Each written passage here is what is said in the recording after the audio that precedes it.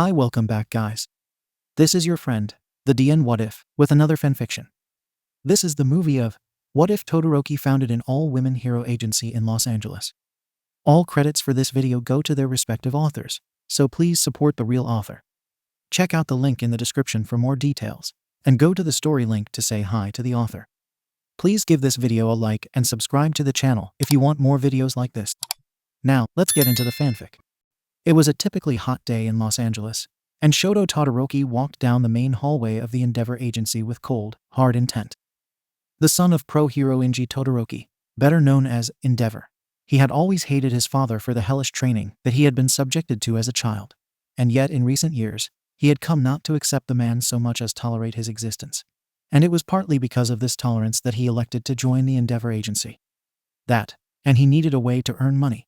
However, Todoroki had something different on his mind as he strode through these halls, and he approached the door with the Endeavor nameplate on it, as if he hadn't a care in the world, and he knocked just loudly enough to be heard. "Come in," said a voice behind the door. Todoroki entered the office, and there seated at the mahogany desk was none other than Endeavor himself. "Shoto, what brings you here today?" asked Endeavor. "Father, I'd like to start out by telling you how grateful I am that you chose to employ me. I feel as though I've grown not only as a hero, but as a person.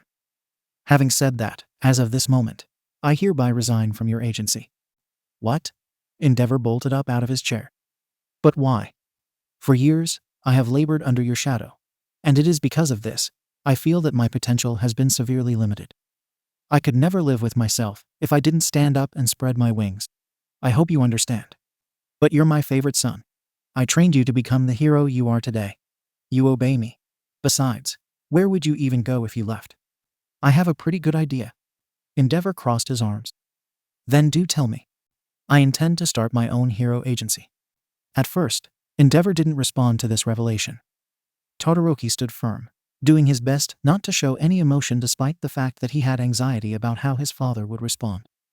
Given his past history with the man, his worry was understandable. Nevertheless, "All right, you win." Endeavor sighed. "I'll call the payroll office and have your severance pay ready." "Thank you." Todoroki bowed. "Just don't expect any assistance from me in starting your agency, okay?" "I didn't." After his shift concluded, Todoroki returned to his apartment at the Woodcliff apartment complex in the Westdale neighborhood. After having some zaru soba for supper, he fired up his Dell XPS laptop and searched for offices for rent in Los Angeles. He wasn't looking for anything grand at the moment, but he supposed that if he was going to be hiring a decent number of employees, then he'd need something of substance. However, employee salaries weren't the only thing he'd need to worry about. He also needed to factor in the purchase of furniture and hiring a company to move it all in, the costs of paying for utilities, internet, and insurance, as well as maintenance and janitorial costs. Nevertheless, he figured he could foot the bill, having saved up a fair amount of money working at his father's agency. After looking it over, he decided to go with a grand office space on the 12th floor of the Pershing Square building, located in the heart of downtown Los Angeles. With that out of the way, he did nothing but watch Miami action on Netflix for the rest of the day. The next morning, after a simple breakfast of Honey Nut Cheerios, a banana, and a can of Mountain Dew Pitch Black, Todoroki not only took care of his dental hygiene, but also his daily exercises, starting with 50 push-ups. He also did some bench presses, dumbbell curls, and laterals. After putting on his outfit for the day, which included an anvil metal on metal t-shirt, olive green M65 field jacket, blue jeans, and McNamara combat boots, he headed to the location of his new office. Here, he met a middle-aged guy wearing a white button-down shirt, tan pants, and a dark blue tie. "Excuse me, my name is Shoto Todoroki. I'm here to take a tour of this office space." "Nice to meet you. I'm Jim Steinbauer, the landlord." Todoroki and Steinbauer shook hands, and Steinbauer proceeded to show Todoroki around. The more he looked at this office space, the better he felt about choosing this one. He figured that if he could just get the necessary employees to join him in his crusade, then it would be worth every penny he paid for the lease. Speaking of which, Steinbauer handed the necessary paperwork to Todoroki, who looked it over carefully. Thus far, the terms seemed to be in his favor, though he ended up negotiating for a lower rate and a limit in rent increases due to there being certain maintenance or repair costs that he was liable for. However, one thing that he liked about the agreement was that in the event of his death or suffering a permanent disability, then the terms of the lease would be nulled. A couple weeks' worth of negotiating later, and the office was his.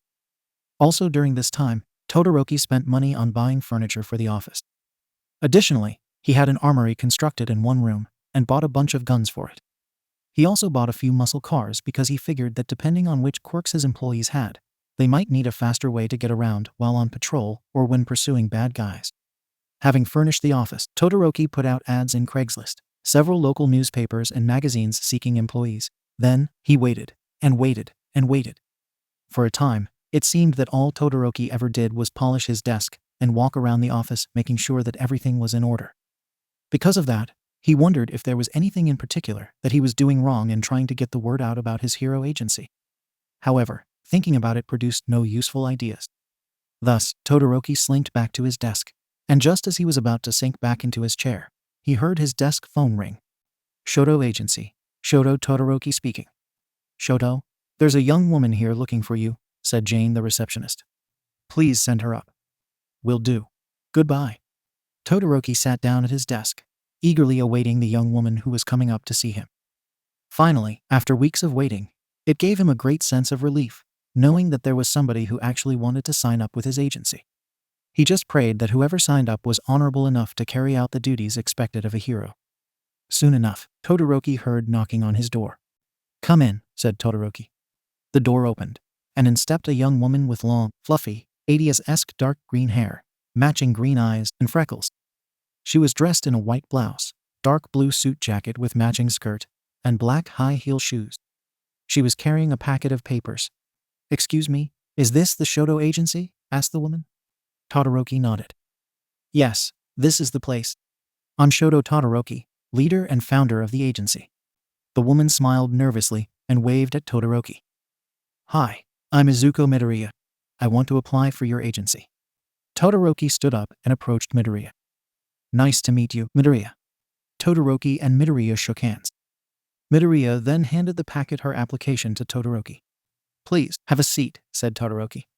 Midoriya took the seat before Todoroki's desk, while Todoroki looked over the application for a little bit before making eye contact with Midoriya for the subsequent interview. Please, tell me a little about yourself, said Todoroki. Midoriya sat up straight, hands on her lap, keeping as open a stance as possible. Ever since I was a little girl, I always wanted to be a hero. The idea of helping people out and being seen as somebody that people could look up to always appealed to me. However, I was born quirkless, and it wasn't until I met All Might that I finally got a quirk of my own. Ever since then, I've been working hard, not only trying to improve myself physically, but also mentally and emotionally, because if I'm going to be a great hero, then I figure that I should be as well prepared as possible. Todoroki nodded. What would you say your greatest strengths are? Midoriya played with her hair a little. For one, I have a very analytical mind. For years, I've been keeping notes on the greatest pro heroes, as well as my own classmates in the hopes that I can use the knowledge of their quirks and abilities to better myself. As a matter of fact, this has helped me to form complex battle plans on the fly, such as when I did a work study at the Night Agency and fought the Wilshire Triad alongside them. Todoroki nodded again. Interesting. And what would you say your greatest weaknesses are? Midoriya bit her lip briefly. Well, I'm a very caring and emotional person, and while this has helped me to push myself to rescue others in danger, whatever the cost, it has also resulted in me getting overly upset whenever I fail to stop a villain or rescue someone. However, not only have I been reading various self-help books to help me let go of the anger, but I've also been seeing a therapist to help me cope with my emotional issues. I see. If you could start a business of your own, any sort of business, what would it be?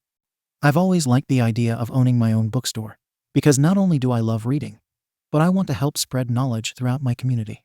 And I believe that knowledge is the key to conquering evil. Fascinating. How did you hear about this opening? Because of All Might, I subscribed to La Heroes Digest, and I noticed your ad in the classified section. The ad itself looked promising enough, and it led me to check out your website. And based on what I read, this seems like the exact kind of hero agency that I'd like to work for. Okay, tell me about why you're leaving your current job. Midoriya took a deep breath. As much as I like working for the Landy's agency, I'm looking for a fresh challenge with a new company where I feel I can truly grow and also help others to grow as well. Right. Tell me about a time when a coworker or client got angry with you and how you responded to it. One time, A captain of the California Highway Patrol criticized me for the way I handled a villain attack in Santa Monica. I was sure I was in the right. But after thinking about his words a little more, I realized that there were things I could have done differently in that situation. So I apologized to him and promised to do whatever I could to make it right. I see. Tell me about the most difficult decision you had to make in the past 6 months. Midoriya fidgeted a little. One time, a villain made me choose between stopping him or stopping a train on the metro that was about to crash into a bus full of children. I analyzed not only my own quirk, but the quirks of my fellow heroes, and I chose to stop the train while having some of my comrades distracting the villain for as long as possible. Not only did I manage to stop the train, but I was able to help out my coworkers and stop the villain as well. Interesting. And what makes you a good fit for this job? Not only do I have years of experience with other hero agencies, but I sincerely believe that I can parlay this experience into a career that will not only help me to grow here, but also help you and others to grow. Okay, that's enough from me. Do you have any questions of your own? Yes. First of all, you're not related to Endeavor, are you? For a moment, Todoroki didn't respond to that one. On one hand, he wanted to chew out Midoriya for daring to bring up his father, especially considering this was only her first question. But on the other hand, she struck him as the type who meant no real harm in asking this. So he composed himself as well as he possibly could and answered. Yes, he's my father. And it's because of him that I was inspired to found my own hero agency. Anything else? What do you expect me to accomplish in my first 90 days here? I'm looking for heroes who not only prove that they're brave enough to take on whatever challenges I throw at them, but also compassionate enough to truly make a difference in the lives of the citizens of Los Angeles, such that they can look to us as some of the finest heroes they've ever known. Got it. What are the top 3 traits that your best performers have in common? As far as I'm concerned, my top heroes should not only be able to work well with others, but if necessary, be able to hold their own. They should also be flexible in their approaches to problems, and furthermore, they must also be willing to rise to the occasion, no matter how difficult or hopeless things seem. I see. What really gets results at this agency? If you can not only make a difference in reducing crime in Los Angeles, but also in improving the public perception of heroes, then I consider that to be a success. Okay. What are your agency's highest priority goals this year? And how would my role contribute? At the moment, I'm looking to grow this agency such that it becomes known as one of the rising stars among hero agencies, and with you potentially being one of my first recruits, you could be helping a great deal with the growth of this agency. Uh-huh. And what do you plan to do if there's a major villain attack anytime soon? We'll respond swiftly and aggressively with everything we've got. Because even if our contribution seems small, the way I see it, any little bit we can give would help out much more than standing idly by as we do nothing. Right. Just one more question. When can I expect to begin? At the moment, with you being my first applicant, I don't have a set date as of yet. But I'll not only call you if you get the job, but also when our training academy begins. About that, what will this training academy consist of? Not only will you be taught to hone your existing quirk and abilities, but you'll also be given training in additional skills that you'll need while working here. Midoriya nodded. I understand. Thank you for your time, Mr. Todoroki. You're welcome. Todoroki got up from his seat. However, only my father is to be addressed as Mr. Todoroki. You may call me Todoroki, or Shoto if you prefer. Have a nice day, Midoriya. Midoriya got up from her seat and smiled. You too. Midoriya left the office. The next order of business for Todoroki was to run a background check on her. In his opinion, he thought she did quite well in the interview despite showing a few signs of anxiety, and based on that and the information she provided in her application, she seemed like a good fit for the Shoto agency, though he needed to know that she wasn't a villain, hence the background check. Between the end of the previous day and the next, nothing notable happened for Todoroki. That is, until he got a call. Shoto agency, Shoto Todoroki speaking. Hi, this is Izuku Midoriya. I had an interview with you yesterday. Ah yes, I remember you. What can I do for you? Listen, I wanted to thank you for considering my application and taking some time out of your day to interview me. You're welcome, Midoriya.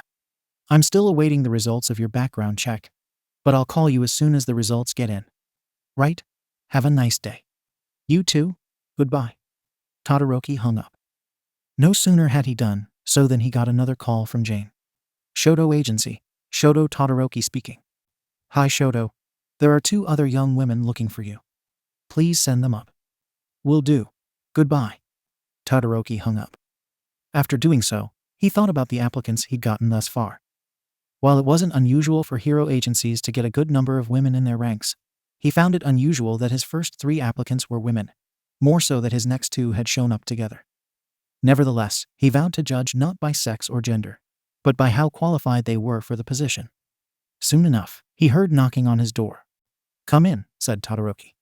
The door opened, and in stepped a short young woman with pink cheeks, auburn eyes, and matching hair with bobbed ends, the hair on the sides of her face being longer than the rest. She wore a white blouse with a gray suit jacket and matching skirt, plus black pumps. "Hi, this is the Shoto agency, right?" asked the woman. Todoroki nodded. I'm Shoto Todoroki, founder and leader of the agency." The woman smiled and waved at Todoroki. "Hi, I'm Ochako Uraraka. My friend Deku told me about this agency, so I decided to sign up. I'm honored that you elected to apply here. But who is this Deku that you refer to?" Still smiling, Uraraka rubbed the back of her head with her free hand. "Oh right, she's better known as Izuku Midoriya." Todoroki stood up and approached Uraraka. "Well, it's nice to meet you, Uraraka." Todoroki and Uraraka shook hands. "Please, have a seat," said Todoroki. Uraraka did so, and Todoroki alternately made eye contact with her after looking over her application. "Please, tell me a little about yourself," said Todoroki. "Before I became a hero, I used my quirk to help my parents out with their construction company, because they saw mine as more compatible with the work than their own. However, my father told me that what would really make them happy is if I pursued my own dreams, so I became a pro hero not only to help people out, but because my parents gave so much to me, and I really wanted to give back to them." "I see." Todoroki nodded. "What would you say your greatest strengths are?" Uraraka smiled. "One of my greatest assets is that I have a very positive outlook on life. I've used this to help quite a few people. Deku has often felt insecure at times, and I did my best to cheer her up and help her see the good in herself. In fact, I feel like I'm part of the reason that she became the hero that she is today." Todoroki nodded again. "Interesting. And what would you say your greatest weaknesses are?" Uraraka maintained her smile. "Coming from a household that wasn't very well off, I was taught to be conservative with money. Because of that, I avoided treating myself, and I even had times where I skipped meals just to save money. However, over time, I not only learned not to worry too much about getting enough of the essentials, but I learned that sometimes rewarding myself is a good thing." Eventually, Todoroki finished his interview with Uraraka. He was not only taken with her positive personality, but he figured that her quirk could be a great asset to his agency.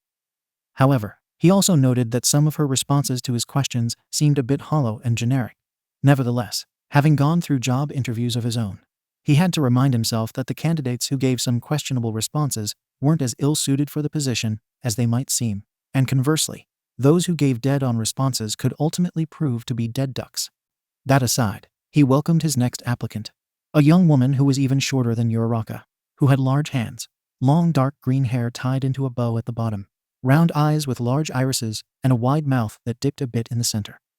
She wore a white short-sleeve blouse with a dark green skirt and black pumps. "Greetings. I'm Shoto Todoroki, leader and founder of the Shoto agency. I'm Tsuyu Isui, but my friends just call me Tsu. Uraraka told me about this place, so I decided to come along and see what it was about." "Ribbit. Nice to meet you, Isui." Todoroki and Tsu shook hands. "Please, have a seat." Tsu sat before Todoroki's desk, and the interview began. "Tell me a little about yourself." Tsu put her index finger up to her mouth. "My life wasn't always easy. My parents often traveled, so I had to raise my siblings, and I didn't have much time for myself in middle school because I had to spend a lot of time on my hero studies. In spite of this, the more I studied about being a hero, the more I wanted to become one, and it helped that I found a really good friend in Ochako. From there on, I made more friends, and those connections also helped in my hero career." "Interesting." Todoroki nodded. "What would you say your greatest strengths are?" "As a result of having to raise 2 siblings by myself, I developed a sense of maturity.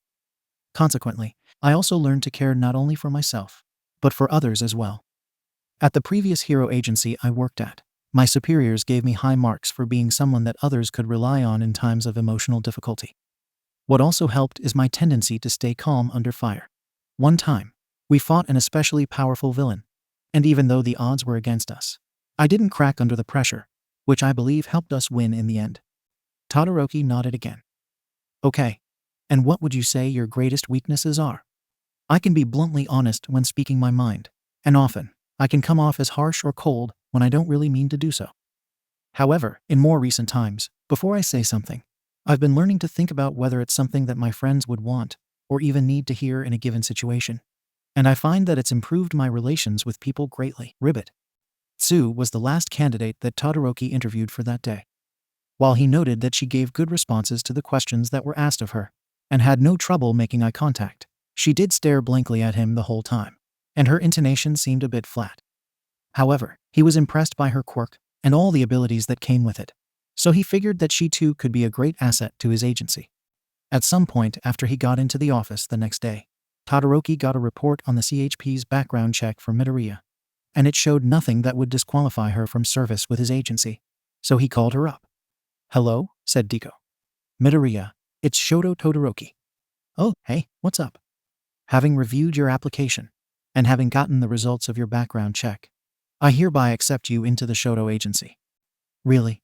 Oh, thank you so much." "You're welcome. I'm still interviewing candidates for my agency, but I promise to get back to you as soon as I have a date for the training academy."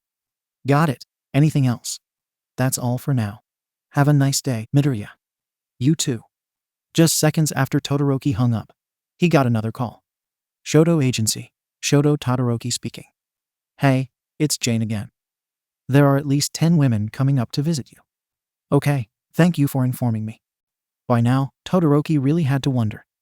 His first applicant being a woman was plausible enough, and while it was strange that his next two applicants were not only women, but had shown up simultaneously, he still didn't see much odd about that. However, with 10 more on the way, and all of them being women, he had to wonder if this was just a simple coincidence, or if there was a special something that women saw in his agency. Regardless of what the overall gender balance of his agency turned out to be, he vowed to treat all of his employees with fairness and respect.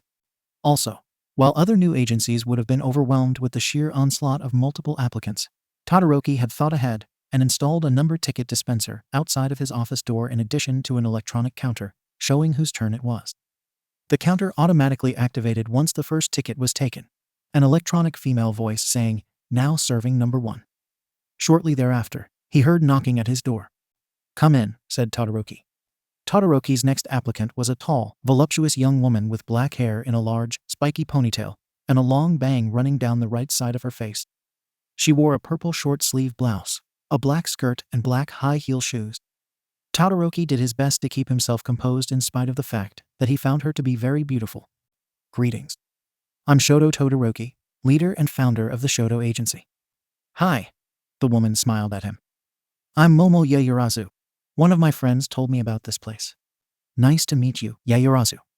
Once again, Todoroki shook hands with Yaoyorozu. "Please, have a seat."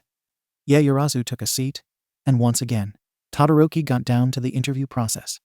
"Tell me a little about yourself." Yaoyorozu smiled. "I come from a famous hero family, so I thought it was only natural that I'd follow in their footsteps. It hasn't always been easy. For example, I lost in an early round of a sports festival that my school held, and that was a huge blow to my confidence.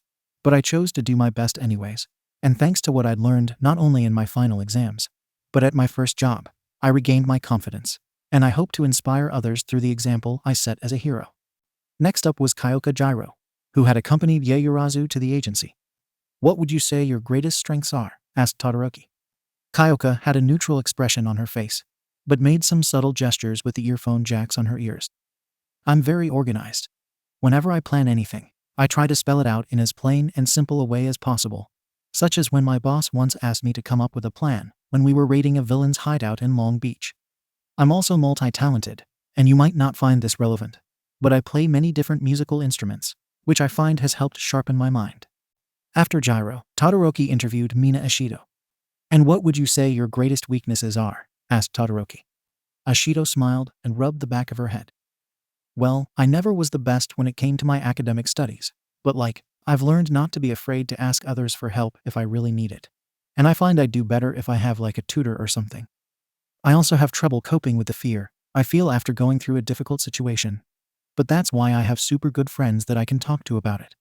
Next up was Toru Hagakure, who had accompanied Ashido. If you could start a business of your own, any sort of business, what would it be? Asked Todoroki. I'd open a candy store because not only do I really love caramel, but I totally love working with people. And I want people to be happy, you know. Todoroki's next interviewee for the day was Itsuka Kendo. How did you hear about this opening? Asked Todoroki. Kendo smiled. I was looking for openings for hero agencies on Craigslist. And then I found this one. Next after Kendo was Yui Kodai. Tell me about why you're leaving your current job, said Todoroki. Kodai sat up as straight as a board and intently focused her gaze on Todoroki. I like my current agency, but the environment is rather toxic, and nothing I have done has seemed to ameliorate that. Ibara Shiozaki followed Kodai. Tell me about a time when a coworker or client got angry with you and how you responded to it, said Todoroki. Shiozaki had a serious look on her face. Once, I refused a coworker's advances. I reminded him that not only were his actions unethical, but sinful as well. He continued with his iniquitous actions, and thus I reported him to my immediate supervisor, who promptly punished the transgression. After Shiozaki, then came Setsuna Takage. Tell me about the most difficult decision you had to make in the past 6 months, said Todoroki. One time, my boss offered me a new position in the agency that not only paid better, but also had an easier schedule. However, this was an overseas job, and as much as I liked the opportunity, I couldn't leave my family and friends behind, so I passed it up. Following Takage, there was Mei Hatsume. What makes you a good fit for this job? Hatsume smiled and gestured to herself. I've not only had years of experience in designing and repairing support items for heroes, but I'm continually learning about what I can do to improve on my work. Todoroki's final interviewee for the day was Kami Utsushimi. Utsushimi had her finger on her cheek. So what do we do in the training academy? Not only will you be taught to hone your existing quirk and abilities, but you'll also be given training in additional skills that you'll need while working here. Utsushimi smiled. Oh, totes awesome. After finishing this round of interviews, Todoroki decided to call it for the day.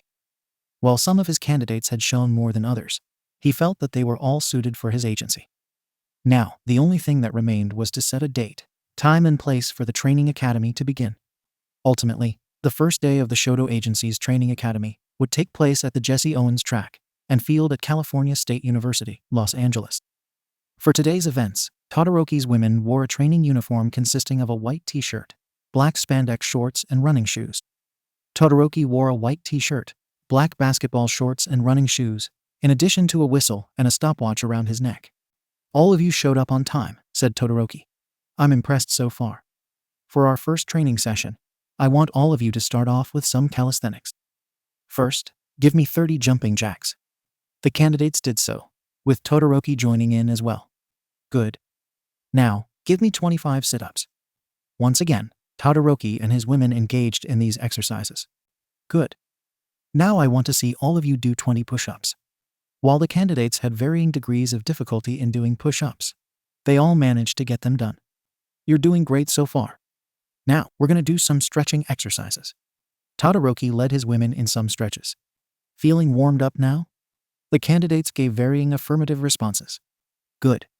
Please take a number from this bowl. Todoroki handed a red plastic bowl to Tsu, who took a number card from it and handed it to Uraraka, who did likewise. Once the bowl was empty, Shiozaki set it on the ground. All right, numbers 1 through 6, please step forward, said Todoroki. Deku, Utsushimi, Jiro, Shiozaki, Kendo, and Hagakure stepped forward. You 6 will be the first in the 2-mile run, said Todoroki. Please take your positions at the starting line. The women who were chosen headed for the starting line, lined up and got into running positions. Ready, set. Todoroki blew the whistle, and they were off. Almost instantly, a standout emerged from these 6 women. Deku, who was taking off like a well-known blue hedgehog. Shiozaki was second, however, and the rest of the women did well in spite of not being super speedsters. Once everyone had run 2 miles, Todoroki hit a button on his stopwatch. Not bad, said Todoroki. There is some room for improvement, but I like what I'm seeing so far.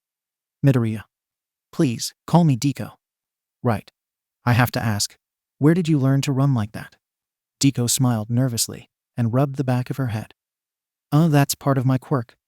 While I do admire Midoriya's skills, I simply must protest the use of her quirk to aid in her running, said Shiozaki. Shiozaki, your concern is a valid one, said Todoroki. However, there is nothing prohibiting a candidate from using her quirk to enhance her running speed. Nevertheless, I'm curious to see how fast you can run without using your quirk. Deku nodded. Right. The next 7 women to run were Takage, Yaoyorozu, Tsu, Hatsume, Ashido, Kodai, and Uraraka, with Takage, Tsu, Ashido, and Uraraka proving themselves to be quite the speedsters, even without the aid of their quirks. Okay, that'll be enough running for today, said Todoroki. Next, I want you to show me how good you are with hand-to-hand combat. Todoroki picked up a large foam shield as used for martial arts practice. Put your numbers back into the bowl and draw again. The women did so. Okay, whoever has number 1, please step forward, said Todoroki. Gyro stepped forward, holding up the card with number 1 on it. All right, Gyro, show me what you've got. Gyro got into a fighting stance, and then she started off with 2 quick jabs with her left hand, followed by a right hook, and then a side kick. During this time, Todoroki held his ground quite well, taking a few more blows from Gyro. Not bad, but there's certainly room for improvement, said Todoroki. Who's next? Takage stepped up next, and while she was more varied in her technique than Gyro, her power was pretty much the same. After the candidates had all gone through with showing off their CQB skills, Todoroki had another test for them. For your next test, I'm going to show you how to throw down someone who is bigger than you, said Todoroki. Once again, draw numbers. The candidates all drew numbers. Number 1, please step forward. This time, it was Utsushimi who got number 1. Right, now pay attention. First, grab me by my collar with your left hand. Utsushimi followed Todoroki's directions as well as she could. Next, hook your right hand under my right arm and grab it. Utsushimi continued to follow Todoroki's directions. Now, pull down on my arm and bring my weight down on my right leg. Utsushimi did so. Finally, hook your right leg behind my right leg and bring me down. Utsushimi completed the throw successfully, after which her and Todoroki got back up. All right, now I want to see you try it again, said Todoroki. Following Todoroki's directions as best as she could, Utsushimi attempted the throw again and succeeded. Very good, said Todoroki. Who's next? Holding up the number 2 card, Gyro went next. Everyone seemed to do well with the throw. Soon, Todoroki looked at his Timex. All right, it's lunchtime, said Todoroki. You may have lunch wherever you wish, but be back here in half an hour, understood? The candidates of the Shoto Academy were dismissed at 4 p.m. that day. The first week not only consisted of various warm-up exercises, but a progressively longer run around the track and more CQB training. By the time the first week was over, not a single woman had washed out of the training program. All right, since you've made it through your first week of this academy, we'll be doing some sparring practice, said Todoroki. Once again, draw a number. The candidates did so. Now, put on your sparring gear. The sparring gear consisted of gloves, helmets, mouth guards, and special cushioned shoes. Since there is an odd number of candidates here, I want whoever drew number 1 to step forward. Deku stepped forward. Deku, you'll be sparring with me. Deku nodded and gulped. Everyone else, partner up with whoever has the next number in the sequence. Thus, it ended up that Uraraka had Shiozaki as a sparring partner, Gyro had Kodai as hers, and so on and so forth. Everyone, bow to your partner, said Todoroki. Everyone did so. Ready. Everyone got into fighting stances. Go. The sparring was on. Todoroki threw a left jab at Deku, and she backed away from him a bit while keeping her guard up. Seeing that she wasn't attempting to land any attacks on him, he got more aggressive against her, soon landing a blow on her midsection. She recoiled a bit, but otherwise kept going. What's wrong, Deku? I can't hit you. Why not? Real villains don't hold back. Come on, show me what you've got, woman. The last word really lit a fire under Deku, for not only was she now actively trying to parry Todoroki's blows, but she was closing in on him as aggressively as she threw a few of her own his way. Todoroki did his best to block her, but he wasn't always successful. By this time, the other women had taken notice of what was going down between them and turned their attention to this little brawl. Deku was really going into him by now, and with one last punch, she knocked him to the ground. Okay, that'll be all for now, said Todoroki. Sparring continued throughout the week, and they even trained with melee weapons, such as expandable batons and combat knives, up until the final day, when Todoroki had another thing coming their way. You've all done very well so far. Today, we're going to do something a little different. A fighting tournament. The object of this tournament is to knock your opponent outside of the field. This time, you'll be allowed full use of your quirks. Once again, we'll be drawing numbers to determine who will face off against who. Everyone drew numbers. Once again, whoever has number 1, please step forward. Yet again, Deku had number 1. Deku, you'll be facing me. I hope you're ready to give it all you've got. This time, everyone drew straws to determine what order the matches would go in. As a result, Todoroki and Deku's match was first. The rest of the women stood off on the sidelines to watch. They bowed to each other, and the match was on. Todoroki started off by shooting an ice attack at Deku. Delaware Smash. Flicking her finger, Deku destroyed Todoroki's ice with a blast of wind pressure. She attempted to use a second Delaware Smash to knock Todoroki out of the ring, but he saved himself using his ice. Come on, Deku. Is that all you've got? Clearly, it wasn't all that Deku had, for she ran at Todoroki and St. Louis Smash. Deku attempted to deliver a seismic roundhouse kick against Todoroki, but he shot another blast of ice at her, thereby throwing her off balance and allowing him to dodge her. Recognizing that repeatedly using his ice would cause him to freeze up, he shot a massive burst of flame at her, but she evaded this using another Delaware Smash. Thus, Todoroki and Deku remained locked in a heated dance of battle, each having their own motivations for wanting to win. For Todoroki, it wasn't so much about winning so much as he wanted Deku to learn about what she could do better next time. As for Deku, she had that drive to prove herself to Todoroki, to show him that she was worthy of holding a spot in his organization. For a while, it appeared as though the battle might end in a stalemate. Then, at one point, flash freeze heatwave. Todoroki rapidly cooled the air around him and attempted to rapidly heat and expand the air around him to release a super hot blast. When the smoke cleared, it seemed as though he'd beaten Deku until Texas Smash.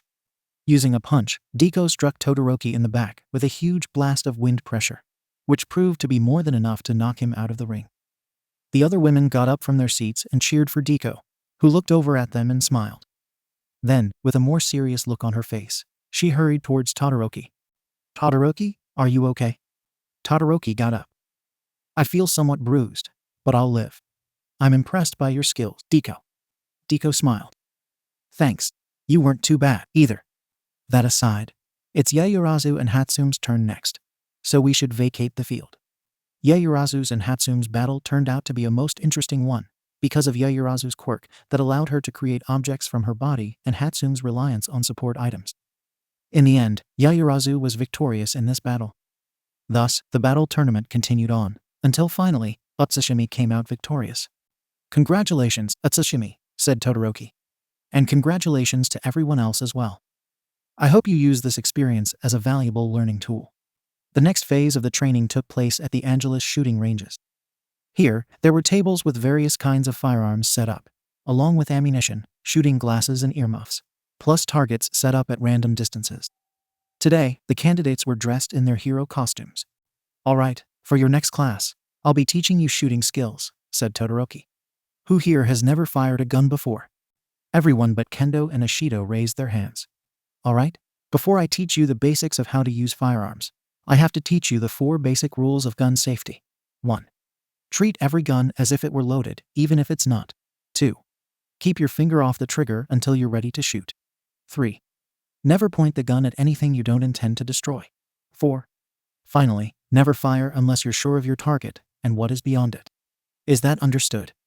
Everyone responded affirmatively, but a few women raised their hands. Yes, Deku, said Todoroki. Excuse me, but if we have quirks, then why are we being taught how to use guns? I realize that some of you may view firearms as being superfluous, but if you think about it, they can serve not only as a supplement to your quirks, but even as an extension in certain cases. Not to mention that the mere act of brandishing a firearm is enough to show a villain that you mean business. Must we be forced to use such barbaric implements, though? Asked Shiozaki. Yeah, this seems a little excessive, Ribbit, said Tsu. As barbaric as you may deem them, there are situations where they could save your life, said Todoroki. Any other questions? No one else had any questions. Good. Now, every firearm has 3 main components: the action, the barrel, and the stock grip. First, I want you to put on your shooting glasses and earmuffs. Everyone put on their safety gear. Now, I want you all to pick up the handgun that's furthest to your left. Everyone picked up the corresponding gun. What you are holding is the Smith & Wesson Model 66, a 6-shot, double-action .357 Magnum revolver. Based on the medium-sized K-frame, it's very accurate and reliable. To load this one, use your right thumb to hold open the cylinder latch, and with your left index and middle fingers, press down towards the top of the cylinder to open it. Do not apply pressure to the cylinder before you open the cylinder latch. Everyone opened the cylinder on their Model 66S, as they were asked. Now, grab a speed loader, and with the gun pointed downwards, insert the bullets into the cylinder chambers. Twist the knob on the back of the speed loader clockwise to release the bullets. And with your left hand on the gun, use your left thumb to close the cylinder. Again, everyone loaded their revolvers according to the directions. Now, to aim the gun, line the front sight up perfectly with a notch in the rear sight and align that with where you want the bullet to go. It will also help to support your dominant hand with your other hand. Everyone took aim.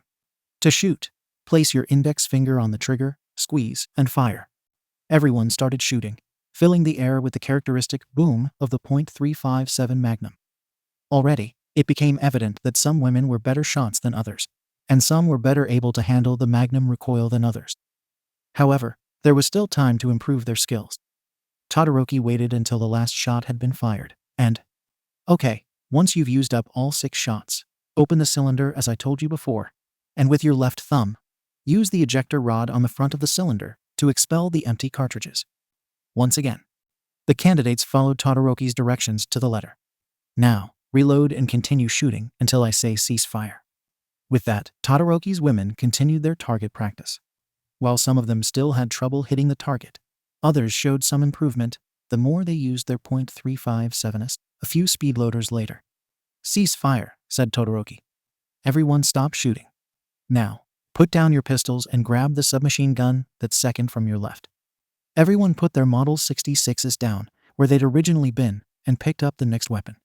This weapon that you're holding is the Uzi, a 9mm submachine gun developed by Major Yusil Gal of the Israel Defense Forces in 1950. It can either fire in semi-automatic or fully automatic at a rate of 600 rounds per minute. Smaller versions, such as the Mini Uzi and Micro Uzi, are compact enough to fit in a purse. A bunch of the women giggled at the last part. Note that the version that you are carrying is equipped with a folding metal stock for stability. If you wish, you may give it a hard downwards yank and pull it back until it clicks. Everyone extended the folding stocks on their Uzis.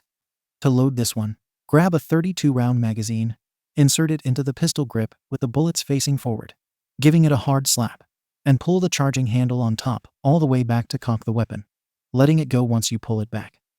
Everyone loaded their guns accordingly. Currently, the selector switch is set to S for safe, so to get it to fire, you'll either want to set it to R for semi-auto or F for full auto. Also, squeeze the grip to push down the grip safety on the back. Everyone set the selector switches on. You can also use the forward handguard to give you better control over the gun. Everyone grabbed the handguards on their guns as instructed. Take aim. Everyone aimed. Fire. Almost instantly, the air rumbled with the full auto chatter of Uzis.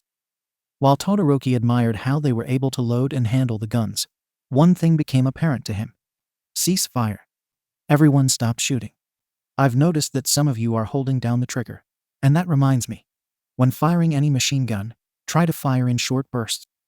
Not only will the gun be more controllable and accurate that way, but you'll save ammo. Is that understood? Everyone responded affirmatively. Good. Continue shooting. Everyone kept practicing with their Uzis until their magazines ran out. To remove the magazine, press the magazine release on the bottom of the grip. Some of the women, having gotten a taste of full auto recoil, decided to practice in semi until they felt more confident in their handling of the weapons.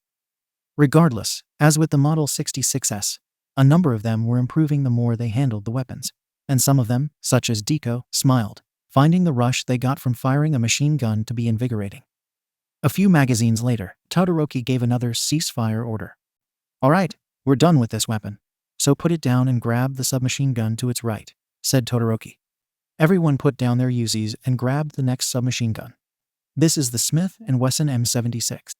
It's an American-made copy of the Swedish Carl Gustaf Model 45. Like the Uzi, this one also uses 9mm ammunition and can fire semi-auto or full auto. the latter at a rate of 720 rounds per minute. While not as compact as the Uzi, this one offers a few advantages, namely better accuracy and a larger 36-round magazine. To load this one, insert the magazine into the magazine well forward of the grip and pull the cocking handle on the right side of the gun. Once again, everyone had no trouble loading the M76. To unfold the stock, press down on the top of the gun with your left thumb, pull up on the stock and swing it outwards. Everyone unfolded the stock on their M76S as told. This gun has an ambidextrous selector switch. Push it forward once for semi-auto, and push it all the way forward for full auto. Having experienced the full auto fury of the UC, a bunch of the women set their M76S on semi-auto, but a few brave souls put theirs on full auto. On this weapon, you may hold the magazine well for support. Everyone did so. Take aim. Everyone took aim. Fire. Having spent some time with previous weapons, the women were having an easier time with the M76. To eject the magazine on this gun, one had to push down on the mag release lever with their left thumb. On this day, the women also got to try other guns, such as the M16A1 assault rifle, the Mossberg 500 shotgun, and the M60 machine gun. They spent at least a week training to use guns, even field stripping and maintenance. Then, on the final day of shooting practice, Todoroki had a little surprise for his women. Last, but most certainly not least, we have the M202 flame assault shoulder weapon, aka the Grim Reaper. Derived from a Vietnam War-era design, it usually fires 66 mm rockets with a thickened pyrophoric agent, causing extremely severe burns. However, it can also fire other types of munitions: anti-tank, bunker buster, nuclear, you name it. Everyone, draw a number. Once again, everybody drew a number card from the Red Bull. Whoever has number 1, please step forward. This time, it was Uraraka who got number 1. Congratulations, Uraraka. You'll be the first to try out this fearsome weapon of war. Uraraka smiled and quickened her pace as she headed to try out the M202. To operate this weapon, first unlatch the rear cover and lock it in the open position. Uraraka grabbed the Grim Reaper and did so. Now, pull the handle on the rear tubes and pull them back until they lock into place. Uraraka continued to follow Todoroki's directions. Next, unlatch the front cover and lock that in the open position. Uraraka did so. With the front cover open, swing the grip trigger assembly until it locks into position. Uraraka did that too. Unfold the sight. Uraraka did that as well. Take aim and fire. Uraraka aimed the M202 at a Rally Red 2007 Honda Civic Coupe that was set up along with other cars and fired. The rocket struck the car and blew it to smithereens. Hooah! Uraraka pumped her left fist. All right, whoever has number 2, please step forward. Next, it was Kodai's turn to try out the Grim Reaper. Unlike Uraraka, however, she showed no emotion when she blew apart a magnetic gray 2010 Nissan Sentra with the weapon. Unlike her, however, most of the women got a kick out of the big bad rocket launcher. Having gotten in a suitable amount of target practice, the next phase of the training would take place at the S Marine Corps Camp Pendleton. Alright, all of you have gotten in a suitable amount of CQB training and firearms training. Now, I want to see how each of you will fare in a mock firefight. To this end, you'll be facing automated combat dummies like this, called simulants.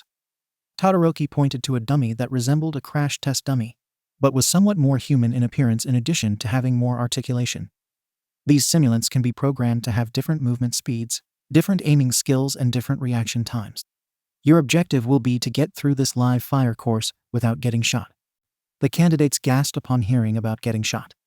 I understand your hesitance to be on the wrong end of a gun, said Todoroki. Fortunately, the simulants' guns are loaded with less lethal paint bullets, as are yours. They'll hurt like hell, but you won't die. Each of you will be wearing one of these sensor vests during the exercise. If you get hit even once, the simulants will deactivate automatically and you'll fail. Fortunately, you'll have plenty of opportunities to pass, and for the first few rounds, the simulants have not been programmed to shoot or move. Just remember, an amateur practices until she can get it right. A professional practices until she can't get it wrong. Now then, we'll pass around the bowl again. Once again, the candidates passed around the red bowl. Number 1, please step forward. This time, it was Hatsum who stepped forward. You may take whatever weapons and ammunition you wish for this exercise.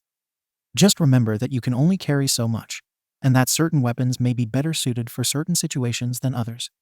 Right.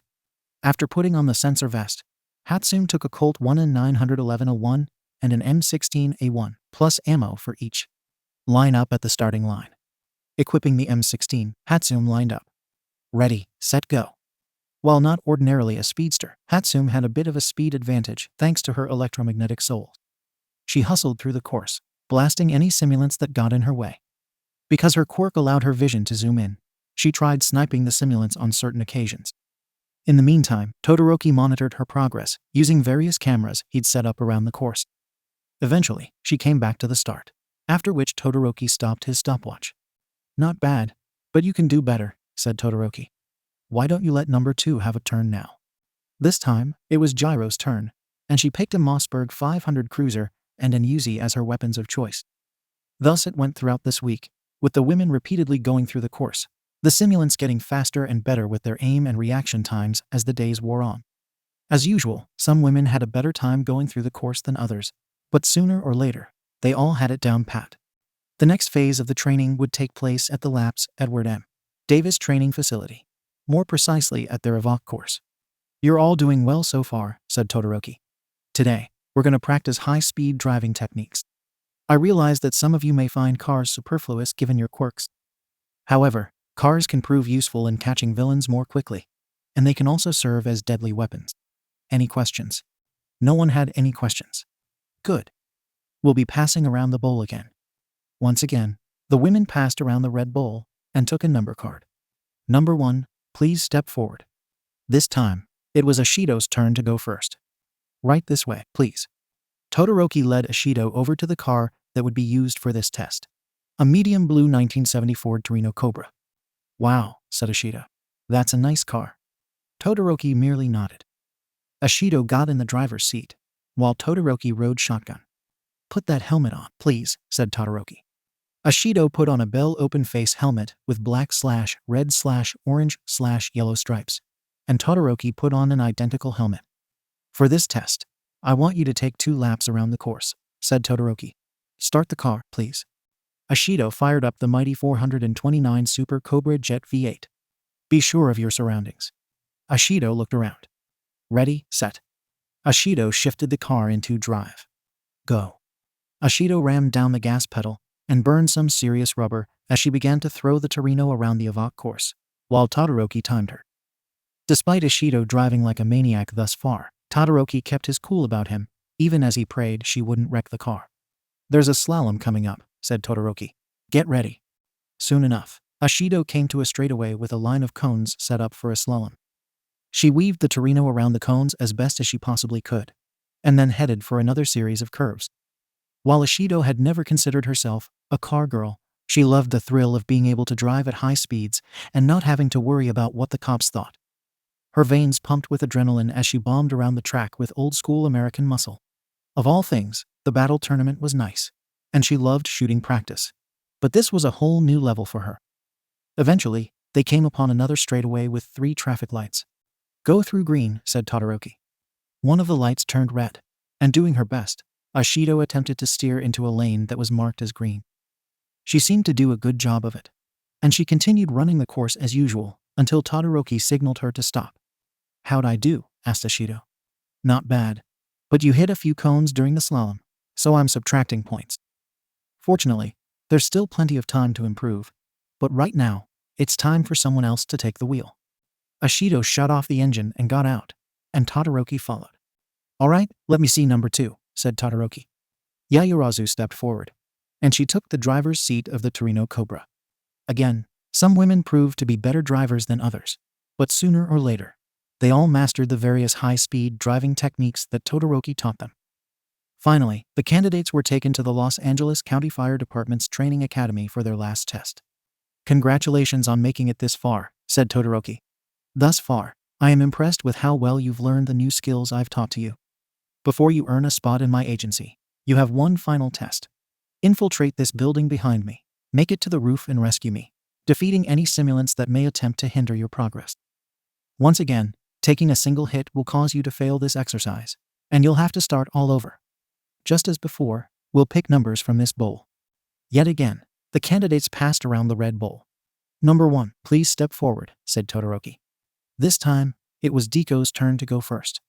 Alright, Deko, load up and get ready to go.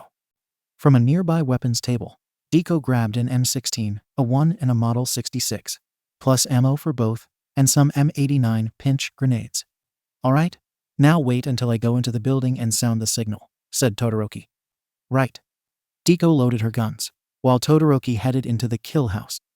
A couple of minutes or so later, Deko heard an air horn sound, so she hopped into a deep burnt orange 1970 Plymouth Hemi Cuda and sped through a specially prepared driving course that led up to the kill house.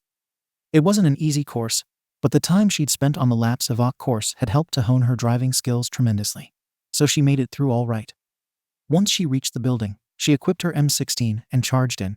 Already, a couple of simulants attempted to gun her down with their Acom assault rifles, but she deftly avoided the bullets and fired some accurately placed bursts at them, thereby putting them out of action for now.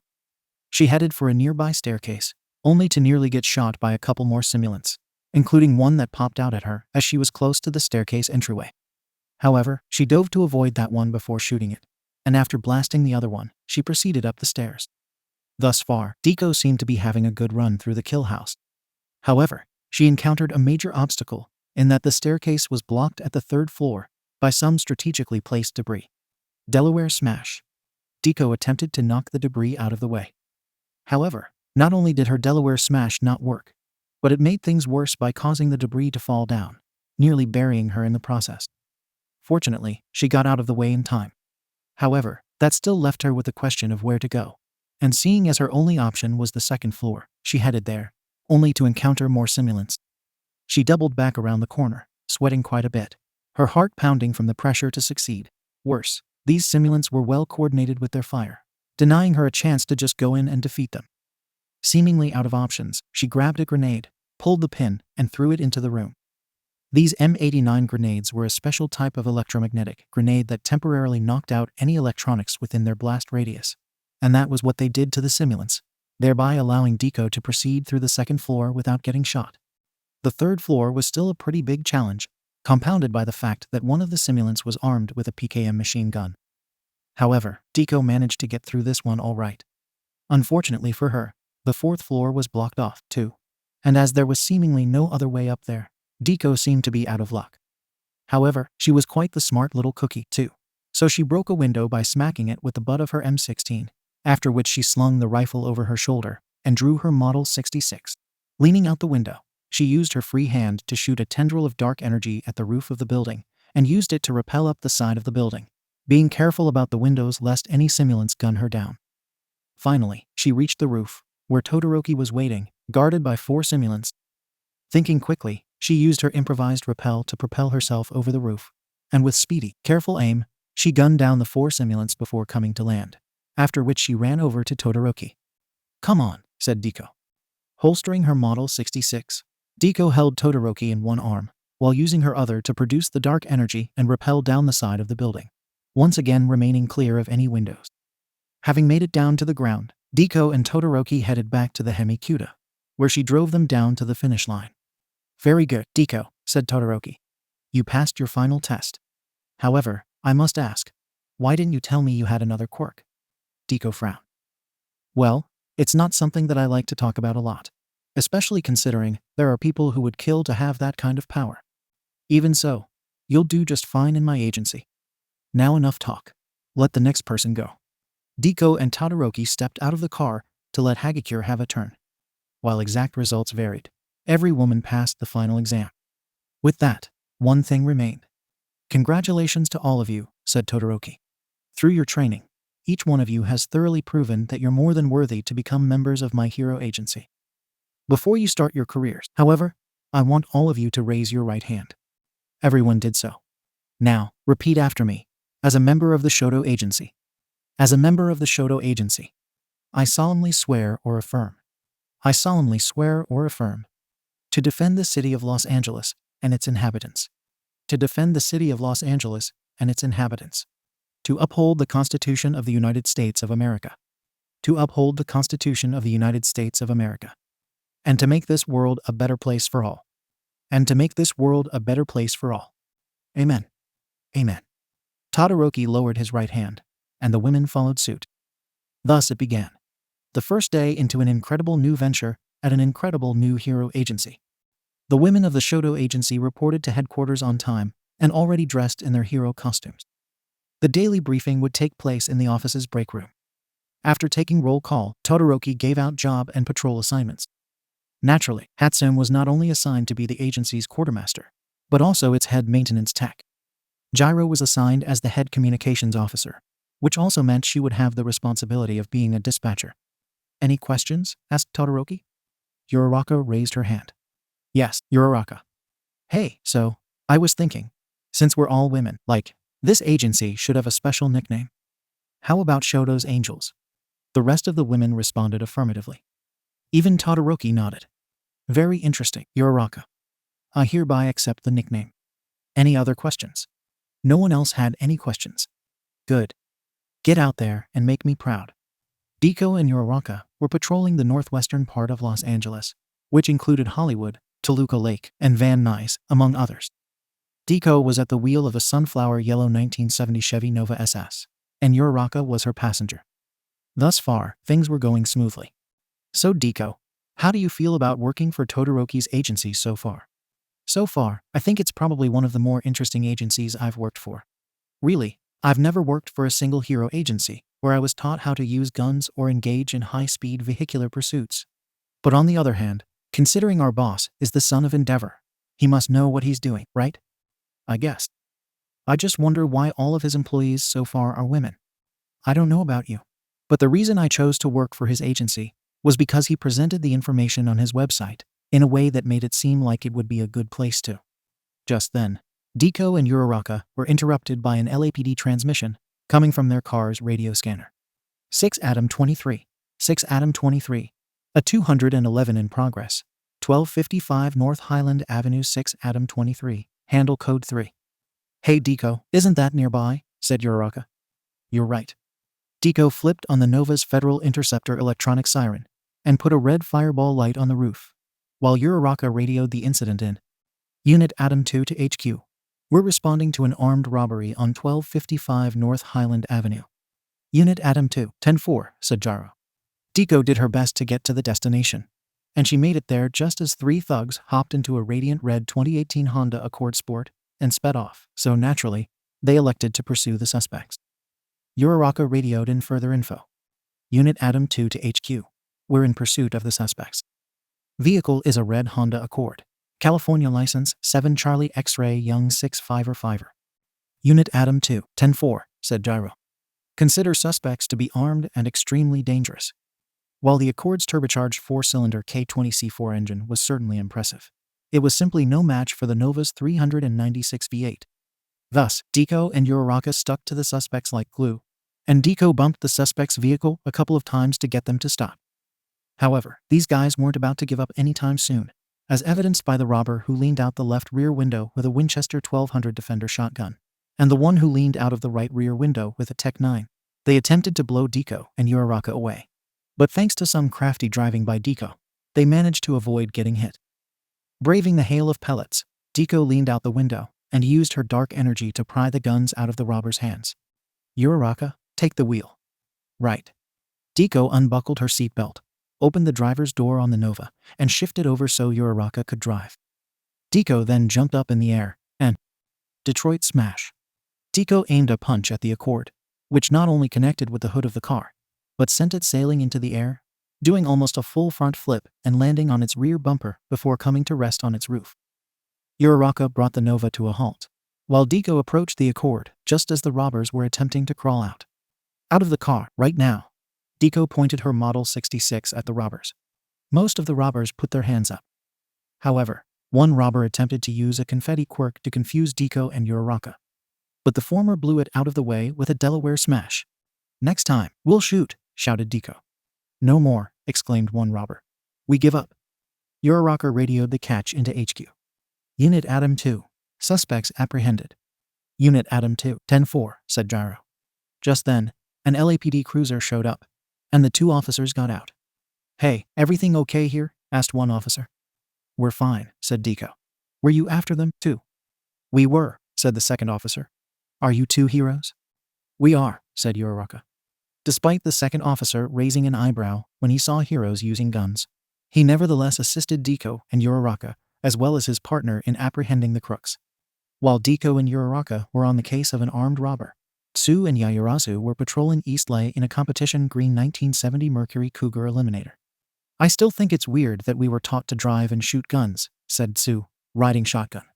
No hero agency has taught me these things, either, said Yaoyorozu. Still, I feel like a better woman for learning these things. I do wonder why Todoroki hired all women for his agency, though. I know, right? You'd think he had some kind of mother issues or something. I don't think so. If he had any issues, he would have treated us like garbage, and so far, he seems to be treating us all with the respect due to all women. Or at least, that's how I see it. Yaoyorozu smiled. Besides, he is gorgeously handsome. Yaoyorozu, look. Tsu pointed to a yard on South La Vernave, where a young girl was jumping up at a tree. Seeing a gray tabby cat in the tree, Yaoyorozu pulled over, and she and Tsu got out.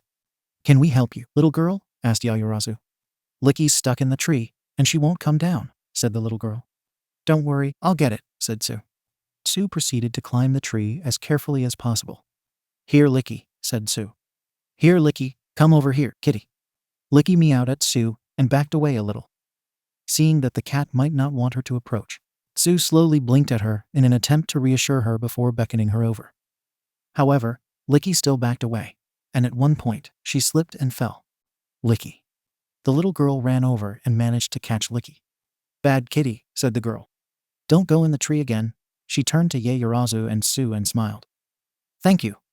Yaoyorozu smiled back. You're welcome. Can we help you with anything else? Asked Tsu. Nope, that's all, said the little girl. By the way, what are your names?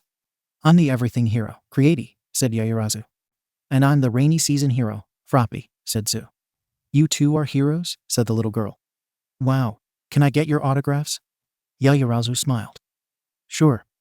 Yaoyorozu materialized a pad of lined paper and a pen from her body, and her and Tsu wrote down their autographs for the little girl. Thank you. You're welcome, said Yaoyorozu and Tsu. Meanwhile, in the southwestern portion of Lame, which included areas such as Crenshaw, Lax, and the Angeles Mesa, Ashido and Hagakure were patrolling in a dark blue 1970 Dodge Challenger RT. I don't know about you, but I'm super excited about my new career, said Ashido. I know, right? Said Hagakure. Plus, we get to work for a super cute guy. I know. This is going to be so swoony. Plus, he even hired other women to work for him. That guy's probably a major playboy. Yeah, he's probably like one of those characters from one of those secret agent novels who lives in a huge mansion. Hagakure giggled. Oh, shut up, girlfriend. Just then, Ashido got an LAPD transmission over their radio. All units in the vicinity and 3 Atom 9. A 415 possible bomb threat in progress. 1748 West Jefferson Boulevard. All units, handle code 3. Hey, up ahead, there's Jefferson Boulevard. Hagakure pointed out the intersection of Arlington Ave and West Jefferson Boulevard. Right. Ashido put on the Challenger's siren and threw a red fireball light on the roof, while Hagakure radioed in the call. Unit Atom 4 to HQ. We have a bomb threat in progress at 1748 West Jefferson Boulevard. No other details at this time. Unit Atom 4, 10-4, said Gyro. Soon, Ashido and Hagakure came to the destination, which was a food for less grocery store. Already, 2 LAPD cruisers had shown up on scene and cordoned off the area. Ashido parked the Challenger, and her and Hagakure got out. Hey, we're heroes, and we heard there was a bomb threat, said Ashido. What's going on? Witnesses said there's a guy inside who's threatening to detonate a nuke, said one officer. We don't know where the bomb is, or even if there's a bomb, but we got the FBI coming in. Ashido smiled. In the meantime, leave it to us. She turned to Hagakure and whispered. We might need bigger guns. Hagakure nodded. I think so, too. Thus, Ashido and Hagakure headed back to their Challenger. Ashido popped open the dashboard lock for the shotgun and grabbed a Mossberg 500 AT, while Hagakure popped open the trunk and grabbed an M76. You go around the back, said Ashido. I'll take the front. Gotcha. Thus, Ashido headed for the front door, while Hagakure looked for a back entrance. Already, Ashido found the grocery store oddly deserted, except, don't come any closer, hero, or everybody in a 25-mile radius is going to get nuked. Ashido whipped around and pointed her shotgun in the direction of a man wearing a light green CBRN protective suit that had a red button on a silver panel on the front, standing in front of the soda aisle. "Whoever you are, give up," said Ishido. "The building's surrounded, and you have no hope of escape." "I don't think so. I'm the atomic villain, Nuclean, and if you don't get away from this place, I'll not only kill myself, but millions of others as well. Look, I don't want to kill you, and I don't want you to kill yourself either. I promise I'll put my weapon down if you promise to talk this over with me." "Ha, talk is cheap. Nuclear apocalypse. Now that's priceless." Ishido threw her shotgun down anyways, and gently extended a hand towards Nuclean. "I know sometimes we have really bad days, and whatever you're feeling right now is okay," said Ishido. "Nobody's angry at you." "Oh yeah." Nuclean thrust a finger at Ishido. "Well, I'm angry at everyone." "Why?" "Because everyone hates me, and they wish I was never born." "Really? Why do they feel that way about you?" Nuclean threw his hands out to the sides. "It's because they all think my quirk is evil. I mean, what's wrong with having a quirk that can cause massive nuclear destruction?" Ishido nodded. "I see your point. When I went to high school, one of my teachers taught me that no quirk is inherently evil. You just have to have the right outlet for it. And what outlet would people want to use my quirk for? Well, aren't nukes used for military purposes? Maybe your quirk could save lives someday. Why would I want to save the lives of a bunch of people who wish I was dead anyways?" For a moment, Ishido froze. This man seemed to be really intent on suicide, judging by not only his words, but the tone in his voice. While killing him or letting him die was the last thing she wanted, she knew that she had to stop him somehow, and not only did her life depend on it, but many others as well. Despite all the fear she felt from being in this situation, she nevertheless put on a happy face. "Hey there, Mr. Grumpy Face," said Ishido. "Oh, so now you're gonna call me names. Yeah, really smart when you're up against a living nuclear bomb. I know you're angry at everyone, but deep down inside, I know you're a nice boy who just wants to be loved." Ishido took a few slow steps towards Nuclean. "Quit screwing around with me. I'll do it. I swear. I'll blow us all up." Ishido continued to move towards Nuclean. "No, you won't. You just want a nice young woman to cook you a delicious meal and snuggle with you on cold winter nights. I said, quit screwing around with me." Nuclean attempted to hit the red button on his chest, but Hagakure, who'd snuck up behind him, grabbed his arms and pinned them behind him. "Hey, what's going on here?" said Nuclean. Let me go. Let me go." "In your dreams, Buster," said Hagakure. Just then, a group of FBI agents and LAPD SWAT officers burst into the grocery store, along with a member of the LAPS bomb squad and a mysterious mustachioed man with gray hair, who was wearing a lab coat and small frame glasses. "Stand back, ladies," said the lab coat-wearing man. "I'll handle him." "Dr. Livingstone," said Nuclean. "You'll never get away with this, you son of a bitch. You've gotten away long enough, Nuclean. It's time I had my turn." Dr. Livingstone held up a device that represented a temperature gun and pointed it at one of Nuclean's eyes, while Hagakure kept holding on to the nuke villain. "No," said Nuclean. "I'll be good. Dr. Livingstone pulled the trigger, and a beam of light came out of the gun. Almost instantly, Nuclean lost consciousness, and Hagakure proceeded to handcuff him, while the FBI took him away. "What was that all about?" asked Ishido. "Oh, forgive me for not introducing myself. I'm Dr. Henry Livingstone of DARPA. Nuclean was part of an experiment to create a new breed of super soldier for the US military." Dr. Livingstone sighed and averted his gaze. "Sadly, he went rogue and escaped. I'm just grateful that you two were here to intervene before he could obliterate much of this great city." Ishido smiled and gave a thumbs up. "Hey, don't mention it." "Yeah, our boss made us swear to uphold the Constitution," said Hagakure. "Then your boss is very wise," said Dr. Livingstone. "Now, may I ask who you two are?" "You can call me Alien Queen," said Ishido. "And I'm Invisible Girl," said Hagakure. "Patrolling the southeastern quadrant of La, including historic South Central, Central Alameda, and the Fashion District among others in a hemi-orange 1970 Dodge Coronet Super B was Kendo and Takage." "Ah, there's nothing like cruising the City of Angels in some classic American muscle," said Kendo. "I know. Best of all, we get to work for a guy who I think is super hot. I'm so glad I found out about this agency." Kendo's look became more serious. "Me too.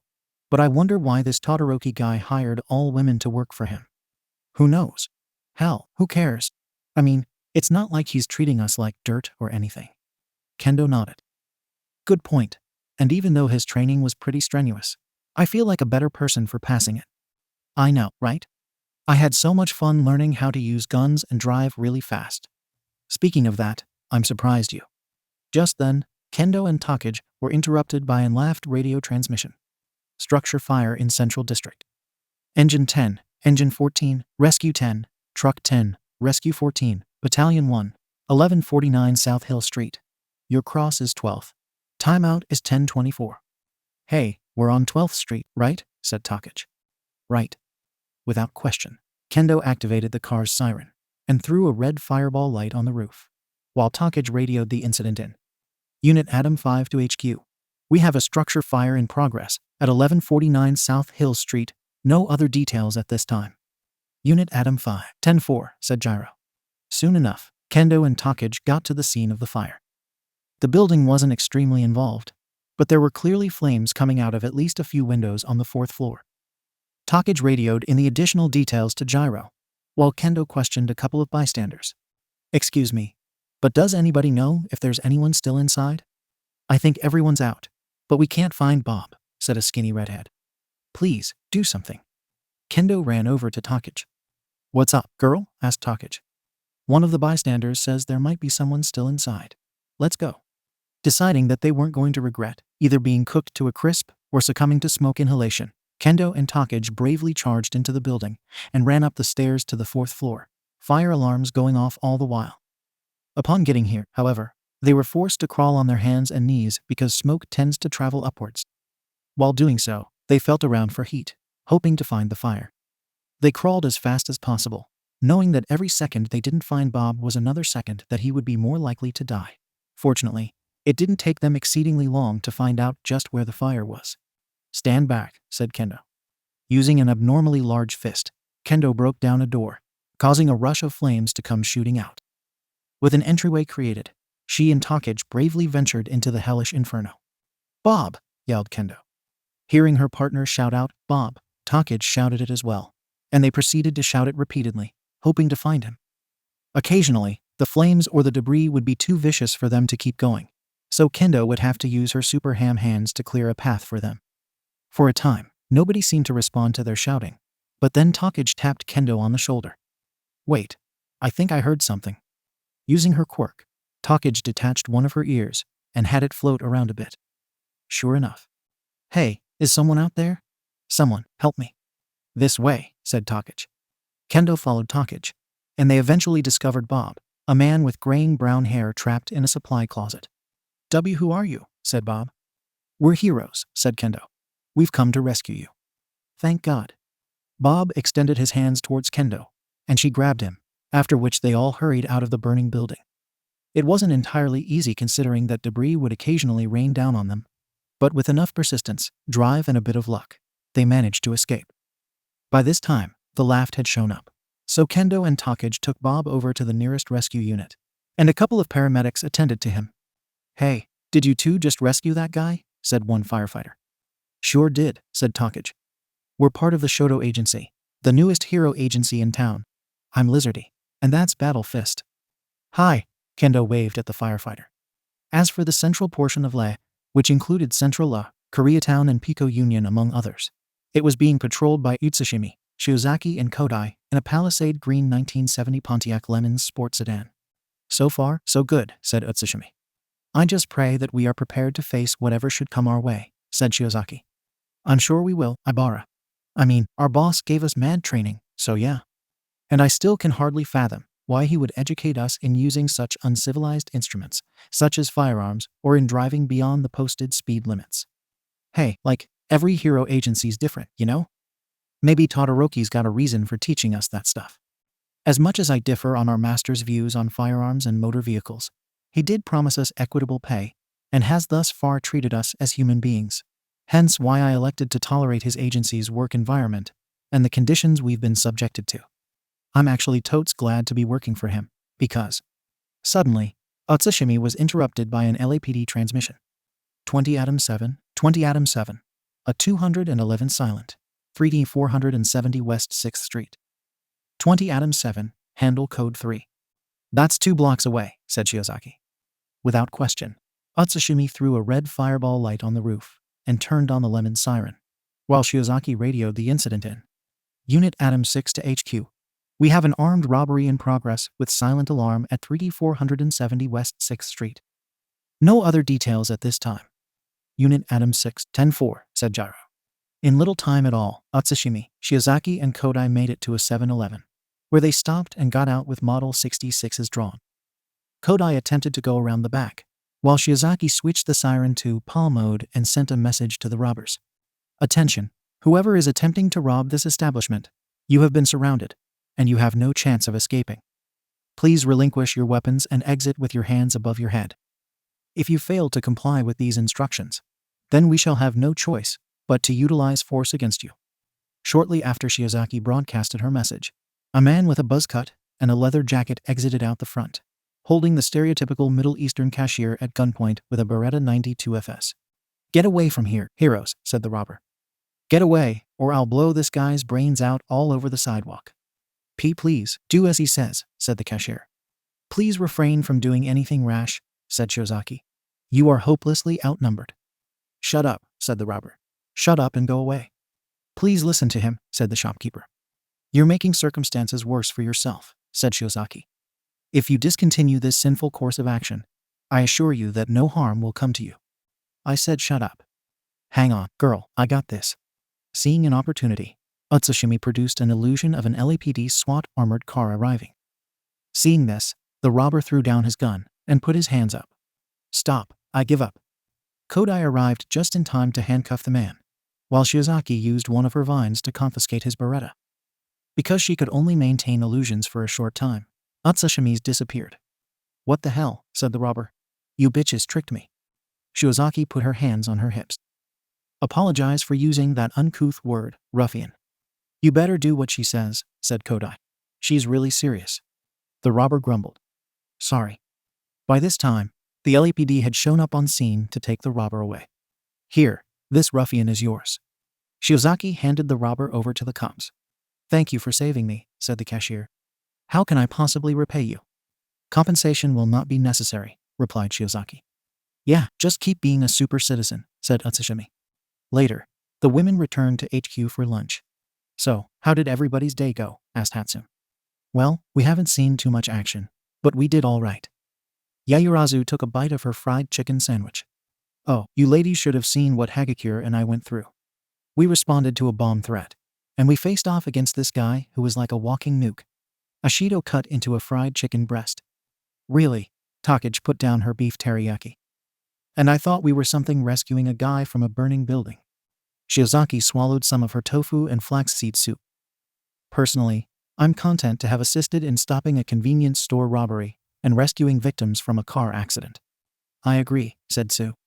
Even if Yayurazu and I didn't have a really action-packed day, I'm just grateful for the opportunity to have even made a difference just by getting out there. Ribbit. Deko swallowed a piece of katsudon. I'm with you.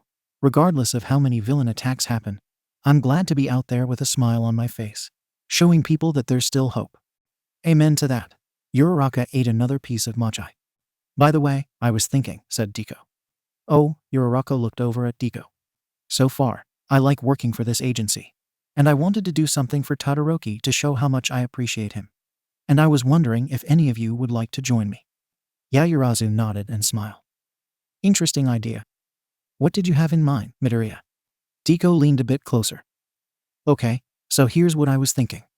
Not a lot of villain attacks happened for the rest of the Shoto agency's first day, but the women of the agency did assist in catching various small-time crooks and assisting at fire and rescue scenes. The next day, Todoroki was the first into the office, and he started his day by catching up on some paperwork. He headed into the break room. Hi. Todoroki's women all waved at him and smiled. Wah? Not only were Shoto's angels happy to see Todoroki, but he noticed a bunch of baked goods on the break room table. What's all this about? Asked Todoroki.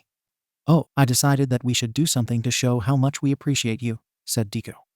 Todoroki smiled nervously and rubbed the back of his head. Oh, thank you.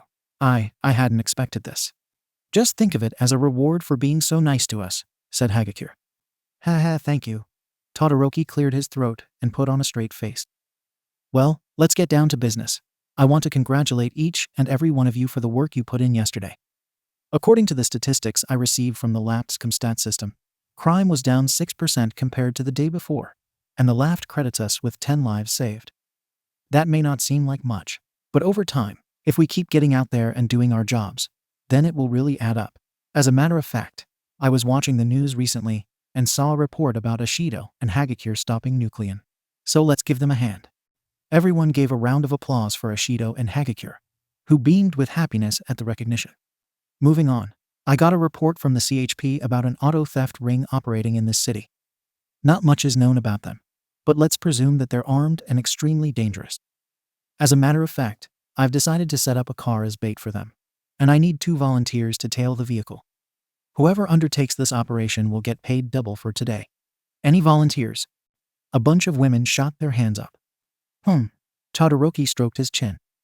If no one has any objections, I'd like Deku and Uraraka to go ahead. Nobody seemed to object, and Deku and Uraraka looked at each other, eagerly anticipating not only the bump in pay, but also working with each other on a special assignment. Getting a car was easy enough for Todoroki, for he acquired one from an LAPD impound lot. Finding a place to put it, however, was a different story altogether. According to the intel that he'd received from the California Highway Patrol, the auto theft gang chose cars at random spots throughout the city. However, they all had one thing in common. They were high-dollar luxury cars and exotics, hence why he chose a 1974 Stutz Blackhawk as the bait car. Deku and Uraraka were in their Nova, parked on West Olympic Boulevard in the Mid-Wilshire neighborhood, on the side of the street across from the bait car, which had its doors unlocked and the keys still in the ignition. "Hey Deku, what you got over there?" asked Uraraka. Deku lowered the Kokuyo campus notebook she was scribbling in. Well, it's a surprise, but let's just say it has something to do with something you said on the first day." Uraraka smiled. I get it. Aside from this little bit of amusement, for Deku and Uraraka, their job was just waiting, and even more waiting. While Deku did enjoy the prospect of double pay, she was beginning to wonder if anyone would even steal the car. Then, she got out of the Nova. "Where are you going?" asked Uraraka. "I'm hungry. I'm gonna get a snack. Want anything?" "No thanks, but I appreciate the offer." Deku went to the Arco gas station across the street and bought a bag of pork jerky. Just as she was heading back to her car, she spotted somebody getting into the Blackhawk, so she hurried back to her Nova, only to nearly get run down by a couple of cars, who honked their horns at her. "Hey, watch it, lady," said one irate driver. "Sorry," Deku waved at the irate motorist. Deku got back behind the wheel of the Nova, just as the thief was starting up the Blackhawk. Even if the thief had managed to get a considerable distance away, Hatsune had bugged the bait car beforehand so Deku and Uraraka could more easily track it using the Nova's onboard laptop. Because of this, Deku waited a little bit before electing to follow the bait car, and Uraraka radioed in their progress to Gyro. "Unit Atom 2 to HQ. A suspect has taken the bait and is currently eastbound on South La Brea Ave.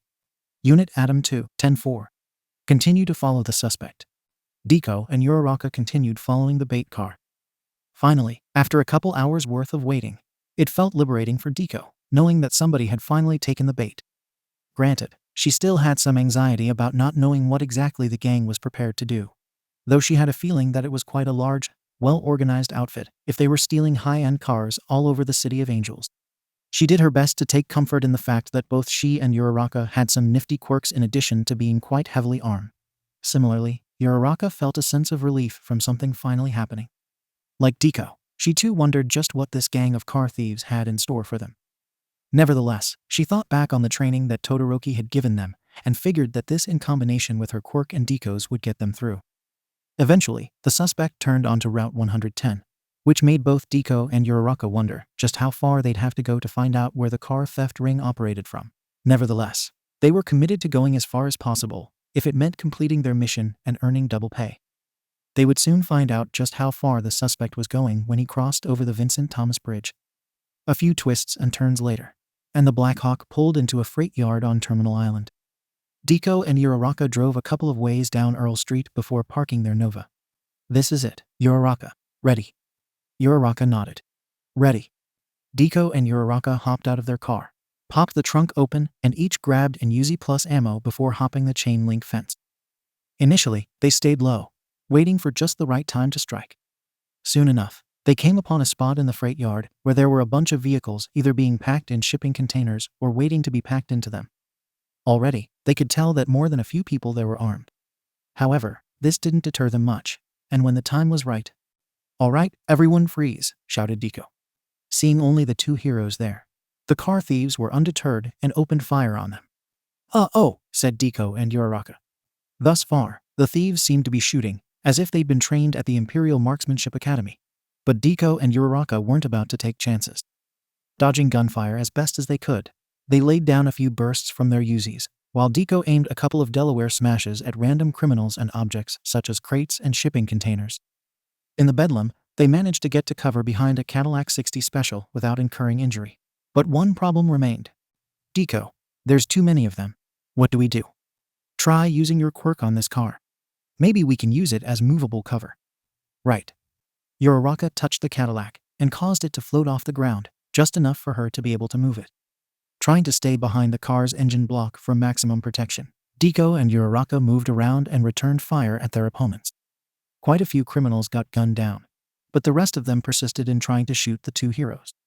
Thus far, it appeared that things were going well for the heroes. "Don't worry, boys," said a mysterious voice. "I'll stop these intruders." All of a sudden, a boulder nearly clobbered Deku and Uraraka, and they found its source. A slim, muscular man with brown hair and a ponytail. He was wearing a pair of Wayfarer sunglasses, a brown leather jacket and blue jeans, presumably the leader of this car theft ring. He attempted to conjure another boulder to throw at Deku and Uraraka, but Deku used a Delaware smash to destroy it. Meanwhile, they kept gunning down the random thugs who came at them, although Deku recognized that they'd have to take down the boulder villain if they were to have any hope of succeeding. Unfortunately, they somehow managed to back themselves in a corner.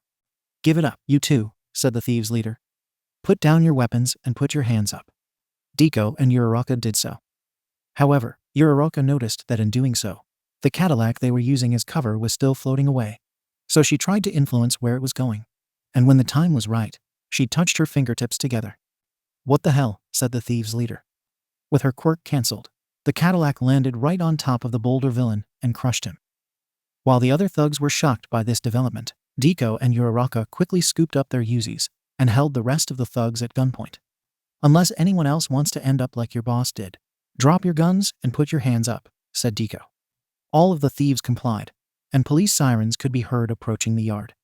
Meanwhile, back at HQ, Hatsune was heading for the armory when Gyro approached her. "Hey Hatsune, I'm going on break.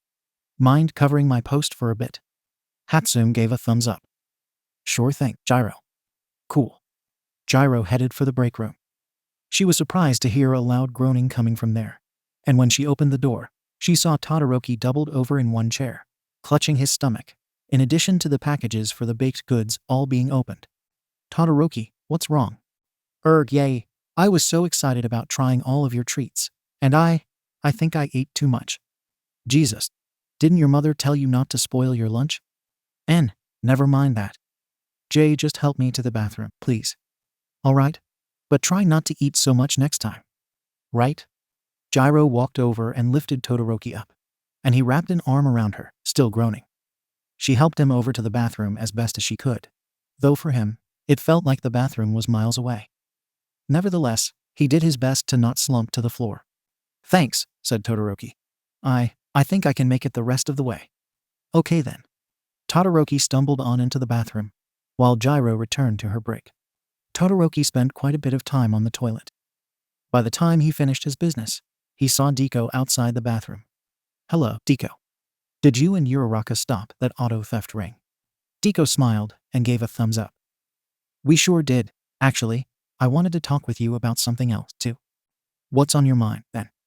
"Well, I was thinking about how Uraraka came up with a nickname for this hero agency, so I decided to go one step further and create a logo for us." Deku pulled out her notebook and showed Todoroki the logo.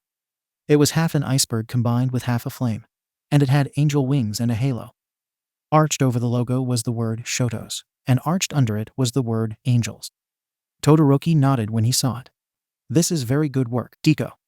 If you can give me a digital version that's been colored, I promise I'll have materials with the logo done as soon as possible." Deku tilted her head slightly. "What sort of materials?" "T-shirts, posters, coffee mugs, water bottles, stuff like that. Deku smiled. Great, thank you. Todoroki smiled too. You're welcome. Now if you'll excuse me, I have important work to attend to. Keep up the good work. Absolutely. Todoroki returned to his office. After lunch, and after finishing up some paperwork, Todoroki headed to the break room. Here, he saw Hagakure sitting at one table, and judging by the way she was slumped forwards in her chair, he could tell she was feeling down. Good afternoon, Hagakure. Is something amiss? Hagakure sighed. Other than the fact that having this quirk sucks sometimes, not really. Todoroki closed the door behind him and slowly approached Hagakure. I'm sorry to hear that. Would you like to discuss this with me? All right. Todoroki took the chair next to Hagakure. Go on. Now, don't get me wrong, I think this quirk is really handy, and I usually don't mind being invisible.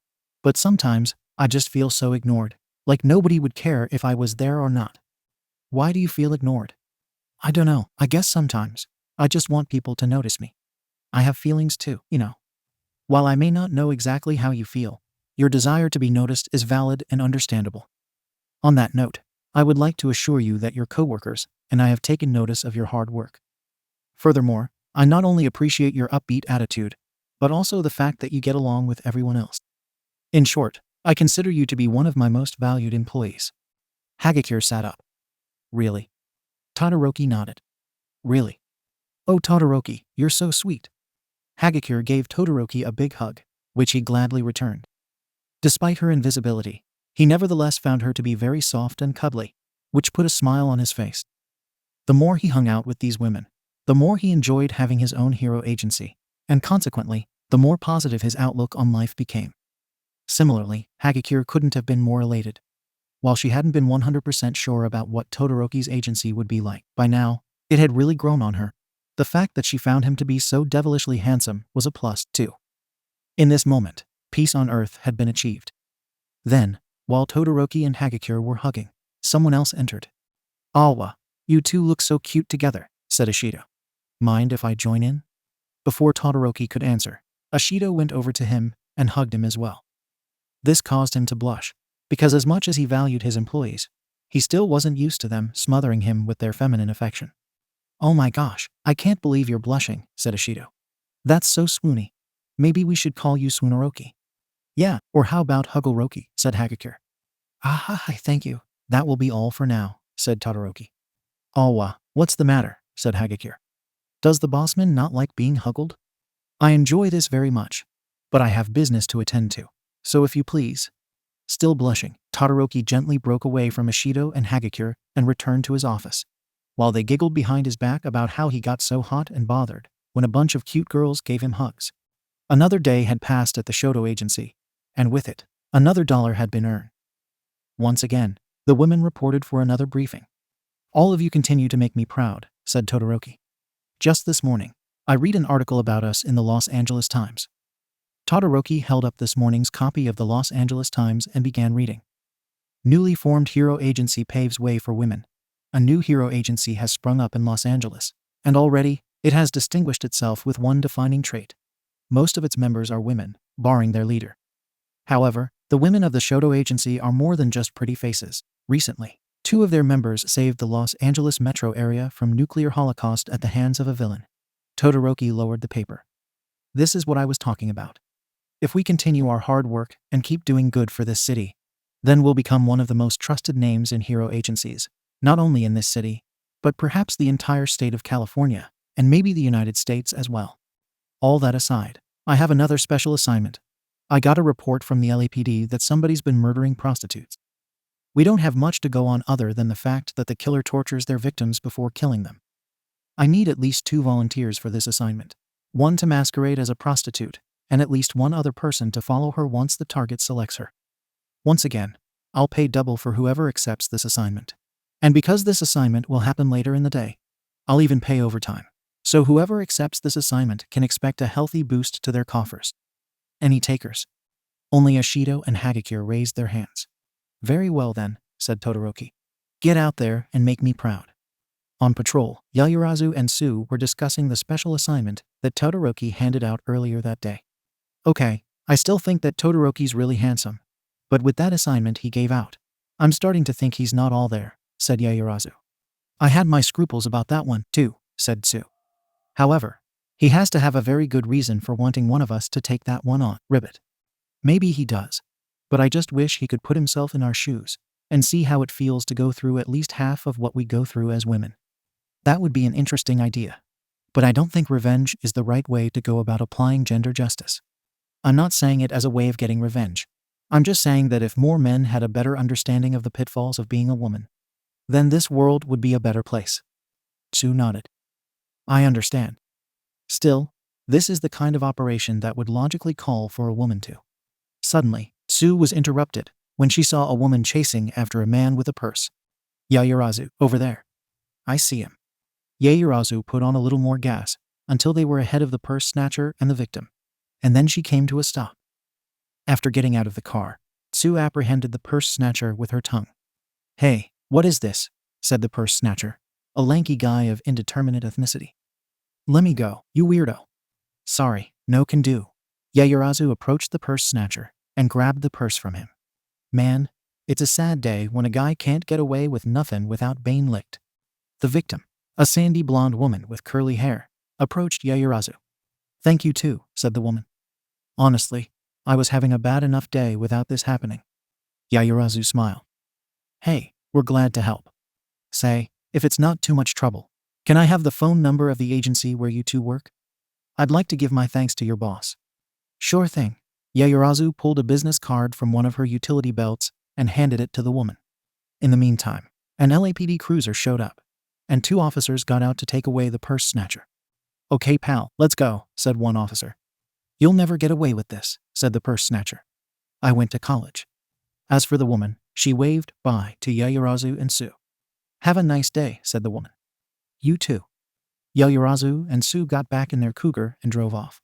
You know, as handy as this tongue is, some people really taste funny, said Sue. Yaoyorozu smiled. Only you would know that. In the afternoon, Todoroki was in his office when he heard knocking. Come in. Shiozaki entered the office. Good afternoon, Shiozaki. What's on your mind? Shiozaki put her hands on her hips. Master, I've come here to protest your use of Ashido and Hagakure in your mad attempt to apprehend a dangerous killer. And just what problem do you have with this operation? My problem is that you're using one of them to pose as a lady of ill repute. How dare you exploit women like this? Todoroki pressed his hands together. Your concern is a valid one. However, I assure you that I'm not doing this to exploit young women. Furthermore, Ashido and Hagakure took on this assignment, knowing the risks involved, and they are being compensated extra for their willingness to put their lives on the line. If that's not enough to assure you, then I would also like to inform you that I donate a good portion of my income to the Breast Cancer Care and Research Fund, as well as the National Women's Law Center. Any further questions? Shiozaki loosened her stance, pressed her hands together and bowed. I apologize for my hasty judgment, Todoroki. I never realized you cared so deeply for women. Believe me, if I were in Ashido's or Hagakure's shoes, I would accept the assignment, provided I had faith in my boss. But do you have faith in them? I have faith in all of you. I especially admire your ability to diffuse situations without resorting to force. As much as I consider weapons to be extensions of quirks, there are times when one must resolve situations through other means. Thank you. May I be excused? Todoroki nodded. You may. Best of luck out there. Best of luck to you as well. Shiozaki exited the office.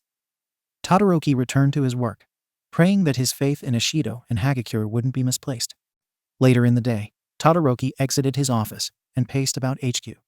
Where could Ashido be? He thought. Her and Hagakure are supposed to be heading out for that special assignment.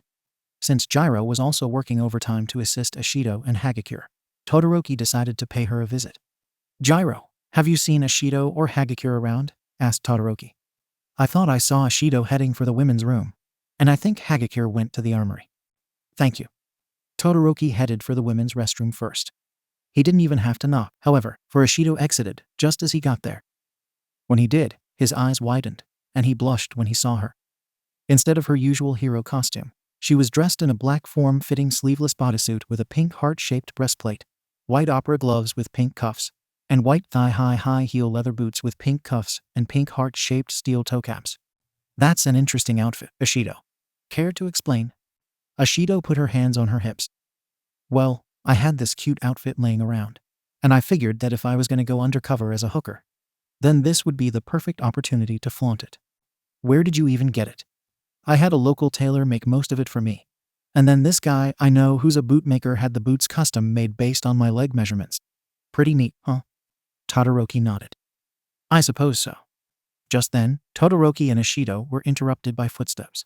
Hey Mina, I got some equipment for us for. Hagakure was rendered speechless when she saw Ashido in her new outfit. OMG, Hagakure nearly dropped the equipment she'd brought up. Girl, you are looking hotter than hell. Ashido giggled and flirtatiously waved at Hagakure. Oh, shut your mouth, Toru. Well then, I presume we're ready, said Todoroki. Ready. Ashido and Hagakure smiled and gave thumbs up. Because the killer had no real geographic preference for their victims, Ashido and Hagakure had a little discussion on where they should set up. Eventually, they decided to set up a post on the Sunset Strip, which was technically in West Hollywood, but hero agencies in the city of Los Angeles could also operate in Los Angeles County if special circumstances called for it. Thus, Ashido was strutting about, hoping to lure out the killer. Hey honey, looking for some action, said Ashido. Ashido's first potential customer ignored her. Hey there, looking for a good time. Another man ignored Ashido. Hey, you look like you could use some hot stuff. Yet again, Ashido got the cold shoulder. What felt like an hour passed, and she was getting rather antsy. Toru, if you can hear me, I am so bored. How long are we gonna have to wait to draw this guy out? Hagakure, who heard Ashido over a concealed microphone, chimed in through Ashido's earpiece with her challenger's police radio. Easy, Mina. I'm sure we'll catch this scumbag sooner or later. Ashido continued strutting around, but unexpectedly, an La County Sheriff's Department cruiser pulled up to her. Hey lady, don't you know prostitution's illegal around here? Said the deputy in the passenger's seat. Beat it. Ashido frowned and put her fists on her hips. Excuse me, deputy, but I just so happen to be a hero on an undercover assignment. You'll ruin everything. Oh sorry, carry on. The two deputies drove off. Phew, that was close. Ashido wiped her brow and continued to prowl the strip. However, a horn honking told her that she didn't have to do so for much longer. She turned to see a torch red 2020 Corvette with its right window rolled down. Over here, lady. Ashido walked over to the car and leaned into the window to see a muscular black-haired man who was clean-shaven and wearing a dark blue tank top and blue jeans. Hey there, honey, said Ashido. Need a little action? Sure do. Get in. Ashido got into the man's vet. Hagakure started up the engine of her Challenger and proceeded to follow them. She also radioed in to Gyro. Unit Atom 4 to HQ. I have a possible line on a suspect. Vehicle is a red Corvette. California license 6 Zebra Paul David 626. Unit Atom 4, 10-4. Continue to follow. Hagakure continued to follow the suspect in Ashido. Fortunately, she didn't have to go too far, for the vet went to the Sunset Tower Hotel. And even more fortunately for Hagakure, there was a parking spot nearby. She waited as a valet took the vet, and Ashido and the suspect entered the hotel. During this time, Hagakure had the police radio set so she could listen in on Ashido and the suspect, who got a room on the 4th floor. So, what's your pleasure, babe? Said Ashido. I can do some really kinky shit if you want me to. The suspect flashed an evil grin. Good, I like kinky. Ashido attempted to approach the suspect, only to find out that she couldn't move any of her muscles in the slightest. She gasped when she became aware of this. What are you doing? Cried Ashido. See, my quirk causes people to be unable to move of their own free will if I focus on them. It only works on one person at a time. But that's okay. One person's all I need. The suspect grabbed Ashido and dragged her over to one of the beds. Please, let me go. What do you want with me? Just shut up, and I'll explain everything. After laying Ashido down on the bed, he took off her gloves, boots and socks before opening up a briefcase he'd been carrying with him. First, I'm going to rip out all your fingernails and toenails with pliers, said the killer. Then, I'm going to scoop out your eyeballs with a spoon. While you're still screaming, I'm going to snip out your tongue with a pair of rusty scissors. Then, as you're choking on your own blood, I'm going to break your kneecaps with a hammer. After that, I'm going to drive a knife through your heart as I slit your throat.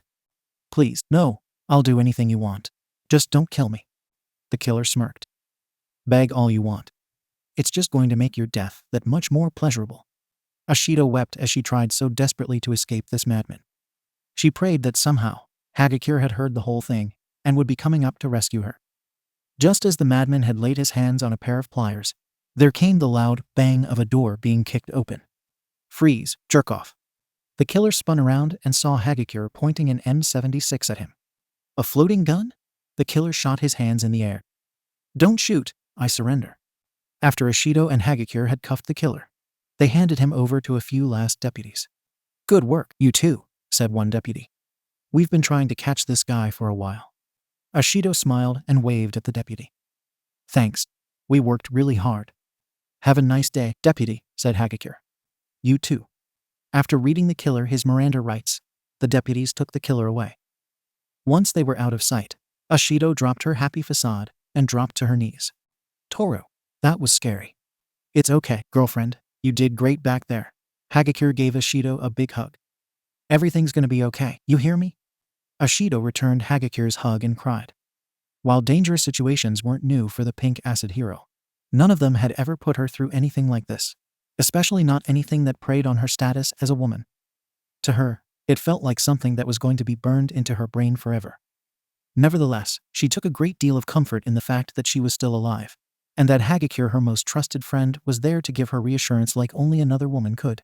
Even after she stopped crying, Ashido continued to hold on to Hagakure for a bit before she let go. Feeling better? Asked Hagakure. Ashido wiped some tears from her eyes and smiled. Well, it still kinda hurts, but I'm glad you had my back. Always a pleasure. Now, why don't we grab something to eat? It's on me. Girl, you're the best. No, you are. No, you are. No, you are. Ashido giggled. Let's go already. And so, Ashido and Hagakure headed back to their challenger to grab a bite and try their best to forget about the ordeal they'd been through. Yet again, another day passed in Los Angeles, and Shoto's angels came back for another round of hero work. Congratulations on continuing to impress me, said Todoroki. The latest ComStat figures from the LAPD showed a 4% drop in crime yesterday compared to the day before, and the laughed credited us with 27 lives saved. As a matter of fact, we've become so well known in this city that a reporter from ABC7 wants to do a story on our agency. The women excitedly discussed this amongst themselves for a bit. Yes, I'm excited by this prospect as well, said Todoroki. Granted, I didn't start this hero agency solely for the fame, but I'm glad to know that there are people out there who recognize us for the good, honest work we put in. I realize that a few of you may be apprehensive about the prospect of fame, but just act like you always would. That aside, speaking of good, honest work, I want to congratulate Ashido and Hagakure for their success in bringing down Patrick Doyle. Their spirit of teamwork ensured that more women can walk the streets without fear of being murdered so gruesomely. So let's give them a hand. Everyone cheered for Ashido and Hagakure, who smiled and bowed in appreciation. Moving on, as you all know, Uraraka has so kindly given us the nickname Shoto's Angels. And furthermore, Midoriya went the extra mile and designed a new logo for us, as you can see here. Todoroki uncovered an easel, which was displaying a poster with a finished version of the logo that Deku had designed, which earned a hearty round of approval from everyone, especially Uraraka, who gave Deku a "good job, Deku," in addition to a pat on the back. In the future, I'll even have additional materials with this logo, such as t-shirts and coffee mugs, said Todoroki. That aside, I don't have any special assignments for any of you. I would, however, like to see Ashido before she goes out. Everyone else, get out there and make me proud. All the women left except for Ashido, whom Todoroki sat down next to. What's up? Asked Ashido, who had a serious look on her face. Hagakure told me you had a hard time with that assignment yesterday, and I just wanted to check in with you to see how you were feeling. Ashido averted her gaze and sighed. I'm gonna be honest, that was probably the most frightening experience of my entire life. It scared me so much that I had trouble sleeping last night. If I knew what I was getting into, I probably would have had second thoughts about doing that. Ashido, I'm sorry if I hurt you. That wasn't my intent. I don't know what it's like to face a constant barrage of catcalls for the way I dress, or to be paid less for the exact same work that a man does, or to have to balance my career with raising a child, or to be raped and have difficulty in reporting it, or to have my right to an abortion preyed upon by self-serving politicians, or any of the other travails that come with being a woman. Nevertheless, I want to let you know how proud I am of you for risking your life to bring down such a despicable killer. and I'm willing to do anything to help you get through whatever troubles you may be facing. You mean a lot to me." Ashido stared into Todoroki's heterochromic eyes. Even if she was still feeling some trauma from what she'd been through, she was so touched by his words that she buried her face in his shoulder and gave him a big hug as she cried. Despite being overwhelmed by her sadness, he returned her hug. In this moment, he was actually feeling some remorse, not so much for the fact that she'd come so close to death, but that the experience had scarred her so. He actually began to wonder how he'd feel if someone put his own mother through this. Furthermore, he was even starting to question if he should do anything differently in running his agency given that all of his employees were women. On the other hand, she was alive, and he was at least grateful for this. Even if she was an employee, she felt like more than that to him. All of his women did. The overpowering emotions didn't loosen their grip on him much, if at all, but he vowed to continue holding on to her for as long as she needed it, which wasn't a fleeting moment. Finally, after Ashido let go, she actually had a smile on her face. "Todoroki, thanks." Todoroki smiled weakly. "You're welcome. Here." Todoroki pulled a packet of tissues from a pocket on his M65 and handed them to Ashido, who promptly blew her nose and dried her eyes. "I may never get over how much this hurt, but I still think you're a hell of a guy," said Ashido.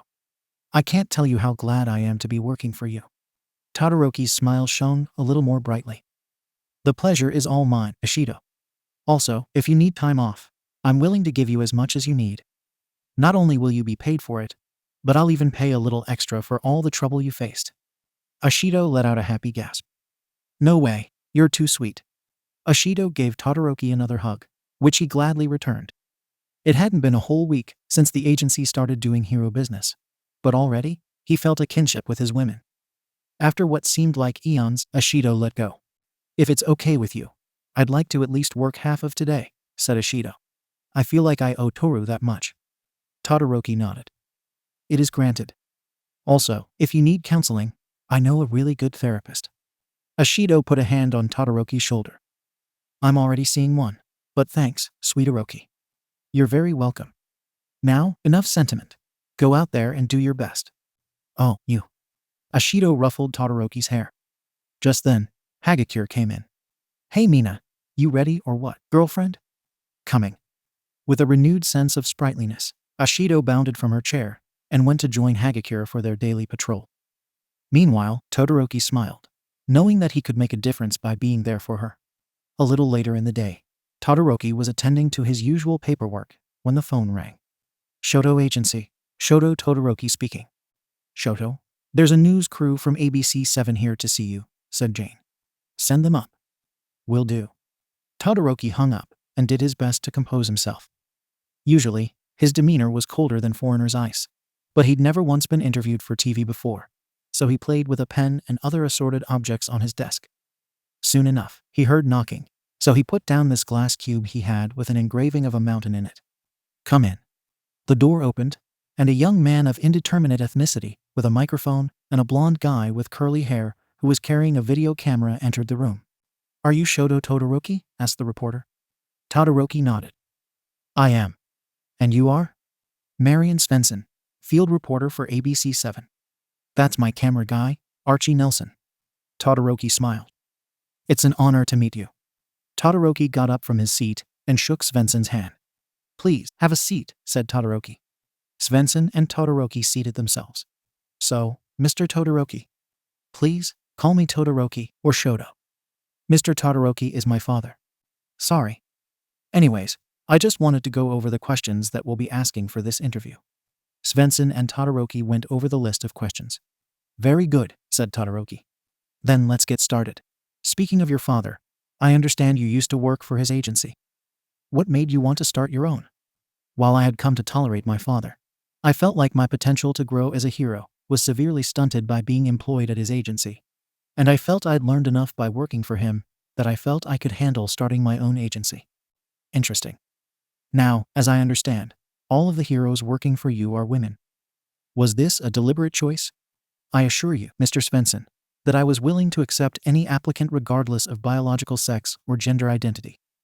All of my applicants just happened to be women. And not only did they do very well in the training program that I set up for them, but they have continued to prove themselves out in the streets of Los Angeles, and I'm very proud of their work." "I see. Have you ever experienced any challenges in being a man at the head of a hero agency, primarily staffed by women? Sometimes, I feel like I still have much to learn about interacting with women.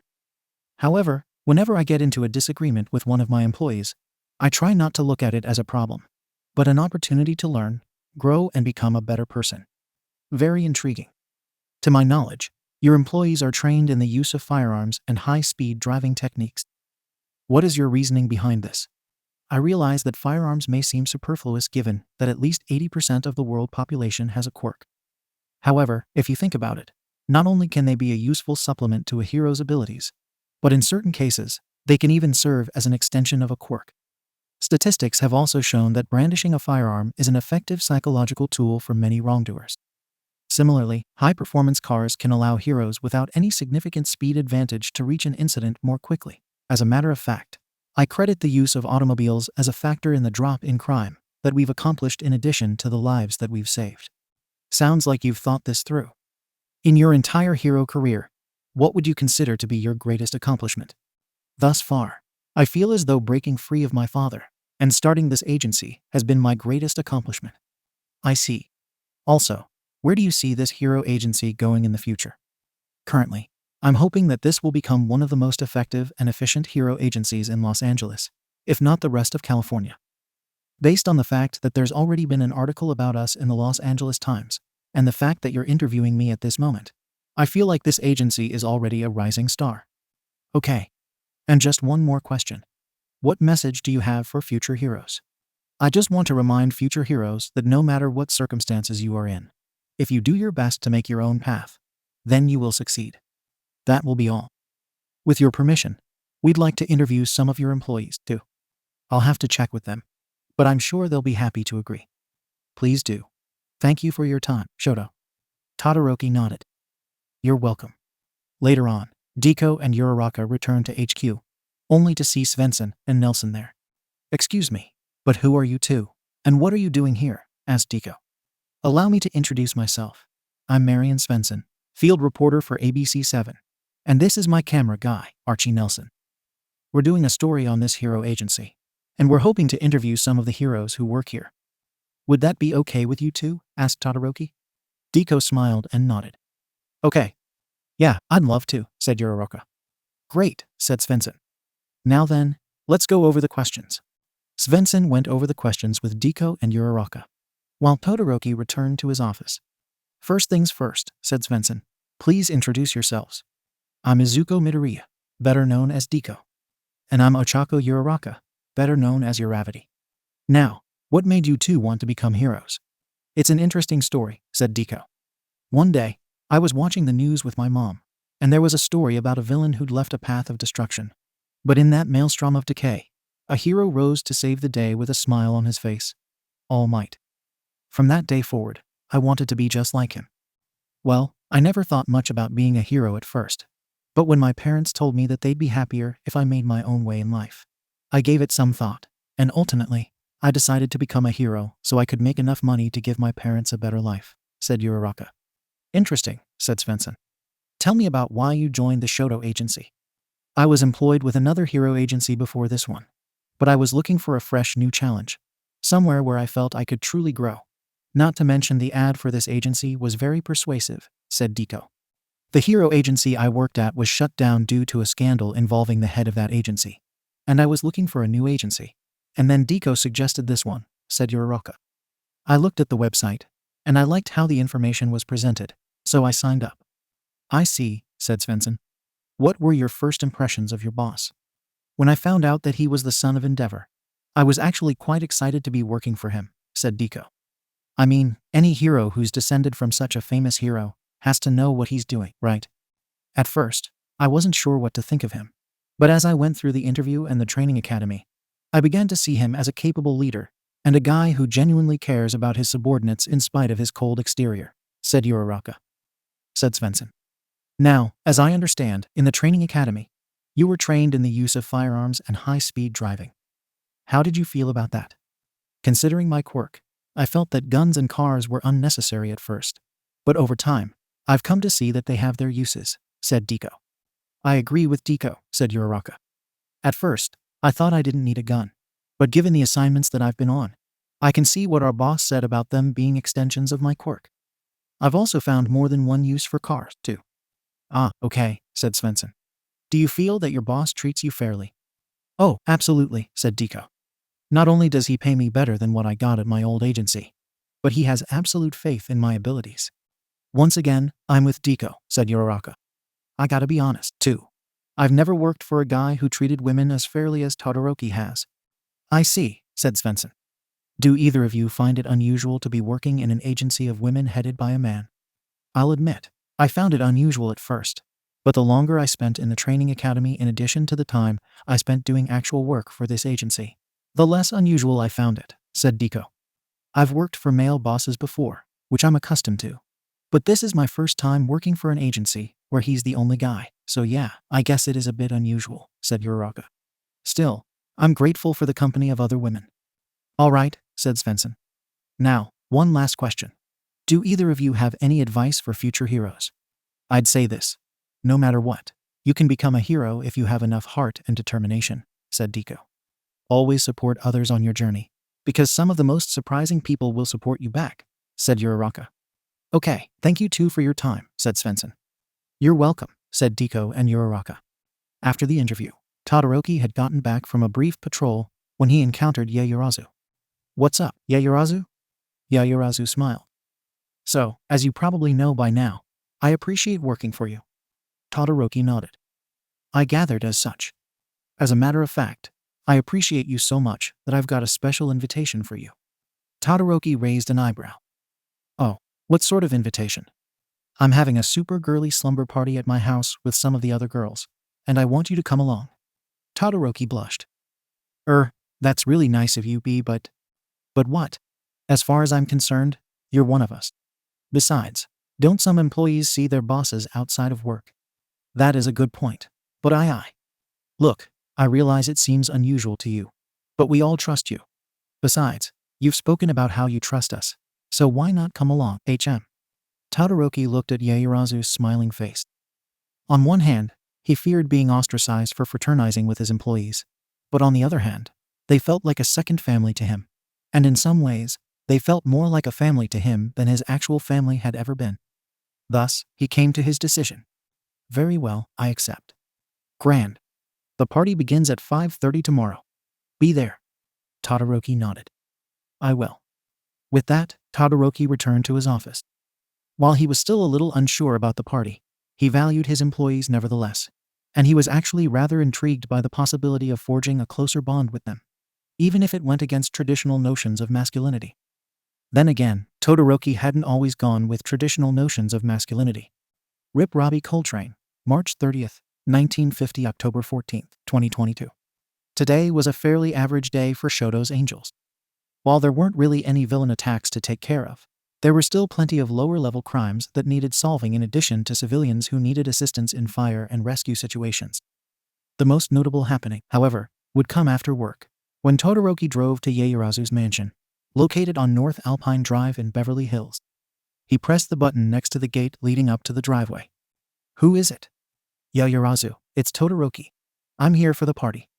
Without question, the gate opened, and Todoroki pulled his Matador red 1972 Oldsmobile 98 Regency into the driveway. Already, there were a couple more cars here. Keeping his head up, he walked to the front door of the mansion and rang the doorbell, humming "Strong Arm of the Law," while he waited for someone to answer. Todoroki. Yaoyorozu answered the door and gave Todoroki a big hug.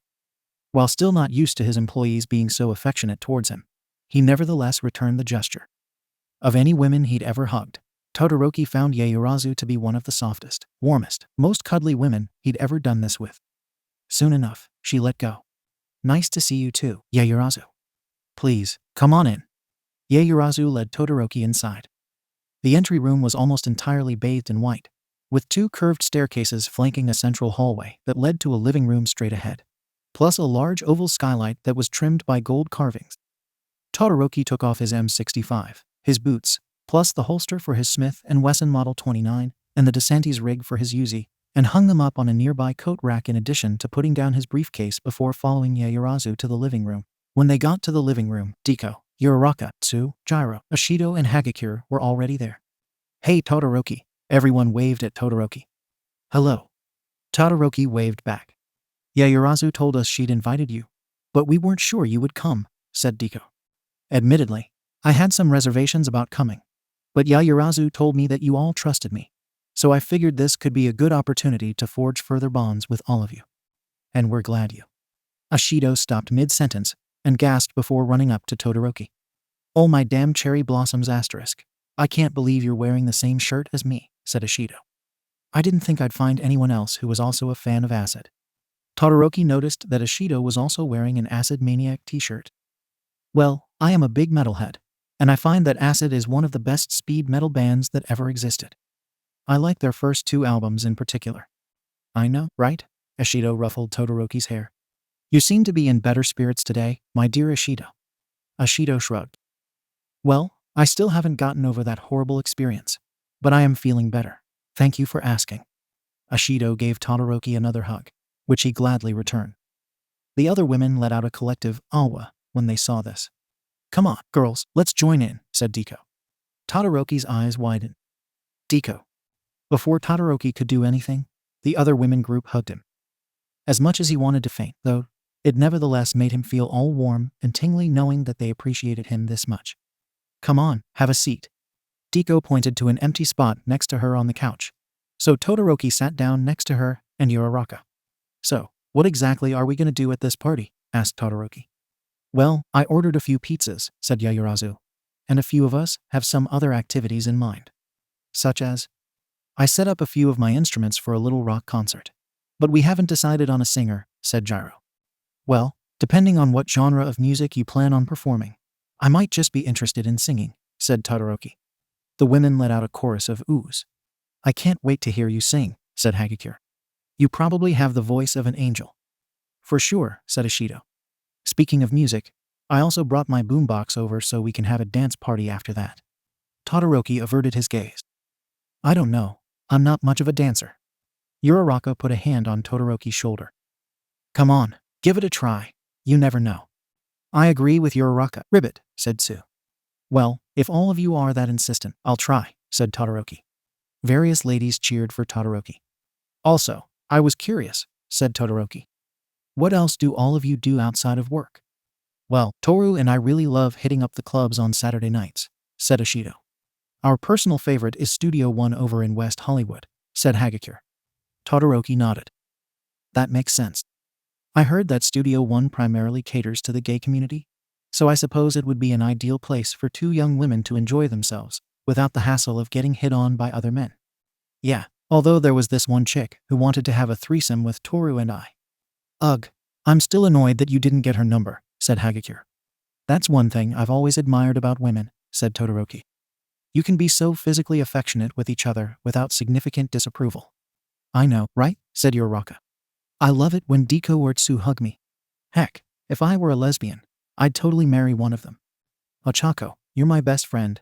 But I think that was a bit much, Ribbit, said Tsu. Deku smiled. I don't know. I think the idea of being in a relationship with Uraraka sounds pretty fun. Gyro smiled. I wouldn't mind. I am pansexual, after all. Todoroki raised his eyebrows slightly. I have to admit, Gyro, I'm not 100% surprised about that. For some reason, you struck me as being part of the LGBTQ community, but I wasn't sure until you admitted it.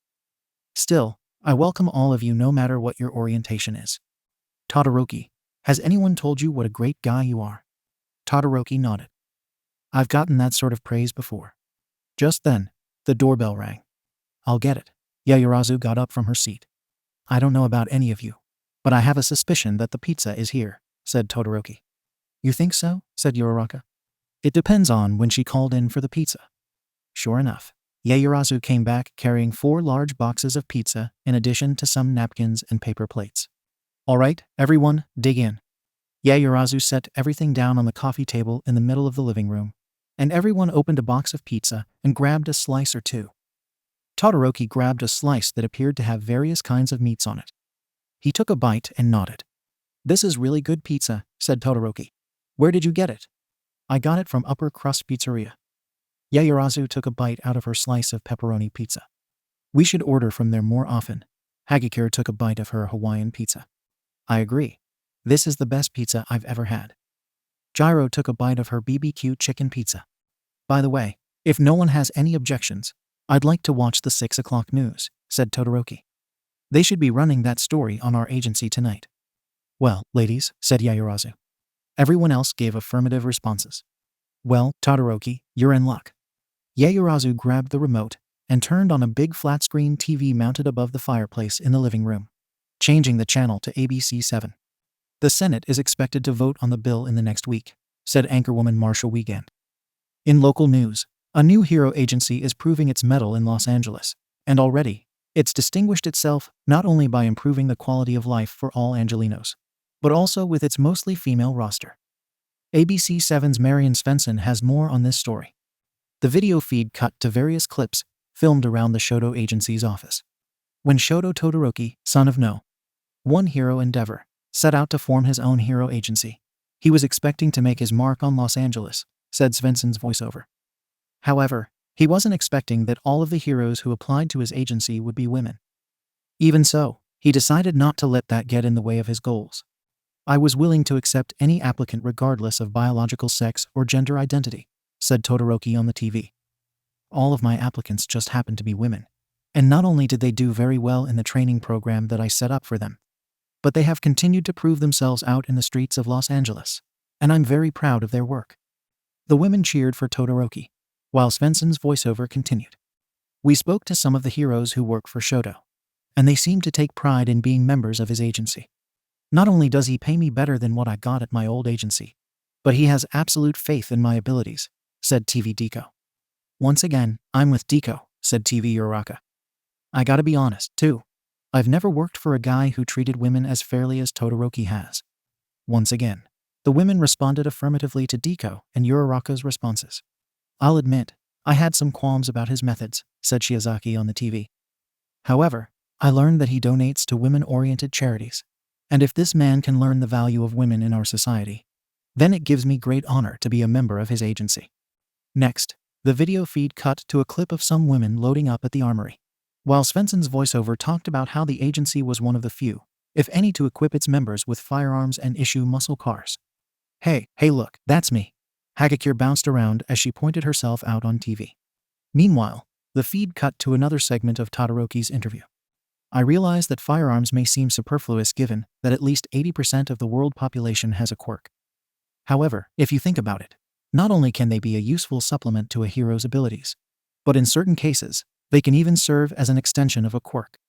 Statistics have also shown that brandishing a firearm is an effective psychological tool for many wrongdoers. Similarly, high-performance cars can allow heroes without any significant speed advantage to reach an incident more quickly. As a matter of fact, I credit the use of automobiles as a factor in the drop in crime that we've accomplished in addition to the lives that we've saved. After this, the feed cut to random shots of Los Angeles. Does all of this make Angelinos feel safer? Said Svensson's voiceover. Most people seem to think so. The feed cut to an interview with a blonde guy named Ulf van der Laar. I was under attack by a villain, and when everything looked hopeless, these two women came out of nowhere and pointed guns at him. And when he saw this, he put his hands up. I couldn't have asked for better heroes. The feed changed again. However, not everybody agrees with the idea of equipping heroes with guns, said Svensson's voiceover. Next, the feed went to a brunette of average build named Lisa Desirio. I object to the idea of heroes using guns, because why do they need guns if they have quirks? America has enough problems with gun violence without heroes using them too. I think it's disgraceful. The feed cut to a shot of Los Angeles City Hall. Regardless of how people feel about heroes using guns, the mayor has expressed his approval for the Shoto agency, said Svensson's vo. The feed then showed Mayor Ahmad Kadel, an older, balding black man. I'm very proud to have this agency operating in Los Angeles, and I hope that Todoroki and the women who work for him will continue to work hard and defend the citizens from whatever threats will pop up next. Finally, the feed cut to various shots of the Shoto agency. Whatever the opinion of citizens may be, it's clear that the Shoto agency is here to stay, said Svensson's vo. Reporting for ABC 7, this is Marion Svensson. The women clapped in approval of the story. Todoroki had good things to say as well. Well, I'd say they did a fair job of reporting on our agency. Hopefully, with this sort of publicity, we'll get more applicants. Deku swallowed a slice of pepperoni pizza. That'd be nice. Todoroki, you should be really proud of yourself, said Yaoyorozu. With all of the work you put in, and the way you treat us, you deserve the publicity. Gyro nodded. I'm with you there. Anyways, I'm pretty full. Who wants to jam? All the women responded affirmatively. Personally, I'm going to grab a drink first, said Yaoyorozu. I agree, said Todoroki. I could use a beverage to wash that pizza down. Ribbit. Sue nodded. After everybody had some drinks, Yaoyorozu and everybody else went to a sort of function room, which, coming from the kitchen, was straight ahead, on the right side of the mansion. Like the entry room, this had a large oval-shaped skylight, in addition to a fireplace. Here, there were a bunch of instruments and amps set up, in addition to a Sharp GF 777 boombox on one side of the room. The band consisted of Gyro on bass guitar, Deku on rhythm guitar, Ashido on lead guitar, and Uraraka on drums, plus Todoroki on lead vocals. The band spent a little time making sure their instruments were in order, and Todoroki warmed up his voice for a bit. Okay, so how are we going to do this? Asked Todoroki. Are you picking the songs, or am I? Gyro smiled. Actually, we figured it would be more fun if you picked the songs. Okay. Do any of you know the song It's Electric by Diamond Head? Gyro stroked her chin. I might. I think I know that one, said Ashido. You do? Said Deku. Yeah, here's how it goes. Ashido motioned everyone over and discussed how to play the song, after which they returned to their instruments. Todoroki then kicked things off with a little intro. Hello, Cleveland. Are you ready to rock? Everyone gave Todoroki strange looks as the sound of crickets filled the room. What? Said Todoroki. All rock singers mention Cleveland, right? The crickets continued. Anyways, said Todoroki. Here's a song called It's Electric. Hit it. Deku and Uraraka kicked off the song, and Todoroki headbanged as he hotly anticipated the vocal part. Hagakure, Sue and Yaoyorozu headbanged as well, more so when they actually heard Todoroki singing. The rest of the band smiled when they heard his singing voice. Soon, it was time for the guitar solo, and Ashido was really wailing on her flying V, much to the amazement of everyone. But Todoroki especially, because he'd never heard her play before. By the time the song was over, everyone was clapping. That was really good, Todoroki, Gyro smiled. Let's do another one. Okay, said Todoroki. Do any of you know The Trooper by Iron Maiden? Ooh, Ashido enthusiastically raised her hand. I know that one. Then perhaps you'd care to start us off. Sure thing. Hit it, girls. Ashido kicked off the next song, and once again, there was fierce headbanging. Though the Dickinson-esque operatic vocals of this song were a bit different from the type found in Diamond Head songs, Todoroki was still doing a manageable job, as indicated by Yaoyorozu, Tsu and Hagakure's continued headbanging. Once again, Ashido really tore it up during the guitar solo, perhaps even more so than the previous song. And thus it went, with the band rocking out to classics such as Master of Puppets in addition to more obscure cuts such as Black Car. No matter what, Todoroki mastered them all. Wow, Todoroki, you're a great singer, said Deku. Yeah, I figured you'd be good. But that blew me away, said Ashido. Really? Have you ever considered doing this as a career? Asked Gyro. Personally, Gyro, I'd much rather work as a pro hero. But I understand why you'd ask me that, replied Todoroki. That was really fun. But why don't we do some dancing now? Ashido put down her flying V. Yeah, let's do it. Uraraka put down her drumsticks, and everyone else shut off their amps and put down their instruments before heading for the center of the room, where Tsu, Hagakure, and Yaoyorozu were. Then, Ashido popped a tape in her boombox titled Early Days of Rap 1979 to 1983, and after hitting play, the room became awash with Spoonin' Rap by Spoonie G. After the initial one for the treble intro, almost everyone got down to the music. In particular, Ashido was showing off her breakdancing skills. However, there was one person who wasn't getting down. Come on, Todoroki, dance, said Deku. Yeah, come get down with us, said Hagakure. Todoroki was sweating nervously. Never in his life had he ever been expected to dance, and he feared that if he tried, then he'd make a fool out of himself. On the other hand, he really didn't want to disappoint his women by not trying, so after sucking it up, he strutted over to the dance floor and broke out into a breakdance that could almost rival Ashido's. When the women saw this, they not only let out gasps of approval, but they grooved even harder. In spite of his initial hesitance, Todoroki found that dancing wasn't all that bad. In fact, he could feel a new sort of energy coursing through his veins, an energy that prodded him to keep on boogieing in spite of the fact that rap wasn't exactly his #1 favorite genre of music. The more he danced, the closer he felt to his women, and the more confident he felt not only in himself, but in his social skills as well. Hell, he decided that he might just join Shoto and Hagakure at Studio One someday, not caring much about the prospect about getting hit on by other men. By the time the tape concluded with The New Rap Language by Cool Mo D and the Treacherous Three, everyone had worked up quite the sweat. Wow, Todoroki, I didn't think you had that in you, said Shoto. I know, right? Said Hagakure. You should come clubbing with us. Todoroki smiled and rubbed the back of his head. Thanks, but I pass. Shoto wrapped an arm around Todoroki. Come on, live a little. Hagakure also wrapped an arm around Todoroki. Yeah, you'll love going to clubs. Todoroki blushed. Okay. In the meantime, why don't we go up to my room, said Yaoyorozu. I've got a surprise for you. In spite of not being totally sure of what the surprise entailed, Todoroki elected to follow Yaoyorozu and the rest of the women up to Yaoyorozu's bedroom, mainly because they'd been good to him so far, and he trusted them with his life. Soon enough, they reached her room, which was luxuriously appointed, with a computer desk, a makeup desk with vanity mirror, a bookshelf with several books, and an ornately carved queen-sized pink canopy bed, plus a couple of paintings on the walls. Nice room, said Todoroki. I know, right, said Yaoyorozu. Now, are you ready for your surprise? Todoroki nodded slightly. I suppose. Awesome, Midoriya, get him ready. Deku slid her arms under Todoroki's arms and locked her arms around his shoulders. He sweated nervously when she did this. Deku, what are you doing? Hey, take it easy, Todoroki. I'm not gonna hurt you. Deku dragged a struggling Todoroki over to the bed, laid him down, and held his arms over his head. Deku, stop this at once. This is insubordination. Yaoyorozu had a devious smile on her face as the rest of the women surrounded the bed and continued to hold Todoroki down. Calm down, Todoroki. Yaoyorozu produced 4 sets of handcuffs from her body. It's like Midoriya said, we're not gonna hurt you. Yaoyorozu handed a pair of handcuffs, each to Shoto, Uraraka, and Deku, and the 4 women proceeded to handcuff Todoroki's arms and legs to the bedposts. Stop this, said Todoroki. Stop this immediately, or I'll dock you all for 3 days' pay. Ready for it, girls? Asked Yaoyorozu. Ready, said everyone else. Ladies, ha. That's right, Todoroki, said Yaoyorozu. Your surprise is tickles. Todoroki squirmed and wriggled about. Ah. This is a terrible surprise. Come on, being tickled isn't that bad, said Uraraka.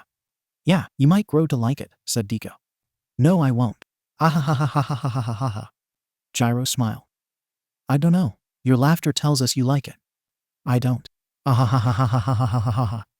Hey girls, look at this, said Hagakure. Ooh, I'm the invisible tickling girl of doom. Ah. I can't see the tickles. That's the point, silly, said Hagakure. Yeah, Todoroki, you're so silly, said Shoto. Ah. Stop. Why do you want us to stop now, said Tsu. Aren't we just getting started? Tsu's right, said Uraraka. We've still got more tickles for you. No more. Ah. Beg all you want, said Deku. That'll make it more fun for us. Oh, and speaking of fun, said Yaoyorozu. Yaoyorozu and Tsu proceeded to remove Todoroki's socks, causing him to sweat nervously. Oh no, please don't tickle my ah.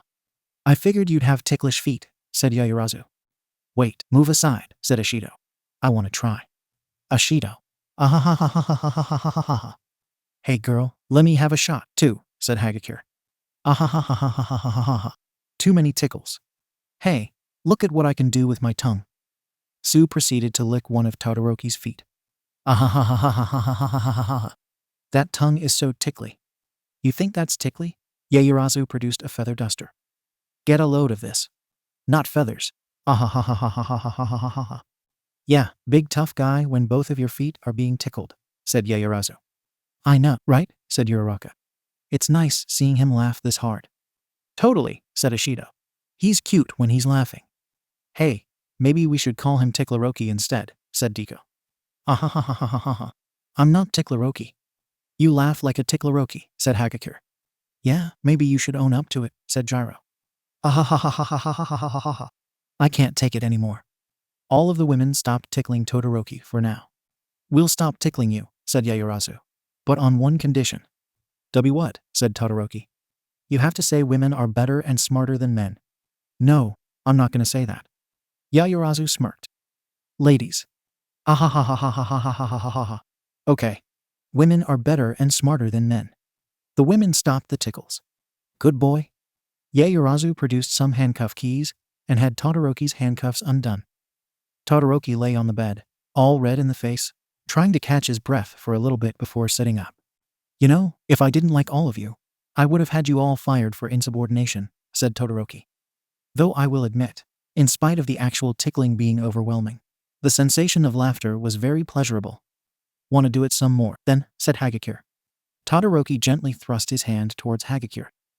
No, thanks, but once was enough. Aw, too bad. In the meantime, why don't we all bathe together, said Yaoyorozu. Yeah, said the women. Todoroki raised his eyebrows. Wait, does that mean? Sure does, said Yaoyorozu. The rest of the women giggled excitedly. As for Todoroki, he covered his face as he felt it get hotter than Krakatoa. No, said Todoroki. No, I can understand hugs, and I can sort of understand tickles. But this is violating a boundary. Come on, don't be such a prude, said Yaoyorozu. Yaoyorozu's right. Deku smiled. It doesn't have to be weird. I mean, aren't we all friendly with each other? Besides, if it gets uncomfortable with you, you can always say stop, said Uraraka. Please, said the women. Todoroki spread his left index and middle fingers apart to uncover his eye, seeing all the women smiling at him. While the manager and him didn't want to get this close to his valued employees, they were just being so friendly and reassuring towards him, and he was honored that they let him into their circle like this. Besides, as dysfunctional as his biological family was, his mom did bathe him at least once, so he came to a decision. All right, I'll bathe with you. The women cheered for Todoroki. However, the moment I say stop, I mean stop, said Todoroki. Is that clear? The women responded affirmatively. What are we waiting for, said Yaoyorozu. Let's do this. Yaoyorozu led Todoroki and the rest of the women to her bathroom, where a king-sized tub awaited them. Yaoyorozu proceeded to fill the tub, and everyone stripped naked. In spite of being the only man in the room, Todoroki had no problems undressing in front of everyone, and neither did the women. As a matter of fact, they let out some oohs when they saw what he had. It amazes me how all of you are comfortable being naked in front of me, said Todoroki. Ashido giggled. Well, at least some of us have been naked with men before. Yeah, it's not like you have anything we haven't seen yet, said Gyro. Todoroki nodded. That is an interesting point. Still, I'm amazed you all let me get this close to you. Why not, said Deku. I trust you. Yeah, me too, said Uraraka. Me three, ribbit, said Sue. Yaoyorozu shut off the water. Okay, we're good. With the tub filled up, Todoroki and the women got in. Almost immediately, they sat around him, and after splashing some water on themselves, they splashed some on him. Yaoyorozu then grabbed a bottle of shampoo body wash in addition to a sponge, and the women took turns washing themselves and washing Todoroki, who gently moaned when he felt their touch. On second thought, this feels so relaxing, especially after a long workday, said Todoroki. The women giggled, while Todoroki continued to bask in their pleasure. Even if he still wondered a little about what people would think if they found out, the more he did this, the more natural it felt to him. He was right, too. After a long day of hero work, what he really needed was something to soothe his tired soul. Even if he wasn't in a romantic relationship with any of his employees, he enjoyed their company, and now that he was forging new bonds with them, he felt closer to them than ever. It wasn't every day that a guy got the opportunity to bask in the company of a group of beautiful women. But then again, Todoroki wasn't an everyday guy. Feeling their soft yet firm touch caressing his body, he felt no pain, no fear, no anxiety, just his troubles melting away. Granted, he was shaking slightly because they'd all gang tickled him earlier, but thus far, they weren't doing anything funny here. The more he went through this, the less he cared about the whole manager-employee relationship, and the more comfortable he felt in his own skin. However, Deku ended up touching Todoroki somewhere that naughty by nature says rhymes with cleanest and meanest. Todoroki froze up. Is something wrong, Todoroki? Asked Deku. Let me take care of that. Todoroki gently grabbed the sponge from Deku and proceeded to wash himself, while the women giggled. He actually found their giggling very comforting, especially knowing that they regularly risked their lives to keep the citizens of Los Angeles safe. With long days like that, they all deserve to have a little fun. Once they were all done bathing, Todoroki and the women freshened up and put on their pajamas before going to bed. Todoroki ended up sleeping in Yaoyorozu's bed, where Yaoyorozu and Deku snuggled with him. Everyone else slept in sleeping bags. Yaoyorozu, thanks for inviting me to this party. Todoroki smiled. Even if it was rather unconventional to do so, I genuinely enjoyed being here. Hey, don't worry about it, said Yaoyorozu. You're one of us, so it's only natural for me to invite you over. Besides, we had more fun having you over, said Deku. Yeah, said the rest of the women. Glad I could be such a positive addition to the party, said Todoroki. Good night. Yaoyorozu turned off her bedside lamp, and everybody went to sleep. While Todoroki still couldn't predict the future, he decided that it looked that much more bright with his women backing him. Good morning, Todoroki. Todoroki awoke, only to notice that not only had the women awoken before him, but they were all surrounding the bed, looking at him. Oh, good morning, ladies. Did you sleep well? Asked Deku. Very. Come on, I'm making breakfast, said Yaoyorozu. Todoroki followed the rest of the women to the dining room. Yaoyorozu cooked quite the breakfast. Bacon, waffles, eggs, and ham. Thank you for cooking this, said Todoroki. I usually don't eat this much for breakfast, but I appreciate it, nevertheless. You're welcome. You're my special guest, so you deserve it. Yaoyorozu had a slice of bacon. Yeah, we had so much fun with you last night, said Ashido. Hagakure swallowed a piece of her waffle. Totally. You should hang out with us more often. Say, is there anything special on the agenda for today? Asked Yoruka. No, I have no special assignments for today. Todoroki took another bite of ham. Too bad, said Gyro. I was looking forward to making some extra money today. I like those opportunities, but I also like when things are quiet, said Sue. I assure you, there may be another opportunity eventually, said Todoroki. Gyro and Sue nodded. Meanwhile, Yaoyorozu set a can of Mountain Dew pitch black before Todoroki, who gasped and blushed when he saw it. How did you know my favorite flavor of Mountain Dew? Said Todoroki. Yaoyorozu smiled. Lucky guess. Todoroki smiled, too. Oh, you ladies make me love you more every day. The other women giggled. On the way out, Todoroki noticed something about Ashido. Ashido, I see you're wearing your hero costume. Does that mean you intend to return to work today? Ashido smiled. Why not? I miss all of you. Are you sure? I just want to make sure that you're feeling well enough for it. Ashido put a hand on Todoroki's shoulder. Relax, I'll be fine. Really, finishing my day off with a girly slumber party and seeing a cutie like you made things that much better. Alright, I'll allow it. But the moment I hear anything about you having a PTSD-induced breakdown on the job, I'm forcing you to take more time off. Is that clear? Ashido kept smiling. Whatever you say, Kudoroki.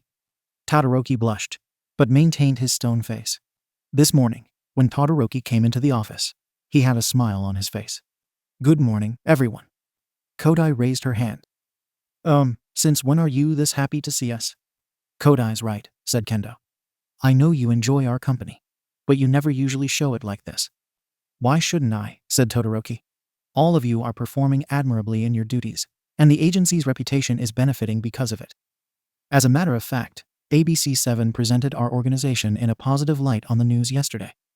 Speaking of news, Comstat only showed a 1% drop in crime yesterday, but the Laft credited us with 40 lives saved. As for special assignments, I don't have any for today, so just get out there and make me proud.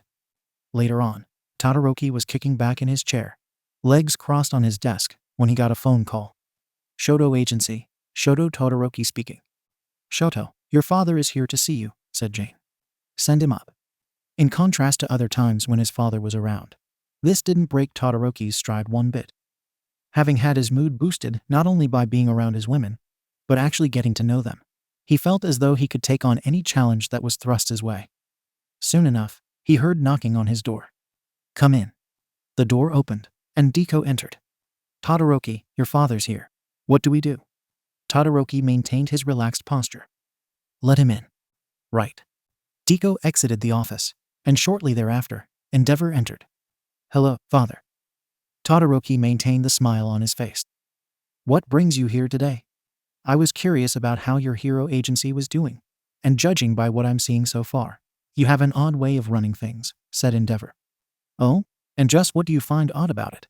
Endeavor narrowed his eyes at Todoroki. For one, I question why all of your sidekicks are women. And just what's so odd about that? First of all, women have made great strides not only in attaining greater personal liberties for themselves, but have also made numerous scientific, literary, artistic, political, and cultural contributions around the world. Second of all, it was but mere coincidence that all of my applicants were women, and I wasn't going to turn them down on the basis of biological sex or gender identity. Endeavor extended a hand palm up towards Todoroki. That being said, I also question the need for your sidekicks to wield firearms. Father, you forget that America is gun country. The right to bear arms is inextricably linked with the history and culture of this great nation. And I, for one, not only believe that guns can act as useful supplements to quirks, but in certain cases can actually be extensions to quirks. Endeavor crossed his arms. You've changed ever since you left my agency. You've become happier and more confident, even. Why shouldn't I? I have some of the best heroes I've ever had the fortune to meet working for me, and we've made a difference in the lives of everyone in Los Angeles. Is there really anything wrong with that? Endeavor stared at Todoroki. On one hand, the elder hero was so insistent that his youngest son, his pride and joy, no less belonged to him, and he would do anything to get him working for his agency again. On the other hand, the young man was doing quite well for himself, and deep down inside, Endeavor secretly feared the consequences of trying to pry him away from his dream, so the answer was obvious. All right, you win. As much as I disapprove of you breaking away from me, you have done quite well for yourself, so I'm staying my hand. Thank you, Father. I knew you'd see things my way. Right? Have a nice day, Shoto. You too, Father. Endeavor exited the office, while Todoroki kept that smug little smile about him. When it came time for lunch, Todoroki got delivery from Five Guys, getting a bacon cheeseburger with BBQ sauce, grilled onions, jalapeno peppers, extra cheese and extra bacon, plus a large Cajun fry and a large Barks root beer. He joined some of his women in the break room. How's everybody doing today? Asked Todoroki. Not bad. Gyro took a bite from her boneless spare ribs. Yeah, it's been pretty quiet today, said Utsushimi. Not for us, it hasn't, Ribbit, said Sue. Oh? Todoroki raised his eyebrows. How so? We were handing a guy over to the police for armed robbery when a stolen car sped past us, said Yaoyorozu. Honestly, I think that's the first time something like that's happened to us. Still, I have faith in your ability to keep calm under that sort of duress. Todoroki took another bite from his burger. Whoa, look at this. Deku held up her smartphone, prompting everyone to put their food down. The phone was showing an article from the online edition of the Los Angeles Times. Local hero agency implicated in concert massacre. For many people from Los Angeles, even around the world, the chance to see mega pop star Taylor Swift live at the Hollywood Bowl was an opportunity that was too good to pass up. However, the chance of a lifetime turned into a nightmare as concertgoers were brutally slain by a group of heroes turned villains. The attackers claimed to be members of the Mount Wilshire Hero Agency. Led by renowned hero Bolt Blaster, the Mount Wilshire Hero Agency immediately became the subject of an investigation by the LAPD and the CHP. Bolt Blaster has denied any connection to the attack, but has otherwise made no comments regarding the incident, which has proven rather divisive in the hero community, with some stepping forward to defend Bolt Blaster and his sidekicks, and others denouncing him for such a heinous action. I personally believe that Bolt Blaster is innocent of any involvement in this horrible massacre, said Sir Nightai. I've known the man for years, and it's not like him to order such a thing. I will do whatever it takes to get to the bottom of this. It's shameful that such a popular hero would sink this low, said Endeavor, father of Shoto. Heroes are supposed to defend the citizens of the world, and when one of them commits such a grave crime, then they deserve to be punished to the fullest extent of the law. Whether Bolt Blaster and his sidekicks are innocent, one thing is clear. Los Angeles will never be the same after this carnage. Todoroki narrowed his eyes at the story. Is something wrong, Todoroki? Asked Deku. Something is wrong. Don't ask me how, but I know that Bolt Blaster and the members of the Mount Wilshire Agency are innocent. How do you figure? Asked Ishido. I don't personally know Bolt Blaster, but I've studied his file thoroughly, and it doesn't seem like him or his sidekicks to do something like this. What do we do now? Asked Uraraka. Todoroki turned to Deku. Deku, as of this moment, I'd like to place you in charge of the investigation into this attack. Deku's eyes widened. Why me? Wouldn't you be better suited to investigating this? Deku, I've read your file thoroughly. You have a very analytical mind, and in your time at this agency, you've shown me just how capable you are of handling a task like this. If you accept the offer, not only will I boost your pay for the duration of this investigation, but there may very well be other benefits for you. Do you accept?" With sweat running down her face, Deku stared at Todoroki. While this wasn't the first time she'd been involved in an investigation as part of a hero agency, this was the first time she'd ever been asked to lead an investigation, and it was making her heart flutter quite a bit with the anxiety that it was giving her. On the other hand, Todoroki did have great faith in her, and it not only made her feel good knowing that, but also that he entrusted her with such a powerful responsibility and was compensating her well for it. How could she possibly turn that down? "All right, I accept," Deku snapped to attention. "Very good, Deku. As leader of the investigation, you have full discretion to choose whichever heroes will work with you on this matter." Deku smiled. "Thank you, Uraraka. You're second in command." "Awa, thank you, Deku. I'm honored." While everyone else was out on patrol, Deku and Uraraka's team, which also included Yaoyorozu, Tsu, Ashido, and Hagakure, discussed what they were going to do first. "Anyone got any ideas?" asked Ashido. "I had at least one thought about that," replied Deku. "The villains behind this attack claim to be with the Mount Wilshire Agency, but the police haven't released any official reports on the matter. So if we can be the first in line to uncover the official truth behind this by analyzing what evidence is already available to us, then maybe we can set about trying to prove mutter.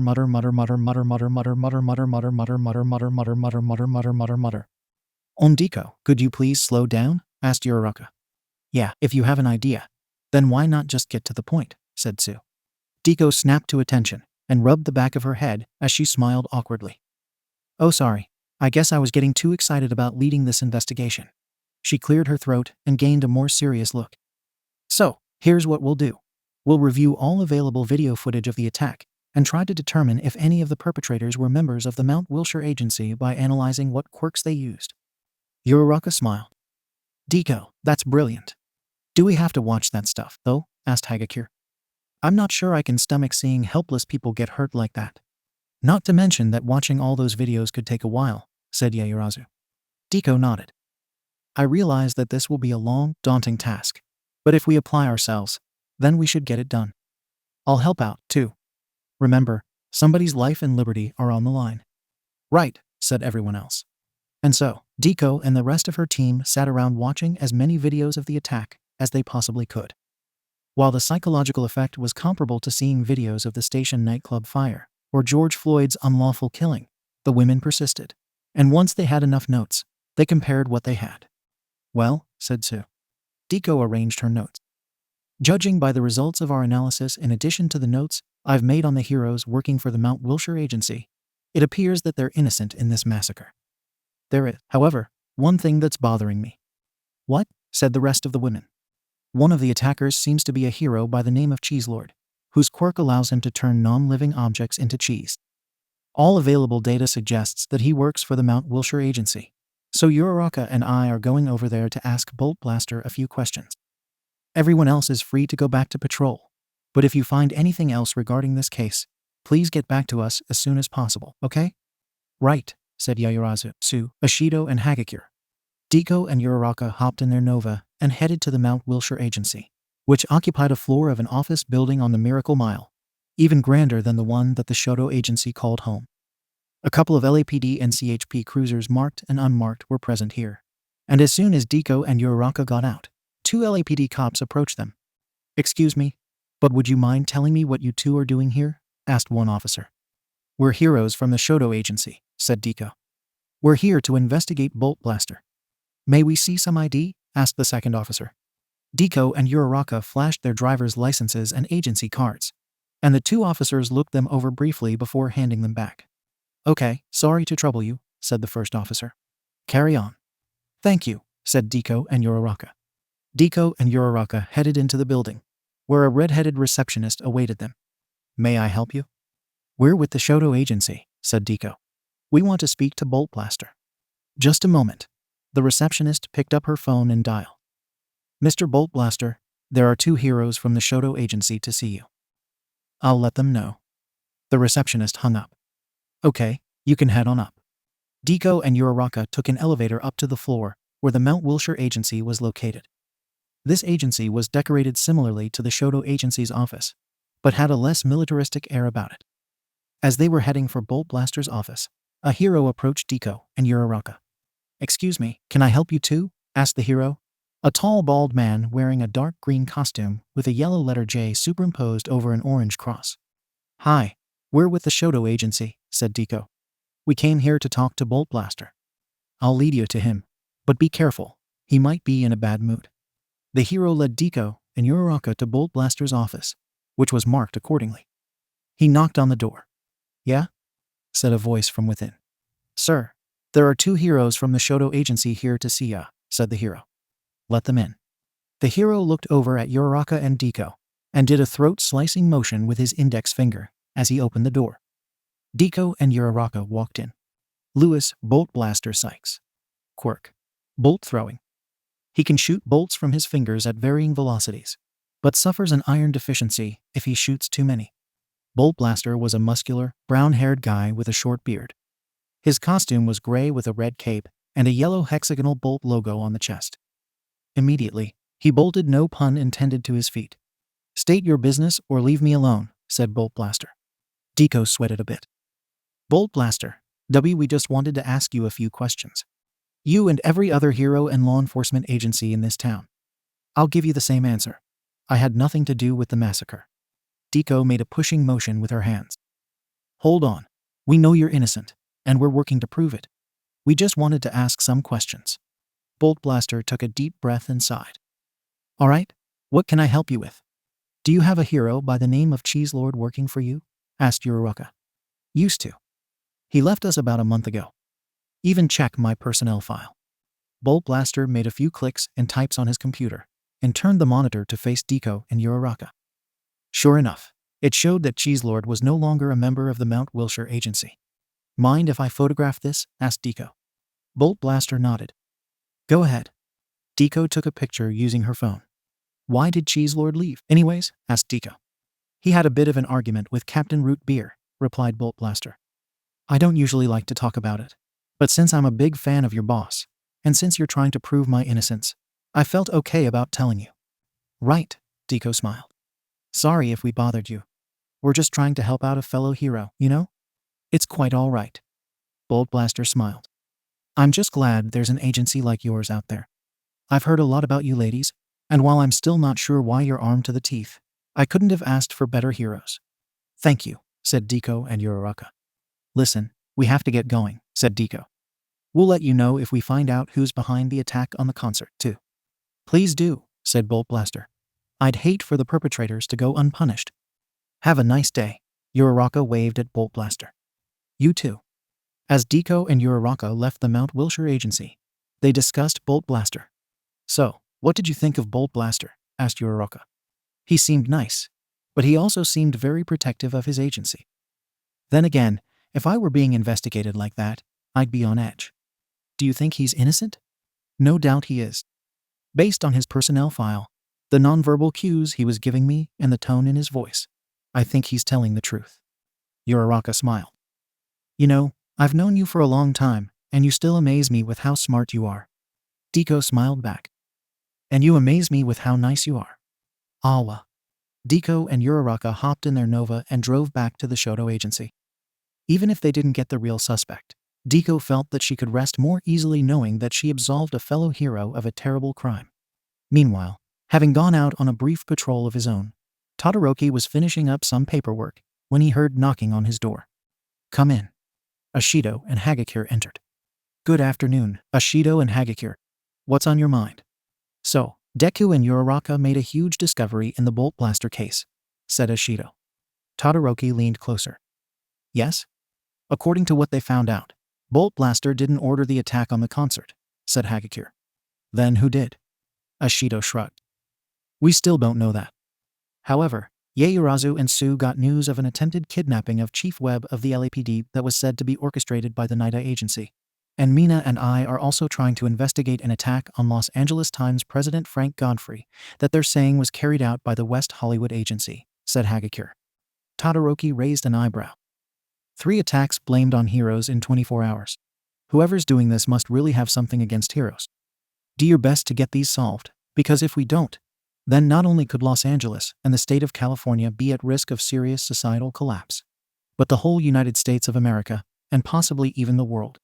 Is that clear? Crystal, said Ashido and Hagakure. Good. Carry on with your mission. Ashido smiled. Actually, there was something else we wanted to tell you. Yes? So, today is Saturday, said Hagakure. And you know what that means, said Ashido. You're going to Studio 1 with us, said Ashido and Hagakure simultaneously. Todoroki crossed his arms. Thank you, but I must turn down your invitation. I appreciate it, nevertheless. Ashido and Hagakure approached Todoroki from both sides. Come on, it'll be so much fun, said Ashido. Yeah, it's a one-of-a-kind experience, said Hagakure. As much fun as it may be for you. I don't think I'll get quite the same amount of fun, said Todoroki. Ashido and Hagakure each wrapped an arm around Todoroki and said, We'll tickle you again if you don't go with us. Todoroki blushed really hard. As much as he enjoyed the sensation of laughter, being tickled by multiple women once was enough, and he wasn't sure he could undergo further tickle torture like that. Nevertheless, as awkward as he felt about going out to a disco that was known to be a popular hotspot for the LGBTQ community, he felt that the choice was obvious. Oh, all right, I'll go. Super. Ashido and Hagakure gave Todoroki a big huggle, which made him feel hotter, especially considering that their well-endowed chests were smooshing against his head. But on the other hand, he figured that such feminine antics were inevitable considering whom he'd hired for his agency. After the workday was over, Todoroki headed to his mansion, which he'd purchased 2 days ago, and dressed his best for the occasion. A white suit with a light blue long-sleeve button-down shirt, a red necktie and black patent leather dress shoes. Prior to boogieing their asses off, however, Ashido and Hagakure arranged a little supper outing with Todoroki at Pizzana West Hollywood, not too far from Studio 1, though relatively new, this location having been founded in 2019, 2 years after the first location in Brentwood. It had already attracted a solid customer base. It was quite a swanky joint, with a brick wall on one side and matching black tables and chairs. After parking his Oldsmobile, Todoroki waited out front for Ashido, who'd made the reservation, and Hagakure. He was just about to call them when, Hey Todoroki, glad you could make it, said Ashido. Todoroki looked over and saw Ashido dressed in her bodysuit plate ensemble, in addition to Hagakure, who was dressed in a red thigh-high strapless dress. Oh, of course, said Todoroki. Am I early? Yeah, I thought we were early birds, but you totally had us beat, said Hagakure. Then let's not delay any further.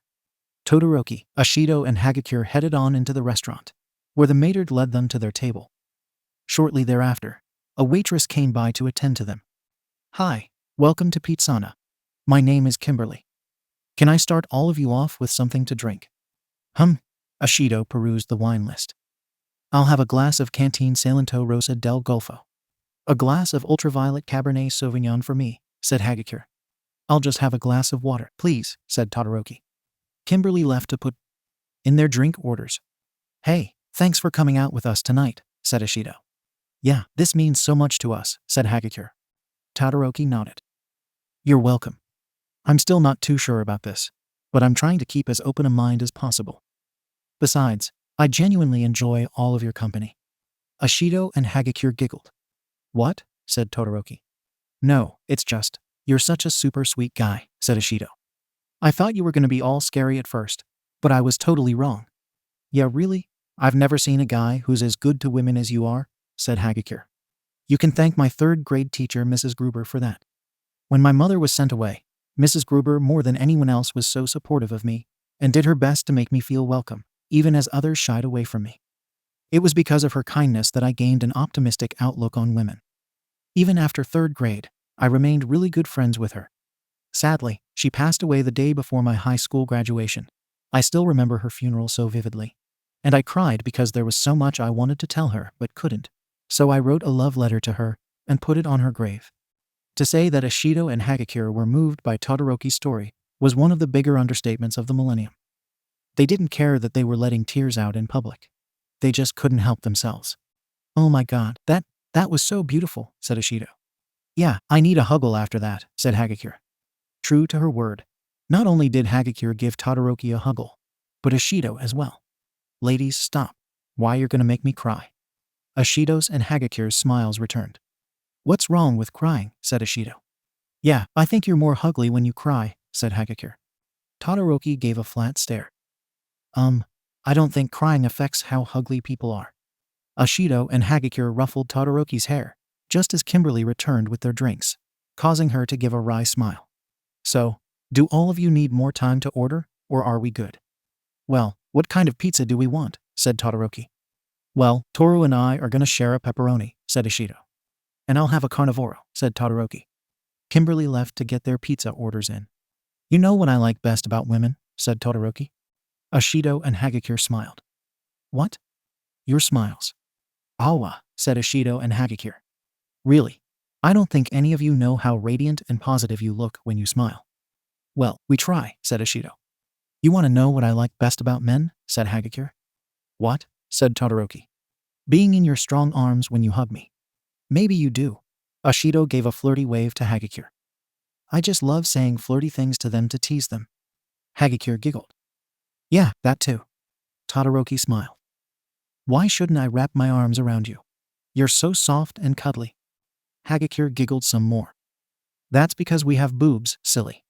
Yeah, haven't you heard about the automatic squish factor? Said Ashido. Todoroki shot a blank look at Ashido and Hagakure, who only kept giggling. Seriously, why do men get so flustered whenever hot women tease them? Said Ashido. I couldn't answer for other men, but for much of my life, women around my age tended to gloss over me, so I'm not used to flirting. Ashido and Hagakure dropped their jaws in shock. Awa, you poor guy, said Ashido. Toru, I think he needs another huggle. Yeah, totally. Once again, Ashido and Hagakure got out of their seats and huggled Todoroki at the same time. And once again, his face turned the brightest shade of red. Ladies, as much as I enjoy your affections, I think we'd better toast before our beverages get warm. Sure thing, handsome, said Hagakure.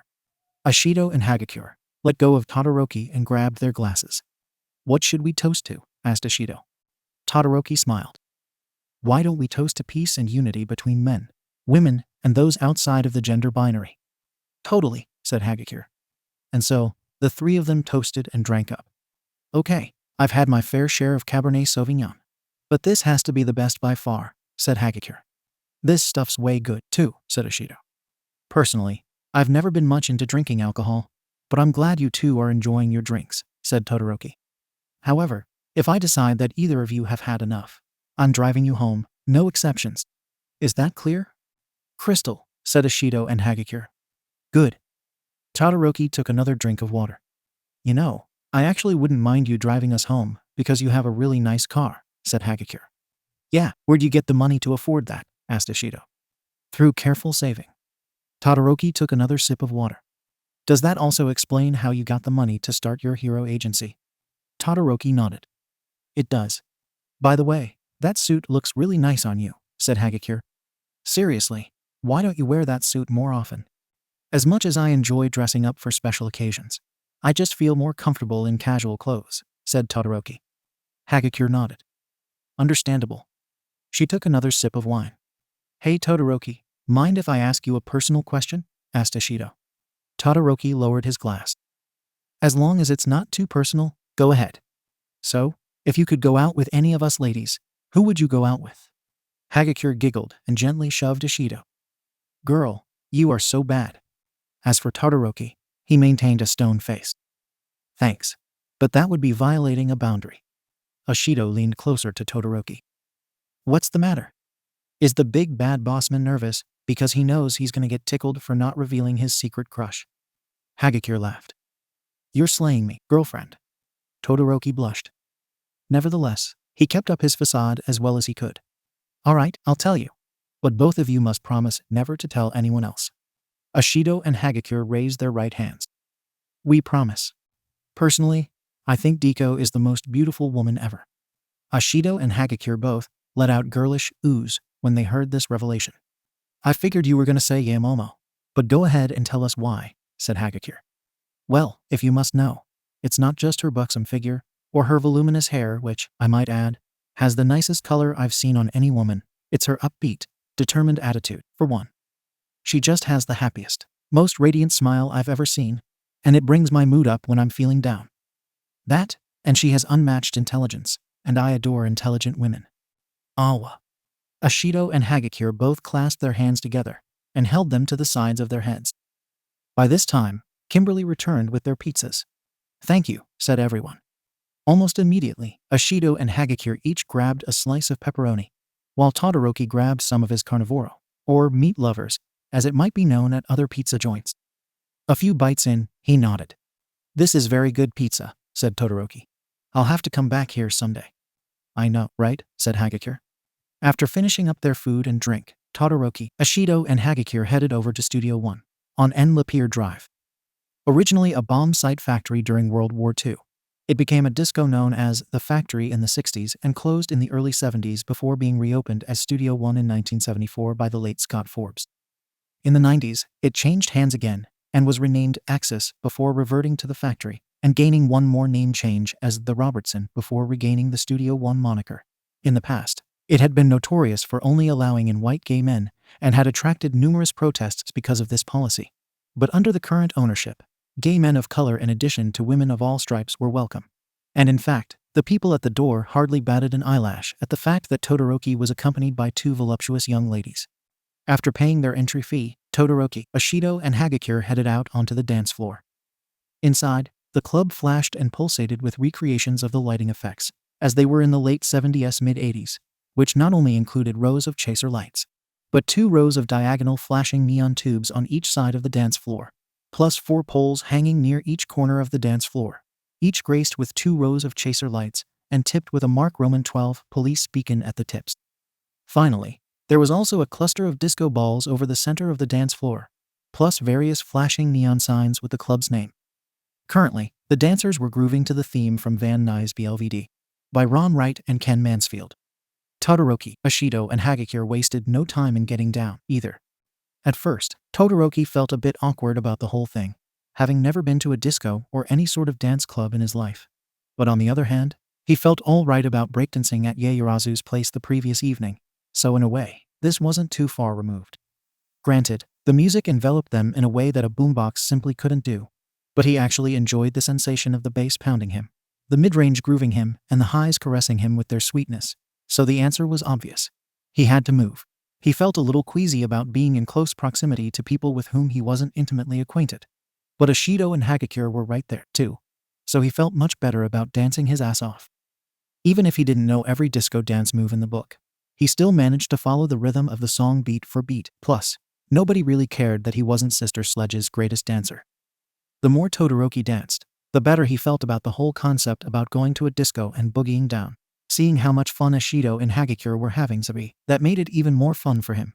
Not to mention he thought the flashing lights really enhanced their feminine beauty. Thus far, everything was out of sight. Then, while he was dancing, he felt a hand clamp down on his shoulder, so he turned around. "Hey sugar, wanna dance with me?" Todoroki did his best not to lose his composure when he saw who addressed him.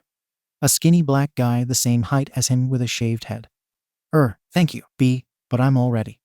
"Nah sugar, you're too handsome for chicks like those," said the other guy. "Besides, you need someone who can really treat you right. How about it?" Todoroki stared at the other guy for a moment. On one hand, not particularly identifying as gay, he felt nervous about the idea about dancing with another guy. But on the other hand, this particular guy didn't seem exceedingly dangerous. And not being a huge homophobe, Todoroki figured it couldn't be all bad, and he felt like it would be rude to turn him down. So he came to his decision. "Well, alright. Sweet." And thus, Todoroki danced with the other guy. Having never had a gay experience in his life, he not only felt very hot, but he was hoping that nobody could see how red his face was under all the disco lights. By now, the DJ was spinning Jump Shout by Lisa, the 1983 remix. To be precise, a fitting song considering the club's name was mentioned in the lyrics. In spite of his awkwardness, Todoroki kept dancing the best he could. To make things less awkward on himself, he tried to concentrate less on the fact that he was dancing with another guy and more on trying to enjoy the music.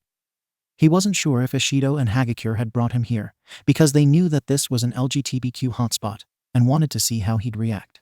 But he figured that as 2 of his valued employees, they meant no real harm in bringing him here. After all, the purpose of going out to a disco was to have fun dancing to the music, right? He decided that no matter how exactly this night turned out, he was going to come out of it with good memories. And the more he danced with this random guy, the less awkward it felt. Granted, Todoroki was still quite a ways away from identifying as gay. But so far, this other guy's intentions seemed honorable, so he continued dancing. Meanwhile, the DJ kept the party going with grooves such as Jump to the Beat by Stacy Ladislaw, Space Survivor by Network FT, Rick Delisle, and Take Your Time Do It Right by the Sauce Band. While Feels Like I'm in Love by Kelly Marie was pumping out from the sound system, Ashido tapped Todoroki on the shoulder. Hey, Toru and I are gonna hit the bar. You can join us if you want. Thanks, but I'll keep dancing for now. Suit yourself. Ashido and Hagakure did their best to maneuver their way towards the bar, while Todoroki kept grooving. Even after a few songs, there was still a bit of awkwardness that he couldn't get over about dancing with another guy. Nevertheless, the music was funky, and he was getting a good workout from dancing, so that made him feel good. Besides, considering that disco music and disco culture owed much to the LGBTQ community, clubs were supposed to be places where people could escape the pressures and hassles associated with daily life and get together in peace, love, and harmony. While Todoroki wouldn't exactly say he loved the guy he was dancing with, he actually sort of enjoyed dancing with him. Plus, the music and the lights got his mind off the recent spate of attacks being blamed on hero agencies. Additionally, one thing that he enjoyed about going out to this club was that it was another act of rebellion against his father. Even after Endeavor's earlier visit, Todoroki just couldn't help but relish another opportunity to stick it to that man. By the time You're My Magician by Lime was playing, Todoroki's dance partner tapped him on the shoulder. Yo, I'm thirsty. Why don't we hit the bar, sugar? Todoroki nodded. As you wish. And so, Todoroki and his dance partner headed to the bar. What can I get you too? Asked the bartender, a tall white guy with a beard. Hennessy for me, said Todoroki's partner. I'll have a Coke, said Todoroki. The bartender poured their drinks, which they paid for. So, you got a name? Asked Todoroki's partner. I'm Shoto. I'm Joseph, but y'all can call me Joe. Nice to meet you, Joe. Todoroki shook hands with Joe. What shall we toast to? Asked Joe. To peace on earth, love for life, unity amongst the nations of the world, and respect for our fellow human beings. Amen, sugar. Todoroki and Joe toasted and drank up. So, how long you been living here? Asked Joe. I've lived in Los Angeles all my life. Granted, I got my own apartment as soon as I entered college, and I have traveled quite a bit. But this will always be my home. What about you? I was born and raised in New Jersey, Trenton, to be exact, but I moved out after high school. Any particular reason? I felt that there wasn't much opportunity in Jersey. The more I read about law, the more it sounded like my kind of place, you feel me? I'm not currently touching you at the moment, so how can I feel you? Joe laughed. What? Said Todoroki. I'm sorry, sugar. I just thought it was so adorable how you took what I said literally. Oh. Moving on. What do you do for work? I'm a pro hero. I even have my own agency. Oh, really? Sounds like. All of a sudden, Joe gasped and nearly dropped his drink. What? Said Todoroki. Wait, I know ya. You're that guy I heard about on the news the other day. Oh my gosh, this is too fabulous. Come here. Without warning, Joe wrapped his arms around Todoroki and kissed him. Todoroki's eyes widened, his face turned beet red, and he froze with shock.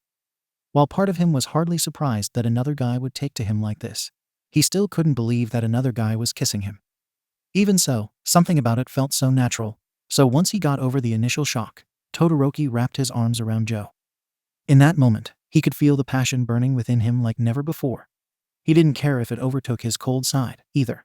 Even if he hadn't known Joe for that long, he wanted the passion to burn brighter than the sun, to melt away all the things that were stressing him out and causing him worry. Besides, he figured that love shouldn't have labels, anyhow. While Todoroki was kissing Joe, he heard a couple of long, girlish oohs, so he broke away from the kiss, only to discover Ashido and Hagakure with big, teasing grins on their faces. What? Said Todoroki. Oh, it's just, we think it's super cute that the big, bad bossman got kissed by a guy, said Hagakure. Yeah, you're such a playboy, said Ashido. Todoroki turned to face Joe again. Honestly, that actually felt good. Joe smiled. That's how it should feel. A few songs later, Todoroki left Studio 1 with Ashido and Hagakure clinging to him as they tried to maintain their balance. Girl, I am so smashed, said Hagakure. Ashido giggled uncontrollably. Shut up. You're such a lightweight. All right, you two have had quite enough, said Todoroki. I'm driving you home. Hey Toru, can I crash at your place? Hagakure hiccuped. Absolutely. Todoroki loaded Ashido and Hagakure into his Oldsmobile and attempted to buckle their seatbelts. But Ashido gently brushed him away. "Thanks. But we're not too drunk to buckle up," said Ashido. "If you insist," said Todoroki. Todoroki punched Hagakure's address into his smartphone's GPS, having her address on file from when she got hired, and proceeded to drive her and Ashido over there. Hagakure lived in a typical one-story home over in Reseta. Once the two ladies got out of the car, they once again clung to Todoroki for support. During this time, Todoroki wrote a note for the two. "Eat a piece of toast with honey or jam on it. It'll help you with a hangover." Todoroki handed the note to them once they got to Hagakure's door.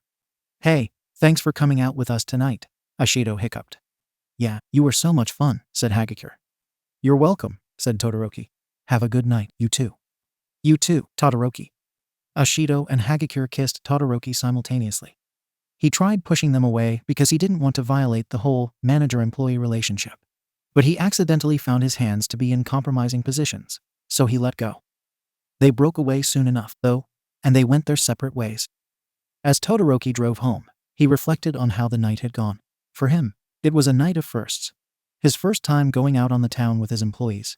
His first time dancing at a disco. Even his first time kissing a guy who wasn't a relative. Overall, he felt like he had fun, and he could envision himself going again. Because it was Sunday, and because he only had so many heroes working for him, Todoroki gave everyone a day off today. He slept in today, even having a bottle of honey tea in place of his usual Mountain Dew at breakfast. Not particularly sure of what to do today after his morning workout, Todoroki put on the movie Tough Cop with a Bad Hand, one of his favorites. Once the movie was over, however, he found himself at another loss as to what to do. After a little thinking, Todoroki decided to go for a walk. Since the weather was particularly hot today, he chose to forego his M65, which he usually didn't mind wearing when it was warm out. But today was one of those days where he didn't feel like melting. On the other hand, he missed being able to conceal weapons under his jacket. Thus far, his walk went smoothly, with nobody bothering him. However, the previous night at Studio One was still on his mind, and he swore he could still hear the music. While he was still primarily a metalhead, he found that just one night of continuous exposure to disco music made it that much more infectious to him. He was definitely going to have to go back to Studio One with Ashido and Hagakure on some other Saturday night. A small part of him actually wanted to see Joe again. Granted, he still didn't identify as gay, but kissing him really didn't feel that much different from kissing a woman. Then again, prior to Ashido and Hagakure giving him drunken smooches last night, he'd only ever been kissed once by a woman who wasn't a relative, so he didn't have much to compare with. "Hey, Todoroki." Just then, Todoroki's thought process was disrupted by Deku, who was wearing a mint green sports bra, black spandex running shorts, and pink/fuchsia/cobalt running shoes. "Ah, hello, Deku." Todoroki smiled and waved at her. "What brings you out this way?"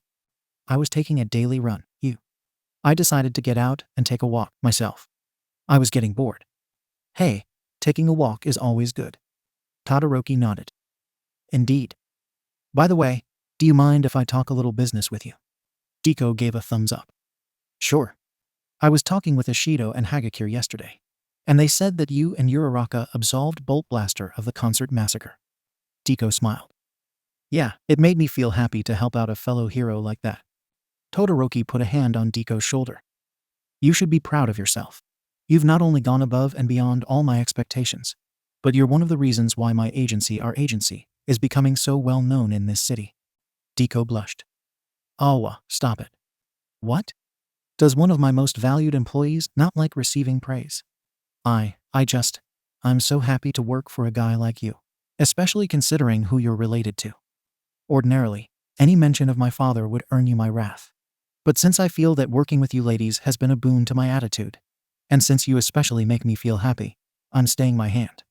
I realize it's not easy coming from the shadow of your father, but I personally think you've succeeded in creating your own identity." "You really think so?" "I know so. Now anyways, tell me more about last night."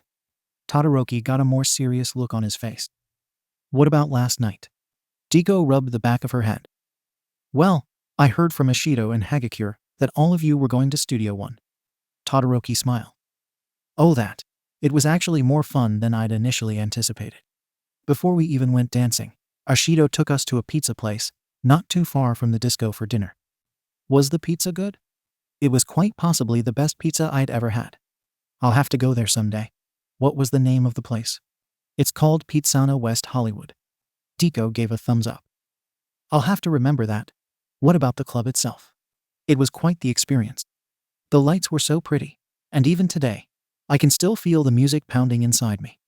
Wow, I'll have to go there one Saturday night. Todoroki frowned. Now that you mention it, I feel somewhat bad about not inviting you. If I'd known it was going to be that fun, I would have asked you to come with us. Deku put her hands on Todoroki's shoulders. Don't feel bad. I'll go with you next Saturday night. Todoroki smiled. I look forward to it. Me too. Before I go, I just wanted to thank you again for hiring me. Oh, you're welcome. Actually, there was something else I wanted to tell you. Yes? Todoroki frowned. Deku, I'm sorry for using the word woman as an insult against you during sparring exercises. Don't worry about it. Hearing that from you made me want to become not only the best hero I could be, but the best woman I could be, too. Really? Unexpectedly, Deku gave Todoroki a big hug. In spite of how surprised he was, he gladly returned the gesture. Even if she'd let out an appreciable amount of sweat from running, she was probably the softest, warmest, and most cuddly woman he'd ever held in his arms. Not only did he enjoy holding her for that, but it also made him feel confident and fulfilled, knowing that she had enough trust and faith in him to do this for him. In hugging her, he thought back on the first full week that his agency had, and how interactions between him and his women had been, and even if they had been a bit much at times, he not only enjoyed having them under his employ, but also hanging out with them. Plus, considering that he thought that Deku was the most beautiful woman, that made the hug even better. Eventually, they broke away, but not without looking each other in the eyes. Deku. Yes? You have a very nice body. Please take good care of it. Deku giggled. Oh, well, thank you. I will. See you later. You too. Deku and Todoroki waved at each other as they parted ways.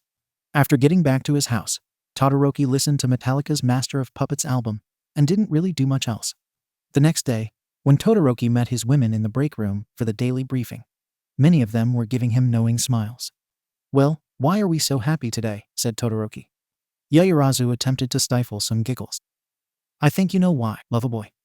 Todoroki shook his head. I'm afraid I don't, Yaoyorozu. Gyro too was trying to suppress giggles. Hey, all of us know about your little trip to Studio 1 with Ishido and Hagakure. Yeah, you never told me you kissed a guy. Deku was also trying to keep herself from giggling. And what if I did? Said Todoroki. In contrast to most of the other ladies, Shiozaki crossed her arms and frowned. HMPH, such disgraceful comportment. Todoroki crossed his arms as well. Shiozaki, if you have a problem with gay people, you can leave now.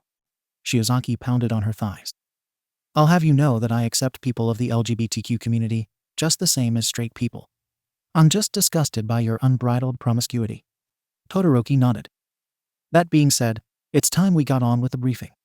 As some of you know, Deku has been leading a team to investigate the attack on the Sailor Whift concert. They've successfully absolved the Mount Wilshire agency of any involvement in the attack.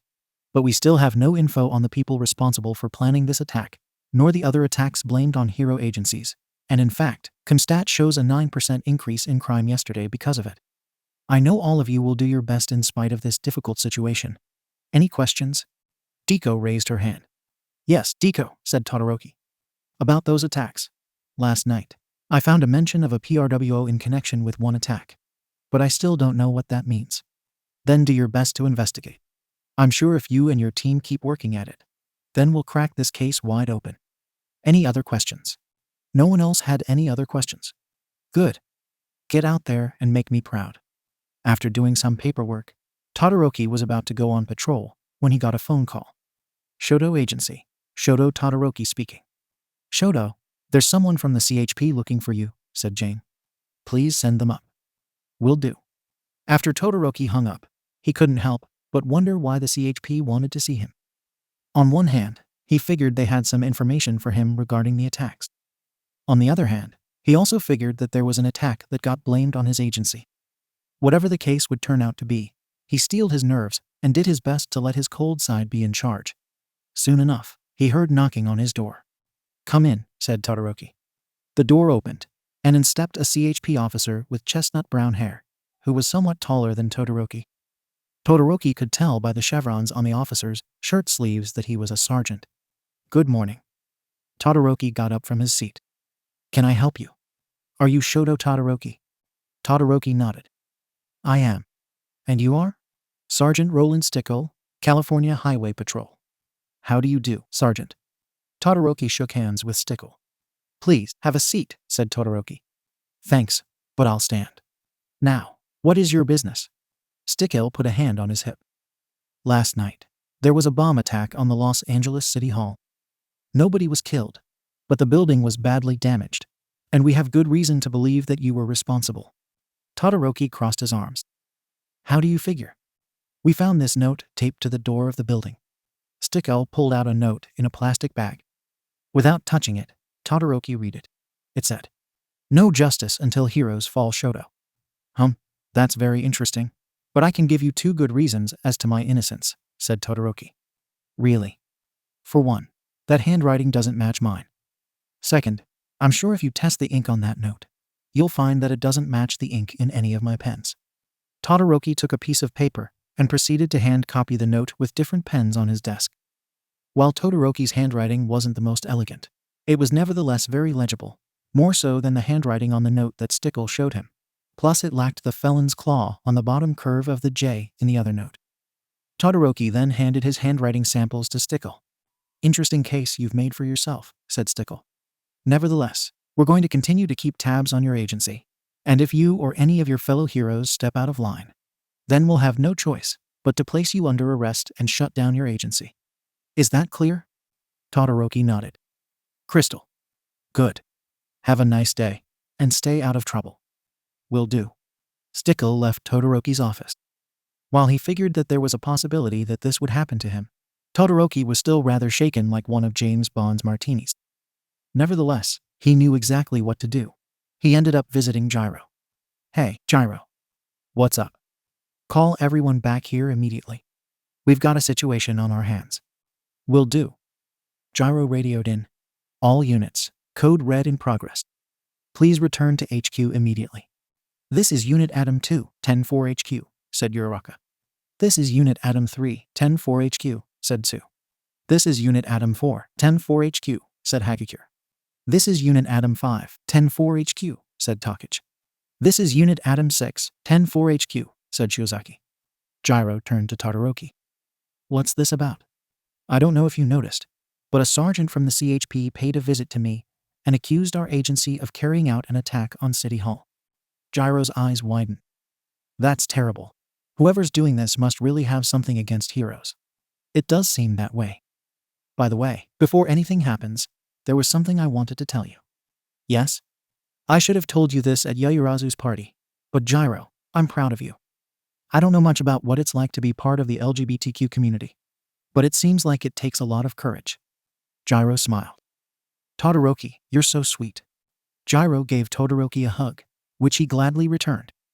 While he didn't think Gyro was one of the most cuddly women ever, he still enjoyed having her in his arms. By the time they let go, they couldn't have felt better.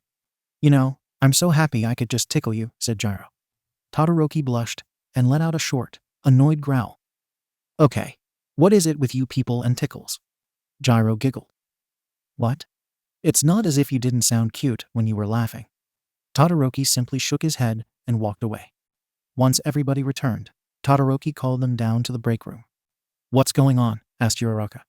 This is bad, said Todoroki. A CHP sergeant paid us a visit and accused our agency, or more precisely, me of orchestrating a bomb attack on City Hall. Everyone let out gasps of shock. Oh, that's really bad, said Yaoyorozu. Whatever shall we do? Asked Shiozaki. As of this moment, I want Deku and her team to pour everything they have into investigating this case. The moment we get any actionable intelligence, we're moving on it without delay. Is that clear? Yes, Todoroki, said the women. As per Todoroki's directive, Deku and her team were searching feverishly to crack the mystery behind PRW. However, it was clear that it was taking a toll on the team. Midoriya, how much longer are we going to have to keep searching? Asked Hagakure. Yeah, I feel like this search could take forever, said Ishido. We're not stopping, said Deku. This isn't just about Todoroki. This is about all of us. If he takes the fall for that bombing, then this agency is done for, and we'll all be looking for jobs elsewhere. I don't know about you, but this is the finest hero agency I've ever worked for, and I don't want to see it shut down." "Neither do I," said Uraraka. "For the first time in my life, I've found an agency where I can grow not only as a hero, but as a woman. Who's with me?" "I'm with you, Ribbit," said Sue. "By the way, I think I found something interesting." "What?" said the rest of the team. "Look at this." Sue showed everyone else what she'd found on her phone. A video on YouTube titled PRWR Manifesto. She pressed play, and a silhouetted man with a voice disguised by some sort of vocoder began speaking. "We are the people's reactionary world order. Ever since the dawn of meta-abilities, so-called heroes have emerged in a vain attempt to keep the citizens of this world safe and free. Unfortunately for society, we find that these heroes are obsolete in today's world, and as such, we are faced with no other choice but to break them down and bring society to its knees, forcing them to obey no will but ours. For we are the only virtuous beings on this forsaken planet. We have but one demand. All of the heroes in this world are to surrender to us and discontinue their misguided crusade. Those who do so peacefully will be afforded some degree of mercy. Those who continue to resist us, however, will be framed for actions that were not their doing. If you heroes wish to avoid the disgrace of being punished for such crimes, you must agree to our demand. Fail to do so, and you will find that our power is beyond your comprehension. Do not test us." For a moment, there was stunned silence in the room. Knowing that there was a villainous organization out there so dedicated to crushing heroes, nobody quite had an idea of how to process. Nevertheless, Uraraka spoke up. "What do we do?" Deku gently brought a fist down on the table. "I know exactly what we're going to do. Uraraka, you, Asui and I are going to keep searching for information on the People's Reactionary World Order, where their headquarters are, who's working for them, everything.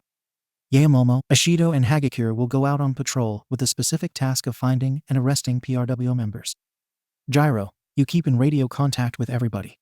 Is that clear?" "Yes," said the rest of the women. "Then let's do this." In spite of the uncertainty still permeating this case, the investigative team rolled out and got down to business. Out on the streets, Ashido and Hagakure rode around with Yaoyorozu in her cougar. To the passengers, things seemed too quiet. "Yaomomo, how much longer are we going to have to drive around?" asked Hagakure. "Yeah, I feel like we've been at this for hours," said Ashido. "Then we'll keep going at it," said Yaoyorozu. "Remember, the safety and security of the world is on the line. Can we at least stop at a Vons somewhere? I want to get some fried chicken in my stomach." "I'm with Mina," said Hagakure. "I could go for some sweet and sour pork." "Okay, we'll stop for some food." Yaoyorozu was about to pick up the radio mic when she got a transmission from Gyro. "HQ to Unit Atom 3, switch to TAC 2 at once." Yaoyorozu picked up the mic. "HQ, 10-4. Yaoyorozu switched the radio over to the TAC 2 frequency. "TAC 2, you are go," said Yaoyorozu. "Yaoyorozu, it's Deku. We have some information on a PRW member that you may be interested in." "I'm listening." "His name is Tarmosar, better known under the name Lava Lord. He's an Estonian national who until recently hired his services out to the highest bidder. But in the past year, he seems to have solidified his loyalty to the PRW. His quirk allows him to turn surfaces into molten hot lava. But it takes longer the more he tries to make, and it only works if his feet are touching the ground. He has blonde hair, blue eyes, is 6'4" inches tall, and weighs 207 pounds. His costume is bright red with orange stripes on the sleeves and pant legs, black studded shoulder pads, and black knee-high boots. We don't know where he's located now, but Gyro will keep you posted if he tries anything. Midoriya, 10-4. Yaoyorozu put down the mic. "Well, hopefully we find this Lava Lord guy." And so, Yaoyorozu, Ashido, and Hagakure continued to patrol that. So far, they found nothing, and Ashido swore she could hear her stomach growling. Nevertheless, she vowed to stick it out if it meant saving the world, because not only did that matter to her, but so did the company of her fellow women, as well as Todoroki. Eventually, they got a radio call from the LAPD. 7 Atom 2, 7 Atom 2, unknown trouble, 15501 West Pico Boulevard. 7 Atom 2, handle code 3. This might be it. Yaoyorozu flipped on the cougar's siren and put a red fireball light on the roof as she sped towards the incident scene, while Hagakure picked up the mic. "Unit Atom 3 to HQ. We have a call of unknown trouble in progress at 15501 West Pico Boulevard. No other details at this time, but we may need Shoto's assistance if possible." Unit Atom 3, 10-4, said Gyro. Shoto will be notified ASAP. As it turned out, Yaoyorozu, Ashido, and Hagakure were unable to get too close because a good portion of Pico Boulevard had been turned into lava, and nearby buildings and cars were bursting into flame. After the cougar stopped, Ashido grabbed a Mossberg 500 app from the shotgun rack, and Hagakure grabbed an M76 and an M16A1 from the trunk, tossing the latter to Yaoyorozu, who conjured a fire proximity suit and a liquid nitrogen sprayer. Immediately, Yaoyorozu set to work spraying the lava to cool it down. Doing so threw up a huge cloud of steam, but it was working. Nevertheless, Ashido switched the car's siren to palm mode and grabbed the mic. Attention, Lava Lord, you are surrounded, and you have no chance of escaping. Surrender now, and we will treat you with dignity and kindness. Please don't make us use force. Whoever you are, stay away, shouted Lava Lord. I'm not afraid of death. Nobody wants to hurt you, said Ashido. We just want to talk to you. I refuse. Heroes have nothing good to say. If you're having a terrible day, we understand. But please, be reasonable. You're the ones who are being unreasonable. Now go away before the lava consumes you. You wouldn't let this lava consume innocent people, would you? Go away before you find out. Damn it. Where's the big bad bossman when you need him, said Hagakure. Ashido briefly turned away from the mic. He'll be here soon. I'm sure he will. Look, Yaoyorozu's doing a good job freezing the lava. Sure enough, Yaoyorozu had managed to freeze a good portion of the lava. But it was evident that Lava Lord was unwilling to cede an inch of ground. The only consolation that the women had was that, as Deku said, Lava Lord's quirk took longer to work if he tried to create lava over large areas. However, this consolation would prove to be fleeting when Yaoyorozu ran out of liquid nitrogen. Damn, Ashido, Hagakure, cover me while I reload. Got it, said Ashido and Hagakure, temporarily shedding her proximity suit. Yaoyorozu worked feverishly to create some reload canisters for her liquid nitrogen thrower in addition to a grappling hook gun.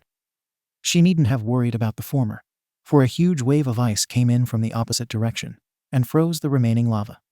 Todoroki, we need to get Lava Lord off the ground, cried Yaoyorozu. He'll just melt your ice. Sure enough, the ice that Todoroki had created started to steam up before melting. Undeterred, Todoroki slid along his own little ice and delivered a powerful uppercut to Lava Lord before using another blast of ice, which combined with some very weak acid that Ashido shot created a structure to hang the lava villain by his hand in midair. He then drew his Model 29 and pointed it at Lava Lord's head. Alright, Lava Lord, you're gonna tell me where the PRO's headquarters is, or I'm gonna blow your head off. I won't talk.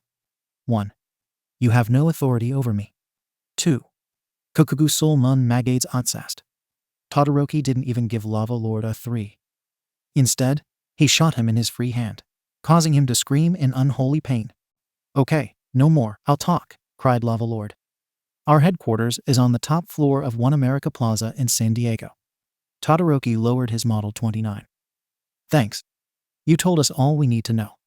Despite having been broken, Lava Lord still shot Todoroki a defiant glare, though the pain of having been shot in the hand was eating him up.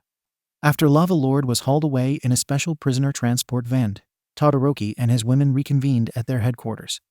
Alright, according to the information I got from Lava Lord, the People's Reactionary World Order has their headquarters on the top floor of One America Plaza. I've had Deku alert the CHP's San Diego office, too. According to this floor plan, here are the possible choke points. Todoroki pointed out the choke points on the paper floor plan. For this operation... Excuse me, Todoroki, Gyro raised her hand. Yes, Gyro? I probably should have told you before, but while you were out, I got word of a possible bomb threat at the US Bank Tower. LAPD and Laughed radios are going crazy about it. Todoroki stroked his chin. Then the PRWO must be trying to draw attention away from their headquarters. Deku, did your team get any intel on who else the PRWO has working for them? Deku shook her head. Aside from Lava Lord, we haven't. That aside, based on the intel we do have, here's the plan. Deku, Uraraka, Ashido, Hagakure, Kendo, Takage, and I will be conducting a raid on PRWO headquarters. Yaoyorozu, Gyro, Asui, Shiozaki, Kodai, Utsushimi, Hatsune. You'll be infiltrating the US Bank Tower and defusing any bombs you come across. Any questions? Nobody had any. Good. Before we begin, Deku, I'd like a word with you in private. Deku nodded and followed Todoroki into his office. What's up, Todoroki? In case neither of us makes us out of this operation alive. I just wanted to thank you again for being the first person to sign up for my agency. I feel like if it hadn't been for you, then none of this would have been possible. Oh, you're welcome. I'm so happy to have been a part of it. Without question, Deku gave Todoroki a big hug, which he gladly returned. Considering this might just be the last time that either one would see the other alive, they valued it more than anything else at the moment, but were nevertheless hopeful that they'd come back alive for more. Soon enough, Deku backed away, but kept her arms around Todoroki as she looked into his heterochromic eyes. Todoroki, you're one of my favorite people ever. You're one of mine, too. But, are you trying to make me cry? Deku chuckled. Not really, but I'll give you another hug if you are going to cry. Thanks. But we can't delay any further. We've got some villain ass to kick. Right. Todoroki and Deku returned to the break room. All right, enough screwing around, said Todoroki. Let's get out there and show them what women can really do. Right. The women thrust their fists into the air. For their part in the operation, Todoroki's team borrowed a step van from Cintas and headed for One America Plaza. Because the front door was likely to be heavily guarded, they drove in through an entrance usually used for delivery vehicles. After Todoroki parked the van, him and his team hopped out. Because the members of the PRWO were likely to be extremely dangerous, Todoroki brought along a last-ditch weapon, a Browning and /M2 machine gun modified with an M1919 pistol grip, which was fed through a very long ammo belt that he carried in an Alice pack. To go up to the top floor, the team took a service elevator. Thus far, things were going smoothly. Granted, Todoroki and the women didn't exactly know who was waiting for them when they got to the upper floors, but no matter who came at them, they vowed to meet their opponents with maximum firepower. Then, unexpectedly, the elevator stopped, and a bunch of the women readied their guns. All right, everyone, stay calm, said Todoroki. I had an idea about this. Uraraka, can you float us up to the next floor? Uraraka nodded. I'll try.